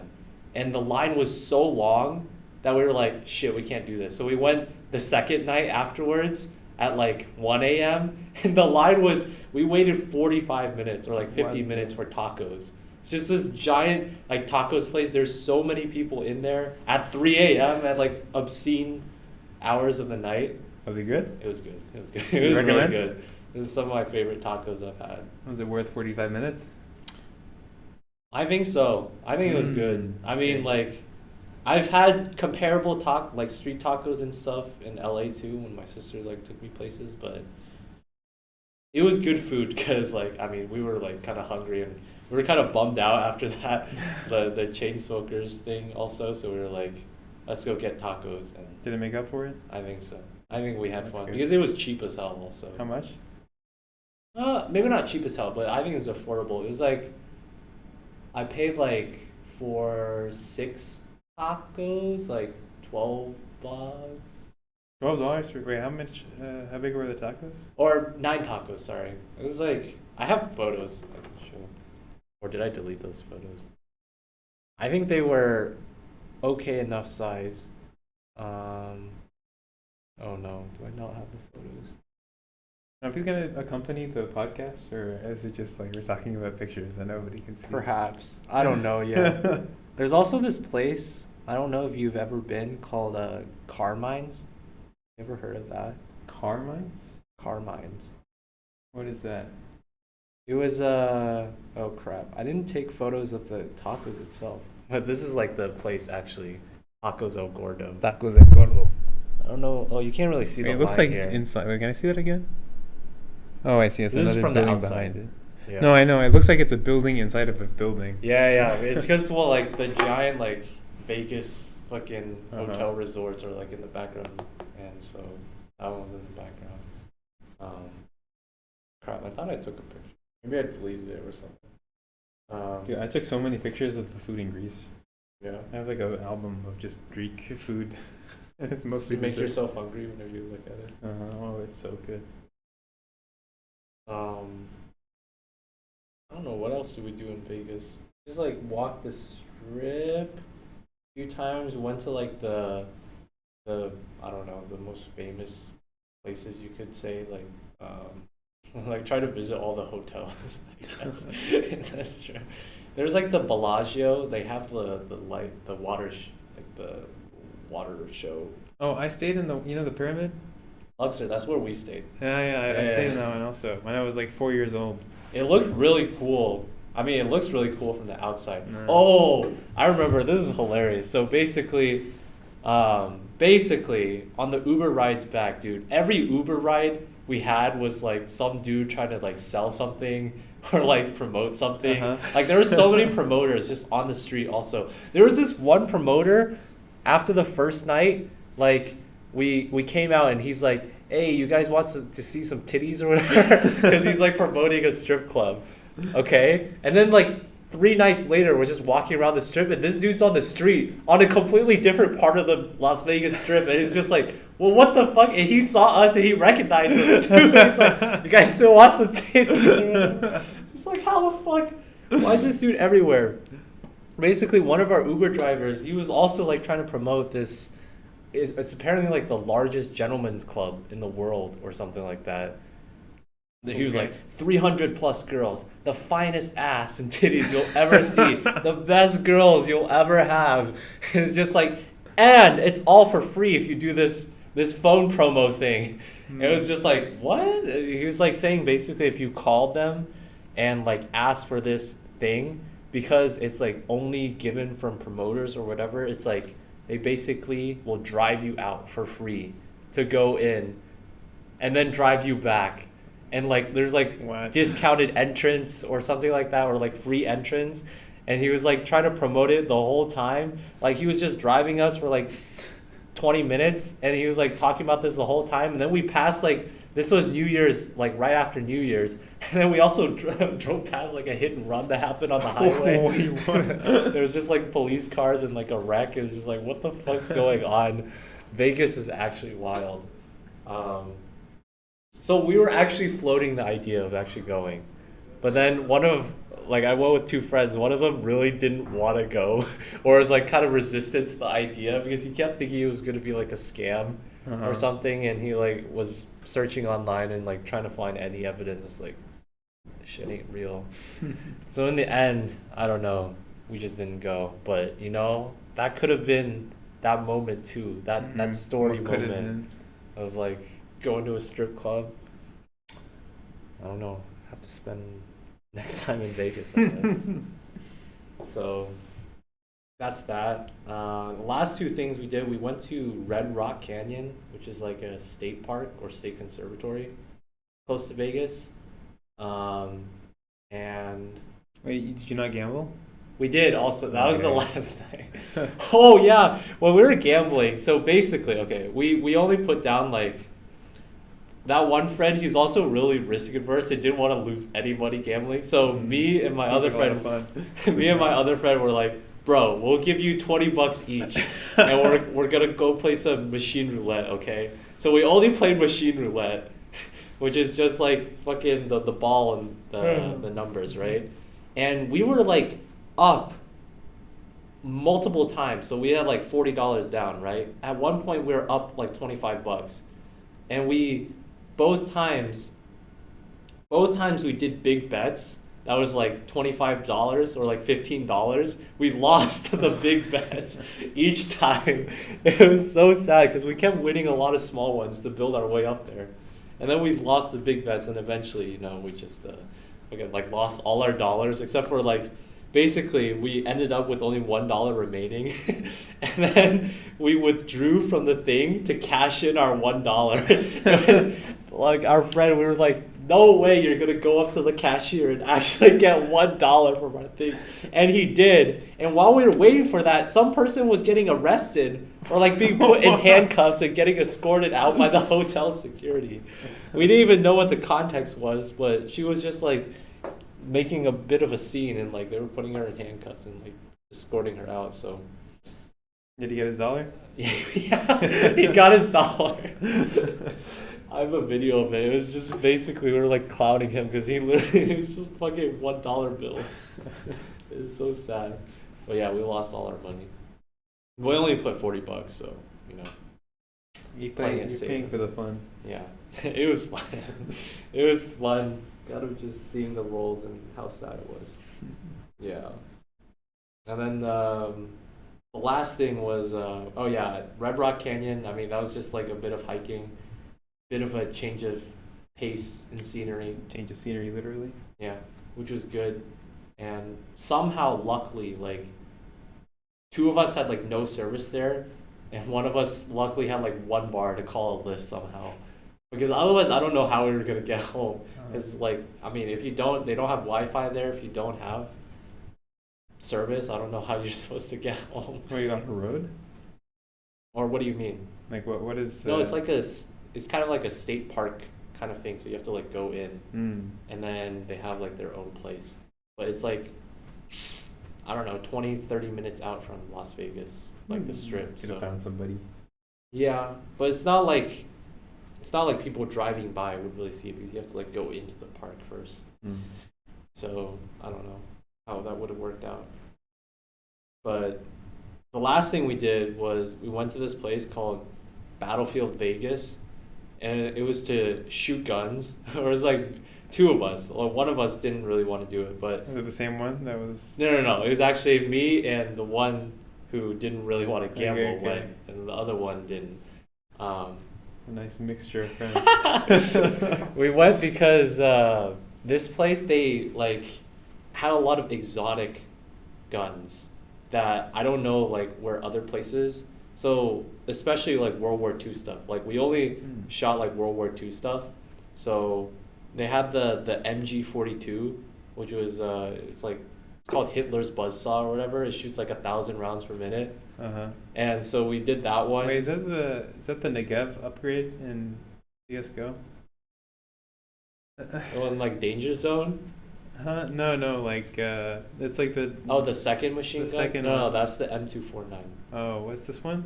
MG42. This is a World War II gun. Well, I don't know, dude. All the guns look the same to me. Yeah, well, this one's like a World War II one, and and we also shot like bolt action.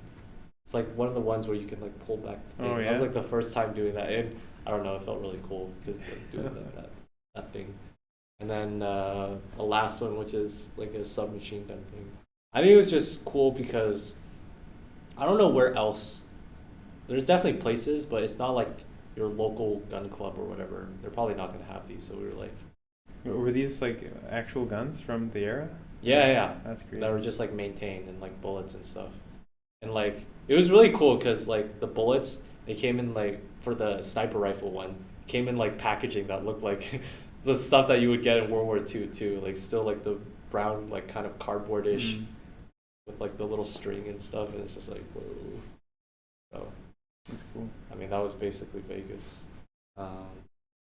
Sin City, first times for a few things, and yeah. Would you go back?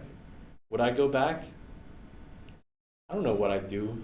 Maybe to like shoot some different guns there, but I'm sure there are like other things. In terms of actual things to do, maybe like see other shows besides Shinlim. Because I think there are like you know David Copperfield. There's like a lot of other famous show like Blue Man Group, Mm-hmm. a bunch of other random stuff. Maybe if I was interested in something like that. Otherwise, like I feel like once you've been there, like and or if I was really into gambling at some point, I'll go there. Rest your laurels. Yeah. Otherwise, I don't think there's really a point. Go back, fun, pass through for a little bit. Now we dip out. We'll have to go back to Vegas. Take the bucks. Yeah. Back to Bucks. And now we're done with that. Winter break. Done and dusted. What'd you do for fall break? For fall break. For fall break, I don't think I really did much. I mainly stayed in Pittsburgh, but I did go on a 1-day trip. Me and 3 others. We rented a car and we went to Niagara. Oh. So, all the way out there. I've been there before. I don't remember. I don't remember anything. We stopped through Buffalo on the way there, and we went to the place that was supposed to be the original Buffalo Wild Wings. Oh yeah. Yeah, but we didn't even get like actual wings. We got like boneless wings. Why though? Because I don't know. We didn't want. He went all that way. We didn't want actual wings. And you got them chicken nuggets. Yeah, I forgot like boneless wings. I thought it was still like kind of the thing, but it's not, and it's like chicken nuggets. Well, it's not like chicken nuggets. Chicken nuggets are different. They're not as breaded. I mean, they are. Chicken breaded. nuggets. It's like. Very flaky and grounded. Yeah, they grind it. Yeah. But But in essence, it is that. It's just like chicken, and it's like, yeah. I mean, it was good. It was like the sauce and the flavor was good, but yeah, we should have gotten actual wings. I also, so we went and saw the U.S. side, and then I didn't have my passport. The other people did. they left you behind. So they left me behind at a casino in Niagara. Wait, is it the same 3 friends? No, it's different. Okay. I was about to say it's 3 choose 2, so it's like everybody. These are CMU friends. The other 2 were high school friends when I went to Vegas. So they left me behind just at a casino. So I was just watching people play blackjack and roulette for like an hour, and I don't know. It's kind of interesting. Like before going to Vegas, I'd been watching a few videos of like card counters, and I was like, I kind of want to learn just to see if I could do something. And then I was watching people play blackjack, and I was like, damn, I should do this. I should like. And then I started watching like YouTube videos on how to count cards, but too hard, man. It's too hard. So basically, they left me in the casino. They went to the Canadian side. They saw the lights, and then they came back. And then we drove back, and yeah. I forgot. Oh, I remember like that day when we were gonna go get the car. Like basically, we're gonna go to a place to rent a car. like one of the Enterprise or Hertz or somewhere, right, where they had a bunch of cars, and then they didn't have any cars before we got there, but I think we like called right before. So then we like rerouted our Uber in the middle, like, and we were like, can we go to the airport instead because they have car stuff there? And then so then we had to go to the airport, and like whichever company we were with like didn't have cars at the airport either. So then we like went to a different one, and thankfully they had cars, but that was like a delay to the start of our day because like wherever we were originally didn't have cars, so I had to spend like an extra hour going around. But saw Niagara, and we went in the little. I don't know if you've been to Niagara recently. Oh yeah, you I went did. like 2 years ago. I remember. Wow, 2 years ago already, yeah. But you went at night though, right? A night and day. Okay. Did you go on the boat that goes like in the middle? No, I didn't. This is pretty good. Like it like goes. It gets you really wet, but they like give you a poncho and stuff, and it like basically where the horseshoe is, like it gets you like in the center basically. So like all around you is just Waterfall? falls. That's cool. Yeah. So that was Niagara, and really wet, but fun, and a long drive. I was like 4 hours too. Yeah. 4 hour drive one way. I remember when we went, we stopped at Lake Erie also. We like went up and then right. Mm. We made it right in time for sunset, and then we kept going. Was it a good view there? Yeah, it was Lake nice. Erie? Yeah. Did you go through Buffalo? Yes, and we had wings. Maybe it was at the same place. I don't know. I don't think it was. We had to find a place that had vegetarian stuff on the menu because we were with DoorDash. Mm. Yeah. Yeah. I think the only vegetarian stuff they had was celery sticks. Not really built for that kind of stuff, you know. Uh-huh. Did you go anywhere over the summer, other than Bay Area? I did go to New York for like Ooh. 3 days. So yeah, that was it. But mainly it was just Bay Area. But I also, during the Bay Area, the first weekend we went to Santa Cruz, one of the Santas. Uh-huh. One of the Santas that's like nearby that has a beach. So we went there for like a weekend with a lot of the people that are at my hotel. Oh yeah, so like, did you make friends? Like, was it just people? Like, did you often see other interns at the place you were staying? Or is it like more of during work hours that you guys like all socialize? At the places we were staying, yeah, it was because we all lived in the same buildings. Okay. So you all saw each other often also during that like time. at the gym and Yeah, we basically had that too. So like before we were like placed somewhere in a hotel. It was basically like a long stay hotel. And we made like a Discord for our thing. And so basically the first night that a lot of people like flew in, we all like went out to get dinner. And like I think one of the cool things was basically the hotel every Monday to Thursday they had something called like it was like wine and cheese night, or not, it wasn't That's wine, pretty but cool. it was like alcohol and cheese and bread that they Uh-huh. had for like a 2 hour period every Monday through Thursday at like a certain time. And it was basically when we would like all get back. So then we'd all just like hang out in the lobby for a long period of time, just having cheese and bread because not all of us could drink yet at that time.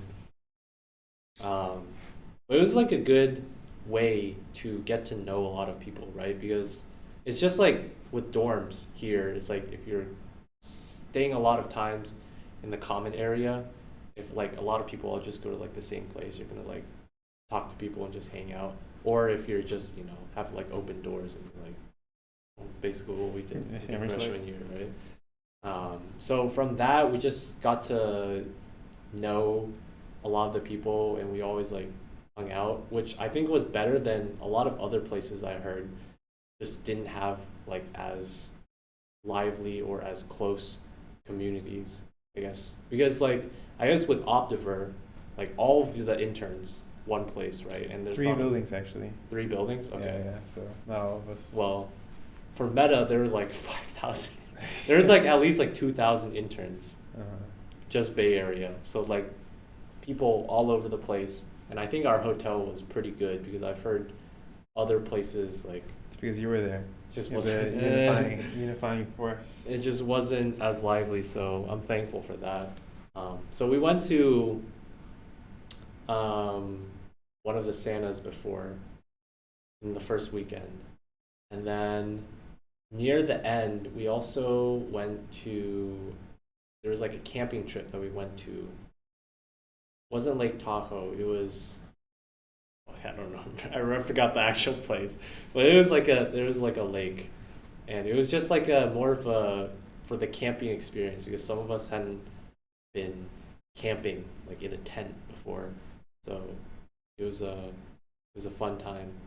And it was a lot of the people that were at my hotel, there were a lot of varied people. Like one dude was a Mexican, and he like was older than us, and he was literally doing a law degree also while doing Meta. Like he was doing data science stuff, but he literally, like, I saw his Instagram his last semester, he graduated as a lawyer. So this dude is just like completely stacked. He had the Mexican accent, and he was just like speaking Spanish with all the like hotel staff, and he was really cool. Yeah, a lot of cool people. What's funny is also at my hotel, there were like 2 or 3 other CMU people that like I literally never knew before, but like now I know of, and I've seen like some of them here and like said hi to them and stuff. And like we were the most populous university at that hotel because there were like a bunch of CMU people all in the Meta Park area, so it was very concentrated in that regard. Lots of people. I don't know what else I did. Like, I went to Six Flags once. There's also this theme park called Great America, which is, I guess, more of a local one. More patriotic. Yeah, but it was pretty good too. It had some really good rides, and I think they were trying to like close it down, and like a lot of people locally, like I think like people wanted to close it down, and like a lot of the locals were like no, because you know it's like childhood memories, and I don't know, it's a pretty big park. It was like comparable to Six Flags, honestly, the Six Flags that we went to, which was further away. I went to Six Flags too. Both fun. I don't know if anything notable happened. So we were just like going around. I went to Six Flags with this one friend, and she had like a bunch of friends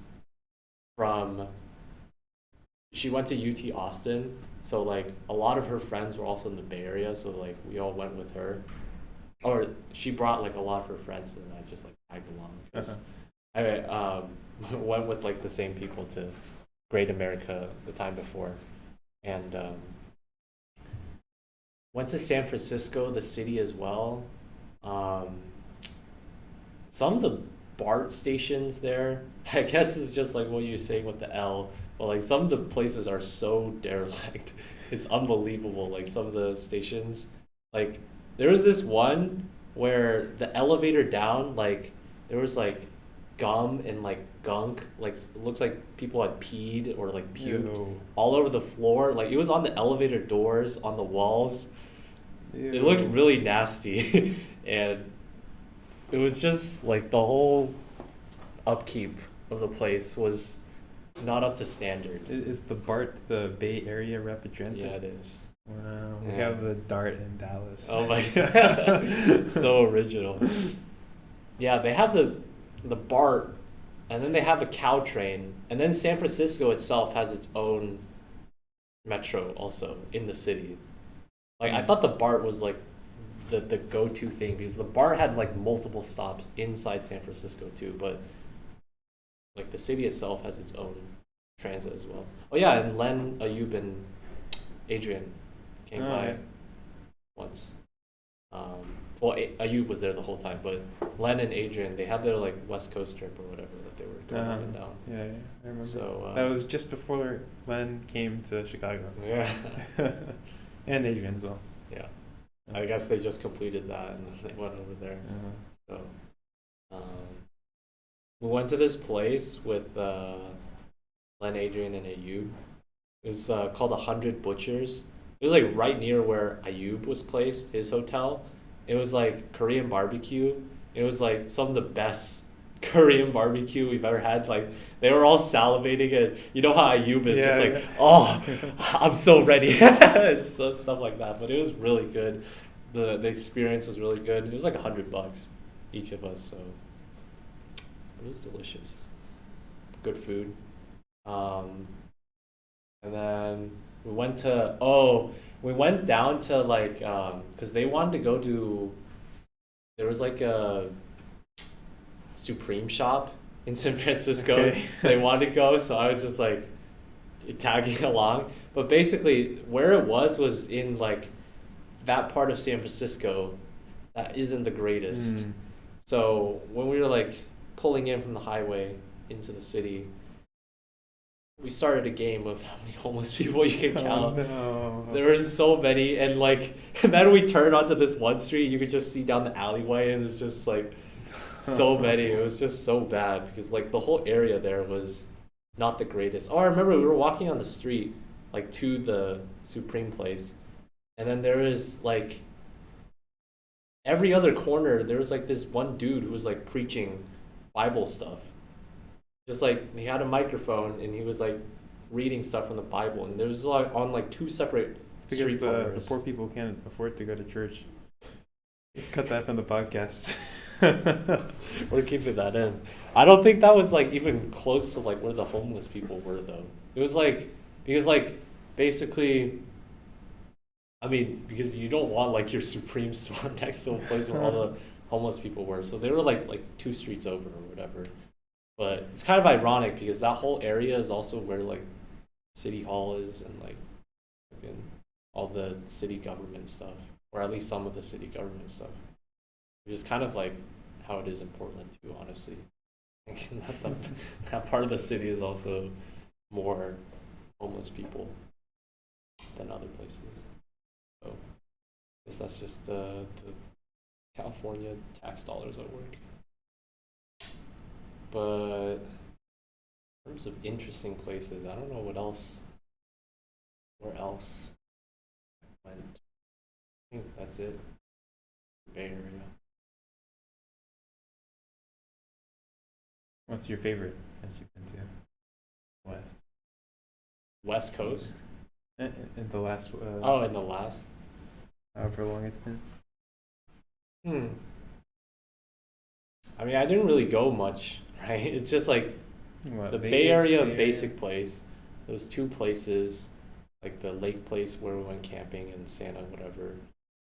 And then I went to New York too, and then Vegas. I don't know. I guess out of those, like, the best experience was probably, I think I had the most fun in maybe New York, just because I went to New York to visit Shell, like, so that was like the fun time.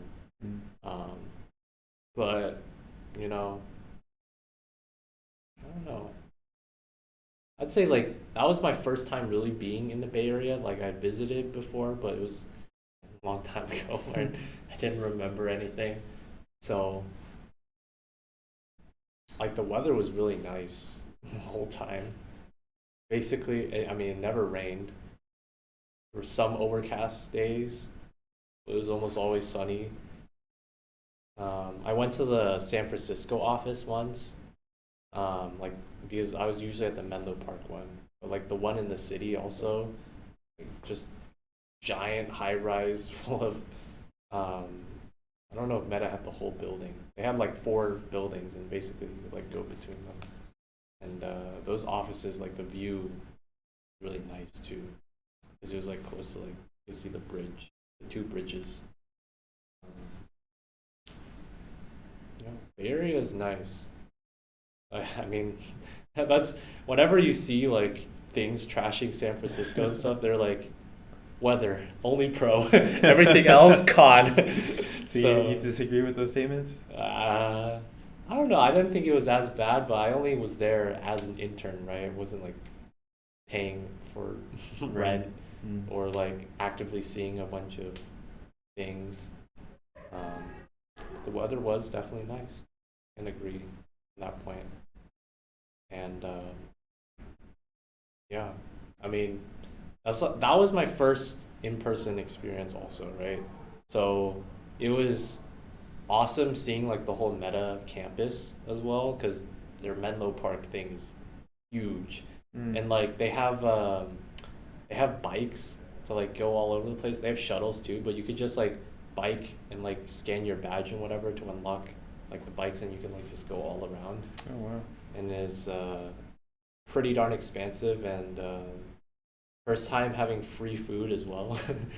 Just being able to experience like all the cafes and like eateries and stuff they had, which was really nice, because you know I brought some of that home sometimes too, just to complete the dinner. It was a good experience, a lot of fun. And would I live in the Bay Area? So like I'm going to Hive, right? I had a choice to be Bay Area or Seattle, really? And I chose Seattle. Oh really? So just because I feel like I like the Bay Area is very car dependent. I think I mean if you're in the city you could probably get by, but it's more expensive.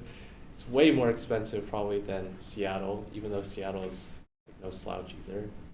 And the weather's good, but I was also thinking like monetarily the taxes are worse in California too.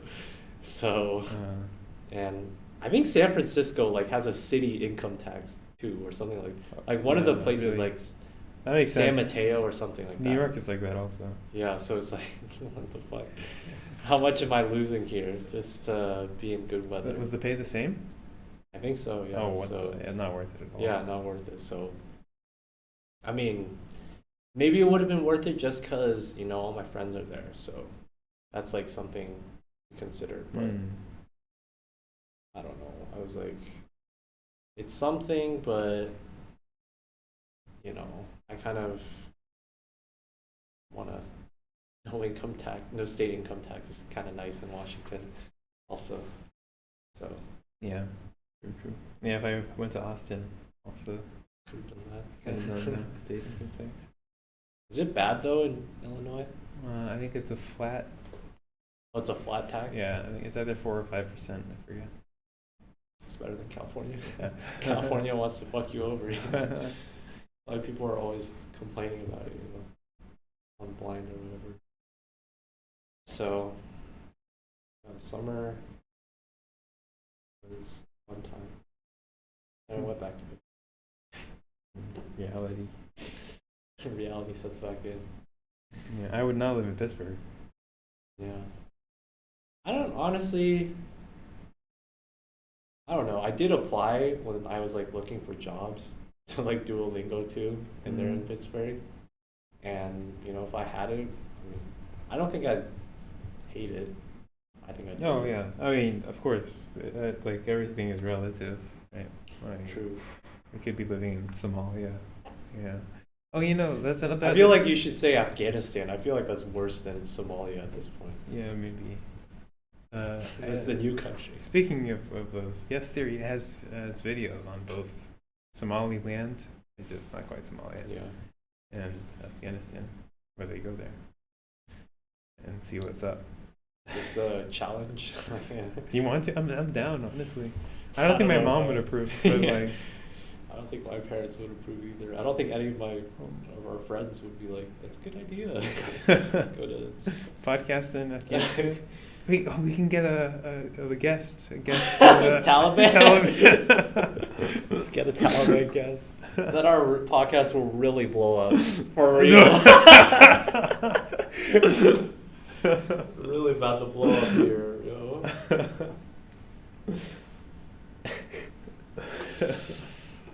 That could be no.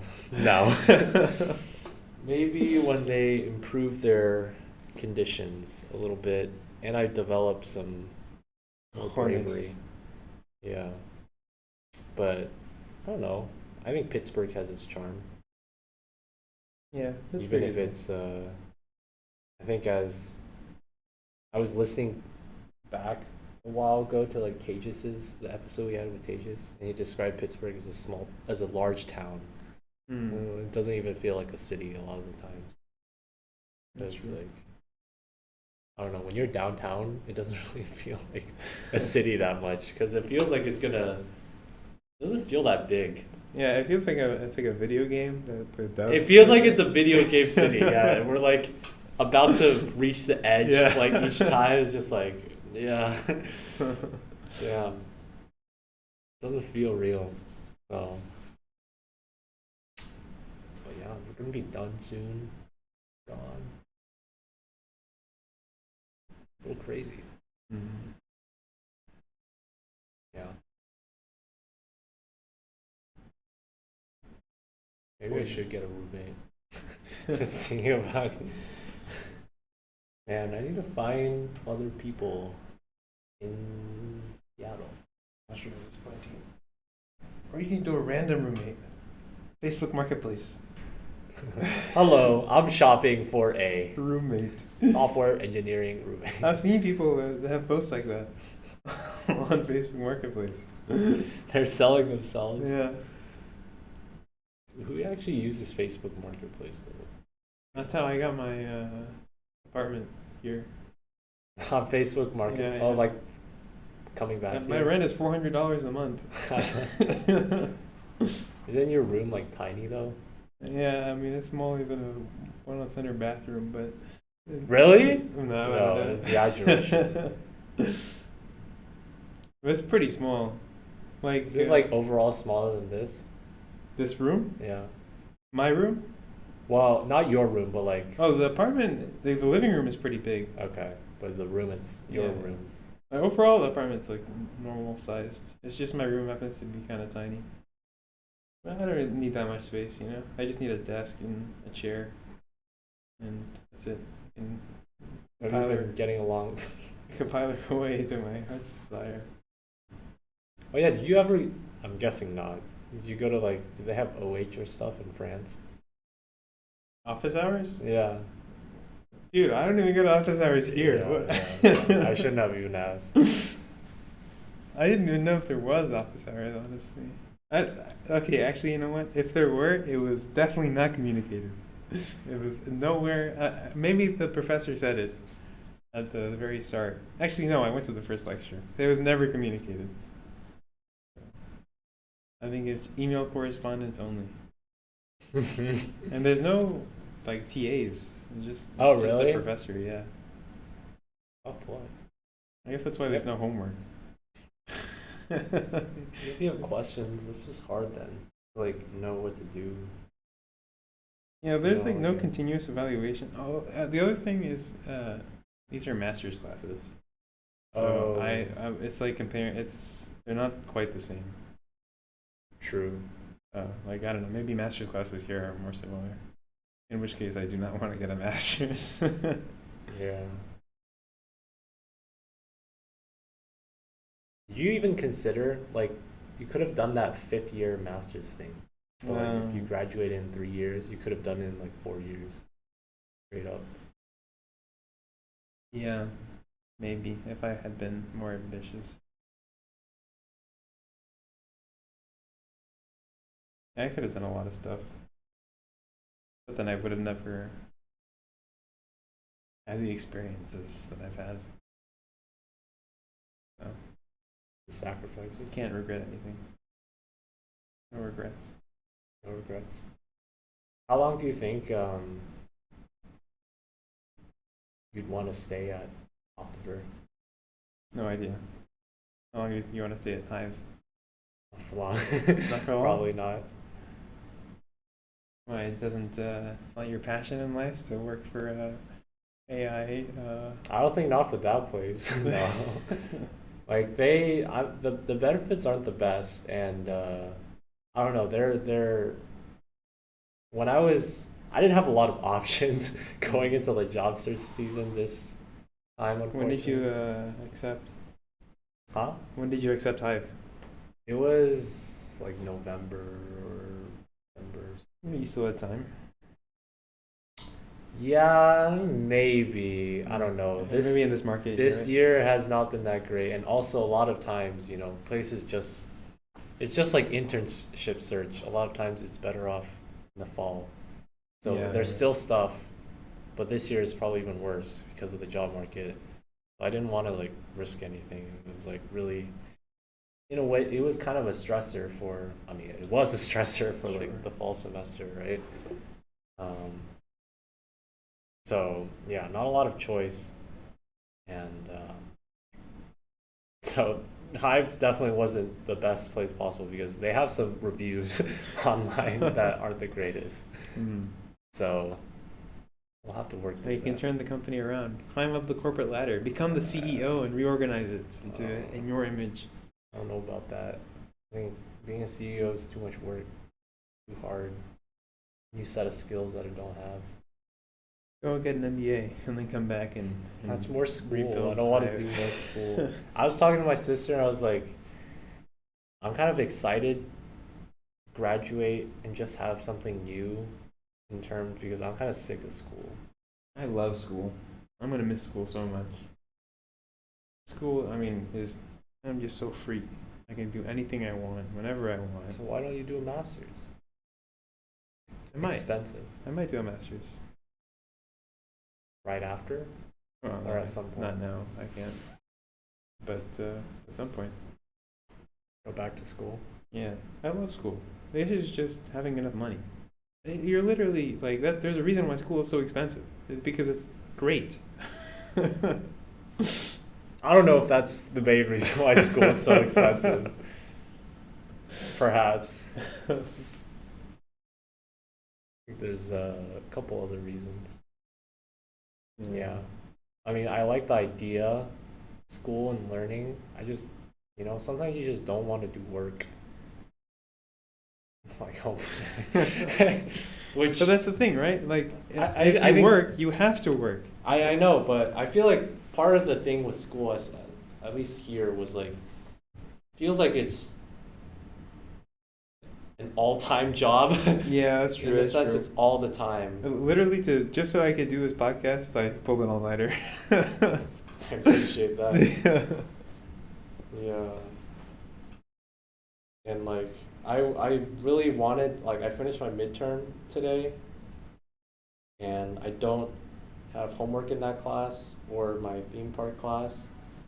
There's only compilers, and I thought I did all my stuff, but I don't think he's going to be able to finish. So now I'm going to have to do stuff too. We're going to have to take late days. And I'm like, oh, I just didn't want to do that.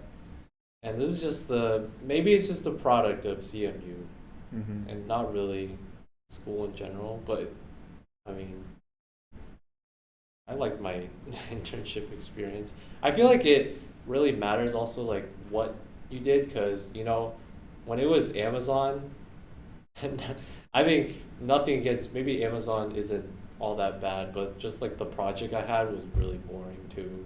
So I was like, that's like the bad part of work, when you just have to do stuff that you really don't want to do, which can happen here too. But I didn't feel that this summer because I was like, I actually liked the project and the team, and I liked all the benefits too that came with the internship life, which it's not going to be as much, but at least some things with real life work. Yeah. It's just like there's less break. less free time. Yeah, just quit your job, then you'll have Then you don't have any money. to save money. Post. Be overemployed True. for a short period. I have a friend who's overemployed. Or he's about to be overemployed. Was it? Wait, is he working at Capital One and somewhere else? I don't know. I do not want to. Okay. I don't know if it was you who told me about a friend who's overemployed or someone else. So I was just trying to connect. Connect the dots. It was about to start. Yeah, I'll start soon. In an undisclosed period of time. He might have already started. Yeah, maybe. We're just taking you along on a journey of not knowing.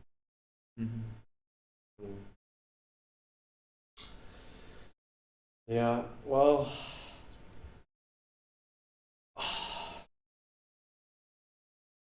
that was 12, 20. Yeah. How long has it been? I don't actually know because I had to stop when we went to pee. Oh, I see. So the stuff I said into the microphone did not make it? No. Darn. You wanted it to? Lost to the ages, I guess. I think we're at around 4 hours 45 right now. 4 hours? Yeah, 45. Oh shit, we've been here. Oh yeah, wait, we got here 7 something. All right. Yeah. 15 more minutes? To make it to 5 5 hours. Longest episode. It's already the longest episode. It already is the longest episode. Okay, well, good. We beat Sarasota. That's. Sarasota's dead in the water.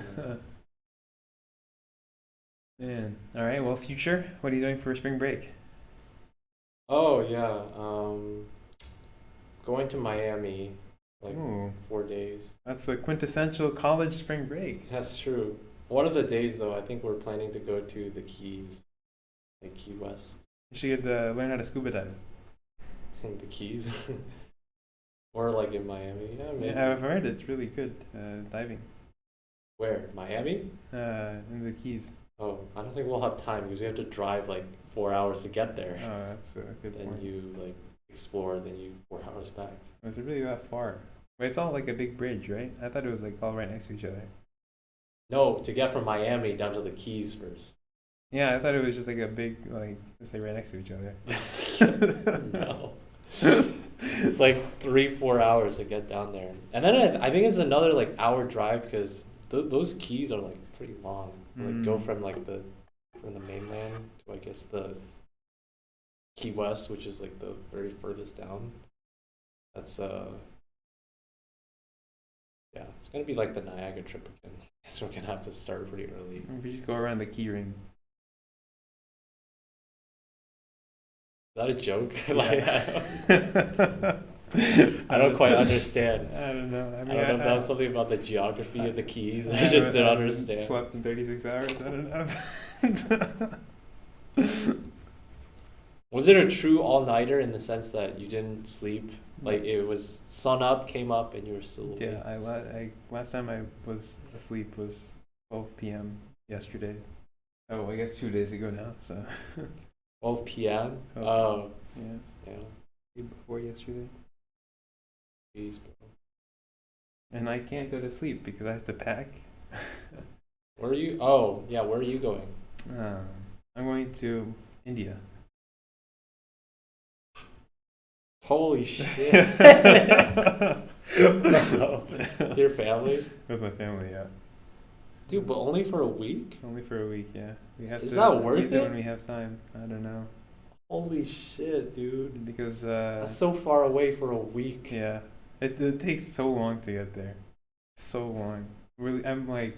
Dude, it's gonna take like 20 plus at least. Yeah. Like, wait, no, like, could be up to 30, could it not? Like 6 hours to get to the West Coast. Yeah, and then there's the time difference. Dude. So yeah, we leave on Saturday, get there on Monday. India is actually like straight opposite side of the world from like Pittsburgh. Is it not? Not Yeah, I mean, it's definitely closer to the opposite side of the world than it is to us. Uh, that's for sure. It's very I far think it's away. pretty darn close. Like maybe It's if you somewhere in the Pacific Ocean is opposite side of us, I think. really, Maybe not. I don't think so. Okay, well, I know that Spain is like New Zealand, so it's like opposite. So we're moving. So that we're Spain west. is New Zealand. So they go east. I'm just thinking like time zone wise, what place is like 12 hours different? Maybe that is true. Oh, wait, that might be true because I know like when my parents call family in like Taiwan, like 9 hours different or 13 hours different. One of those. Uh huh. So It must be 13 hours different. okay. Yeah, I think India is like 12 hours from Dallas. So it's actually closer. Or 12 hours and 30 minutes. That's kind of weird to think about then. Wait. Okay, I guess time zones don't correctly approximate distance though. Always. Because in that sense, wouldn't it be like how would mean Spain is closer to Portland than Taiwan is? Doesn't because they're only like 9 hours Yeah, ahead. I think the Atlantic Ocean is like, I have no idea actually. It's really far away. Yeah. And also, it's going to be holy when we're there. Oh, like The color festival. The real deal. From the source. So that's going to be fun. There's going to be lots of dessert. Whatever that means. really? Is it like a dessert filled festival? Any excuse to have dessert. Yeah, I think there are some like holy specific desserts. Okay. I don't know. Quote me if I'm wrong. Indian listeners. Yeah. Dude, that's so bad. The flight is so bad. Yeah, that's pretty bad. Okay, well, are you gonna see family? Are you staying with family or just like? Yeah, with my grandma and aunt and uncle. When's the last time you went back? I don't remember. A long time ago. 10 years plus. This is kind of cool then in a way. Mm-hmm. Going back to India. It's like the first time. It's basically my first time as a sentient human being going to India. Yeah. Do you is it gonna be hot? 100 degrees Oh, every day. is it ever not though? Because I mean, I think in the winter it's better. it is winter still. Oh yeah. Okay, on the dead of winter it's better. Yeah. Is are they in north or south? India. North. North. Northeast. That's supposedly better also, right? In terms of temperature. Is it? I don't think so. No, north is hotter. Like Delhi is like really hot. Mm. I guess. I don't know. I've heard like Bangalore's in the south, right? And that has like California weather. Really? Yeah, something like that. Yeesh. Why do people live in Delhi?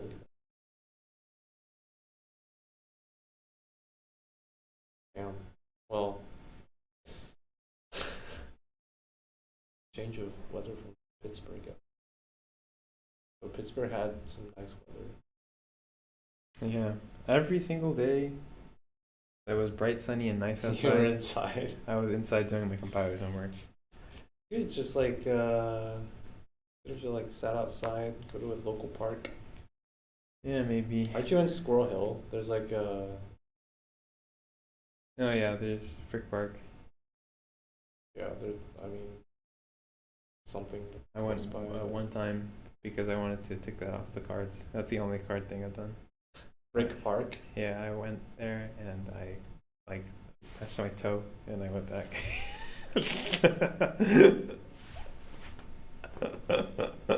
So worth it. So. Anyway, it was with her dash, so it wasn't so bad. We had walked all the way from CMU, so it was like a long way. Oh. And then we went and did groceries. And then I bought some chicken and pasta, protein pasta. and then I threw it all up. And then you burned the chicken, or it was like. No, I don't know what it was, but I puked it up, like all of it, like and now I cannot stand the taste of that protein pasta. Dude, wait, protein pasta? It was like chickpea pasta. Oh. Yeah, that's not worth the protein, bro. Not worth it. That's so horrible. It was like my third day back, also. Where do you go for groceries? Chinese. Oh, really? Okay, I go there too. It's like very close to me, walking distance. Really? Yeah. Is it the one on Center? No. Oh, okay, not the Market District. Not that one. This is the Squirrel Hill one. There's a Squirrel Hill one. Yeah, it's like on Murray, and yeah, what is it called? Murray and Beacon.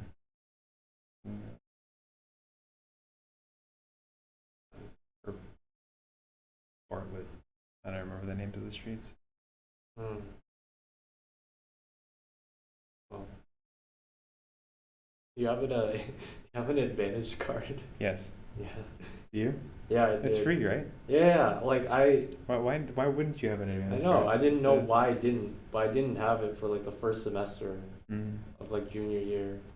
No, I never had one until, I mean, I just got it, but I thought, why would they even have it? Why does it exist? I don't know, it's just like free perks.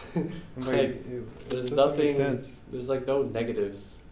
I don't know what you have to do to like not do it. Yeah, and I like went online to activate it. Yeah.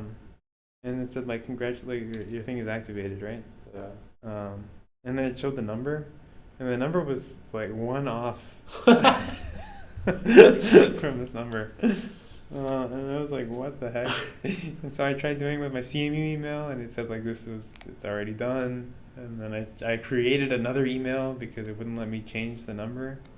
And then so I don't know, but then it works. It doesn't matter though. Yeah, if you just scan it. They said that if you don't activate it within 24 hours, it stops working. Okay, but it works. But it works, so I don't know. It's fine. It's probably their website just sucks. Didn't update or something. And use something. Yeah. Oh, flipping hell. Do you save your perks? I don't. Is it like a flat dollar off, or is it like a percentage? I think it's $1 off. Okay. Yeah. Well, I also save it. I think I'm gonna keep saving it until the end of the semester, and then use it all in like my last things, and then I could just have like a free grocery at the end. That's what I did last semester too. I like saved it the whole semester, and I forgot how much. I got like $20 off or something. Pretty good. Good haul. Not a sponsor. Please sponsor. Give us more perks. Bugle. What's like the main grocery place in Texas? You go to? Main grocery in Texas. Do you guys have one called Winco? Oh, that I've heard of that. I think. I have never seen one in my life though. What's like the grocery store chain? Is HEB a Texas thing? Well, I've never heard of it, so. Yeah, I think it's Texas. HEB? HEB. HEB. Letters. Yeah, I mean, I think one just opened near my house, and it became very popular very quickly. Because there wasn't one in the Dallas area recently. I don't know. My family like always goes to Kroger. It's like a national thing, right? Yeah. There's a Tom Thumb. I think it's a Dallas thing. Never heard of it. Yeah, I think Tom Thumb is like a specifically Dallas grocery store. Yeah, we have one in the Pacific Northwest. I think it's only Oregon and Washington. It's called Fred Meyer's. They're like pretty big there. And I was surprised when I learned that other places don't have it. It's like a lot of things. Like there's this chain called Old Spaghetti Factory. Yeah, I remember I thought it was like a big. It's basically like Cheesecake Factory, but different name. Old spaghetti. But like I guess more spaghetti stuff. Do they have cheesecake? I don't think so, but they Nothing like Cheesecake Factory. they give you. It's like the same kind of like style, and they give you like free ice cream at the end. Ooh. It's like rainbow sherbet or like something else you could pick. Oh, and the other great thing is that we got so much free dessert in Greece. Like it's like Like I think each meal? I don't know what it was. Maybe that they had food that was going bad because there were tourists coming, and so they had to give it out. I had to pawn it off on you guys. Oh my god, we were just showered in free dessert. Oh, so good. Man, Taimaki ice cream. dude, now I'm feeling like going to CVS and like buying like ice cream or something and just. Dude, all I've eaten today is a sandwich. Have you ever had Indomie? You know what that is? It's an instant noodle thing. Like Never. Indonesian. I'll bring you a pack. It's really good. My sister sent me a whole box of it, and I've like never had it before, but I've seen online like people swear by it. Really fucking good. It's really easy to prepare too, because it's like you just water boil the noodles, but the sauce and stuff you don't have to pan fry or anything. You just dump it on a plate, put the noodles on, and then mix. And it's like really easy. And it's really good. Mixing things on a plate has never been my forte. What Because does that mean? I always find a way to make things spill off the edge. You just have one of those plates where, You know, a bowl. well, it doesn't have to be that like intense, you know. Uh-huh. Like one of the plated plates or what, walled plates, you know. This helps you out. Like the guardrails when you go bowling.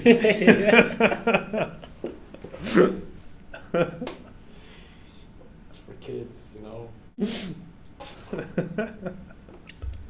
This is so bad. This is turning into 31.5 here. Okay. There must be something salvageable in the last 5 hours that we've been talking.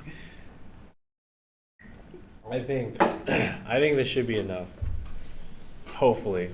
So Enough, hopefully. I would hope. enough to make it as another milestone. Yeah. What do you think of this? The classroom. Yeah, it's nice. It's a nice setting. Yeah. I agree.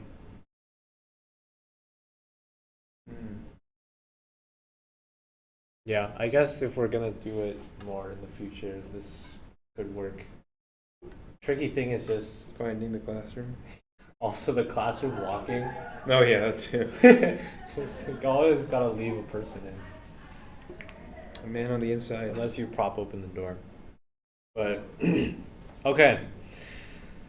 I think that was the catch up. Everything that happened before And nothing that didn't. and nothing that didn't. That's just false though. We talked about things that have happened since. The catch up and then some.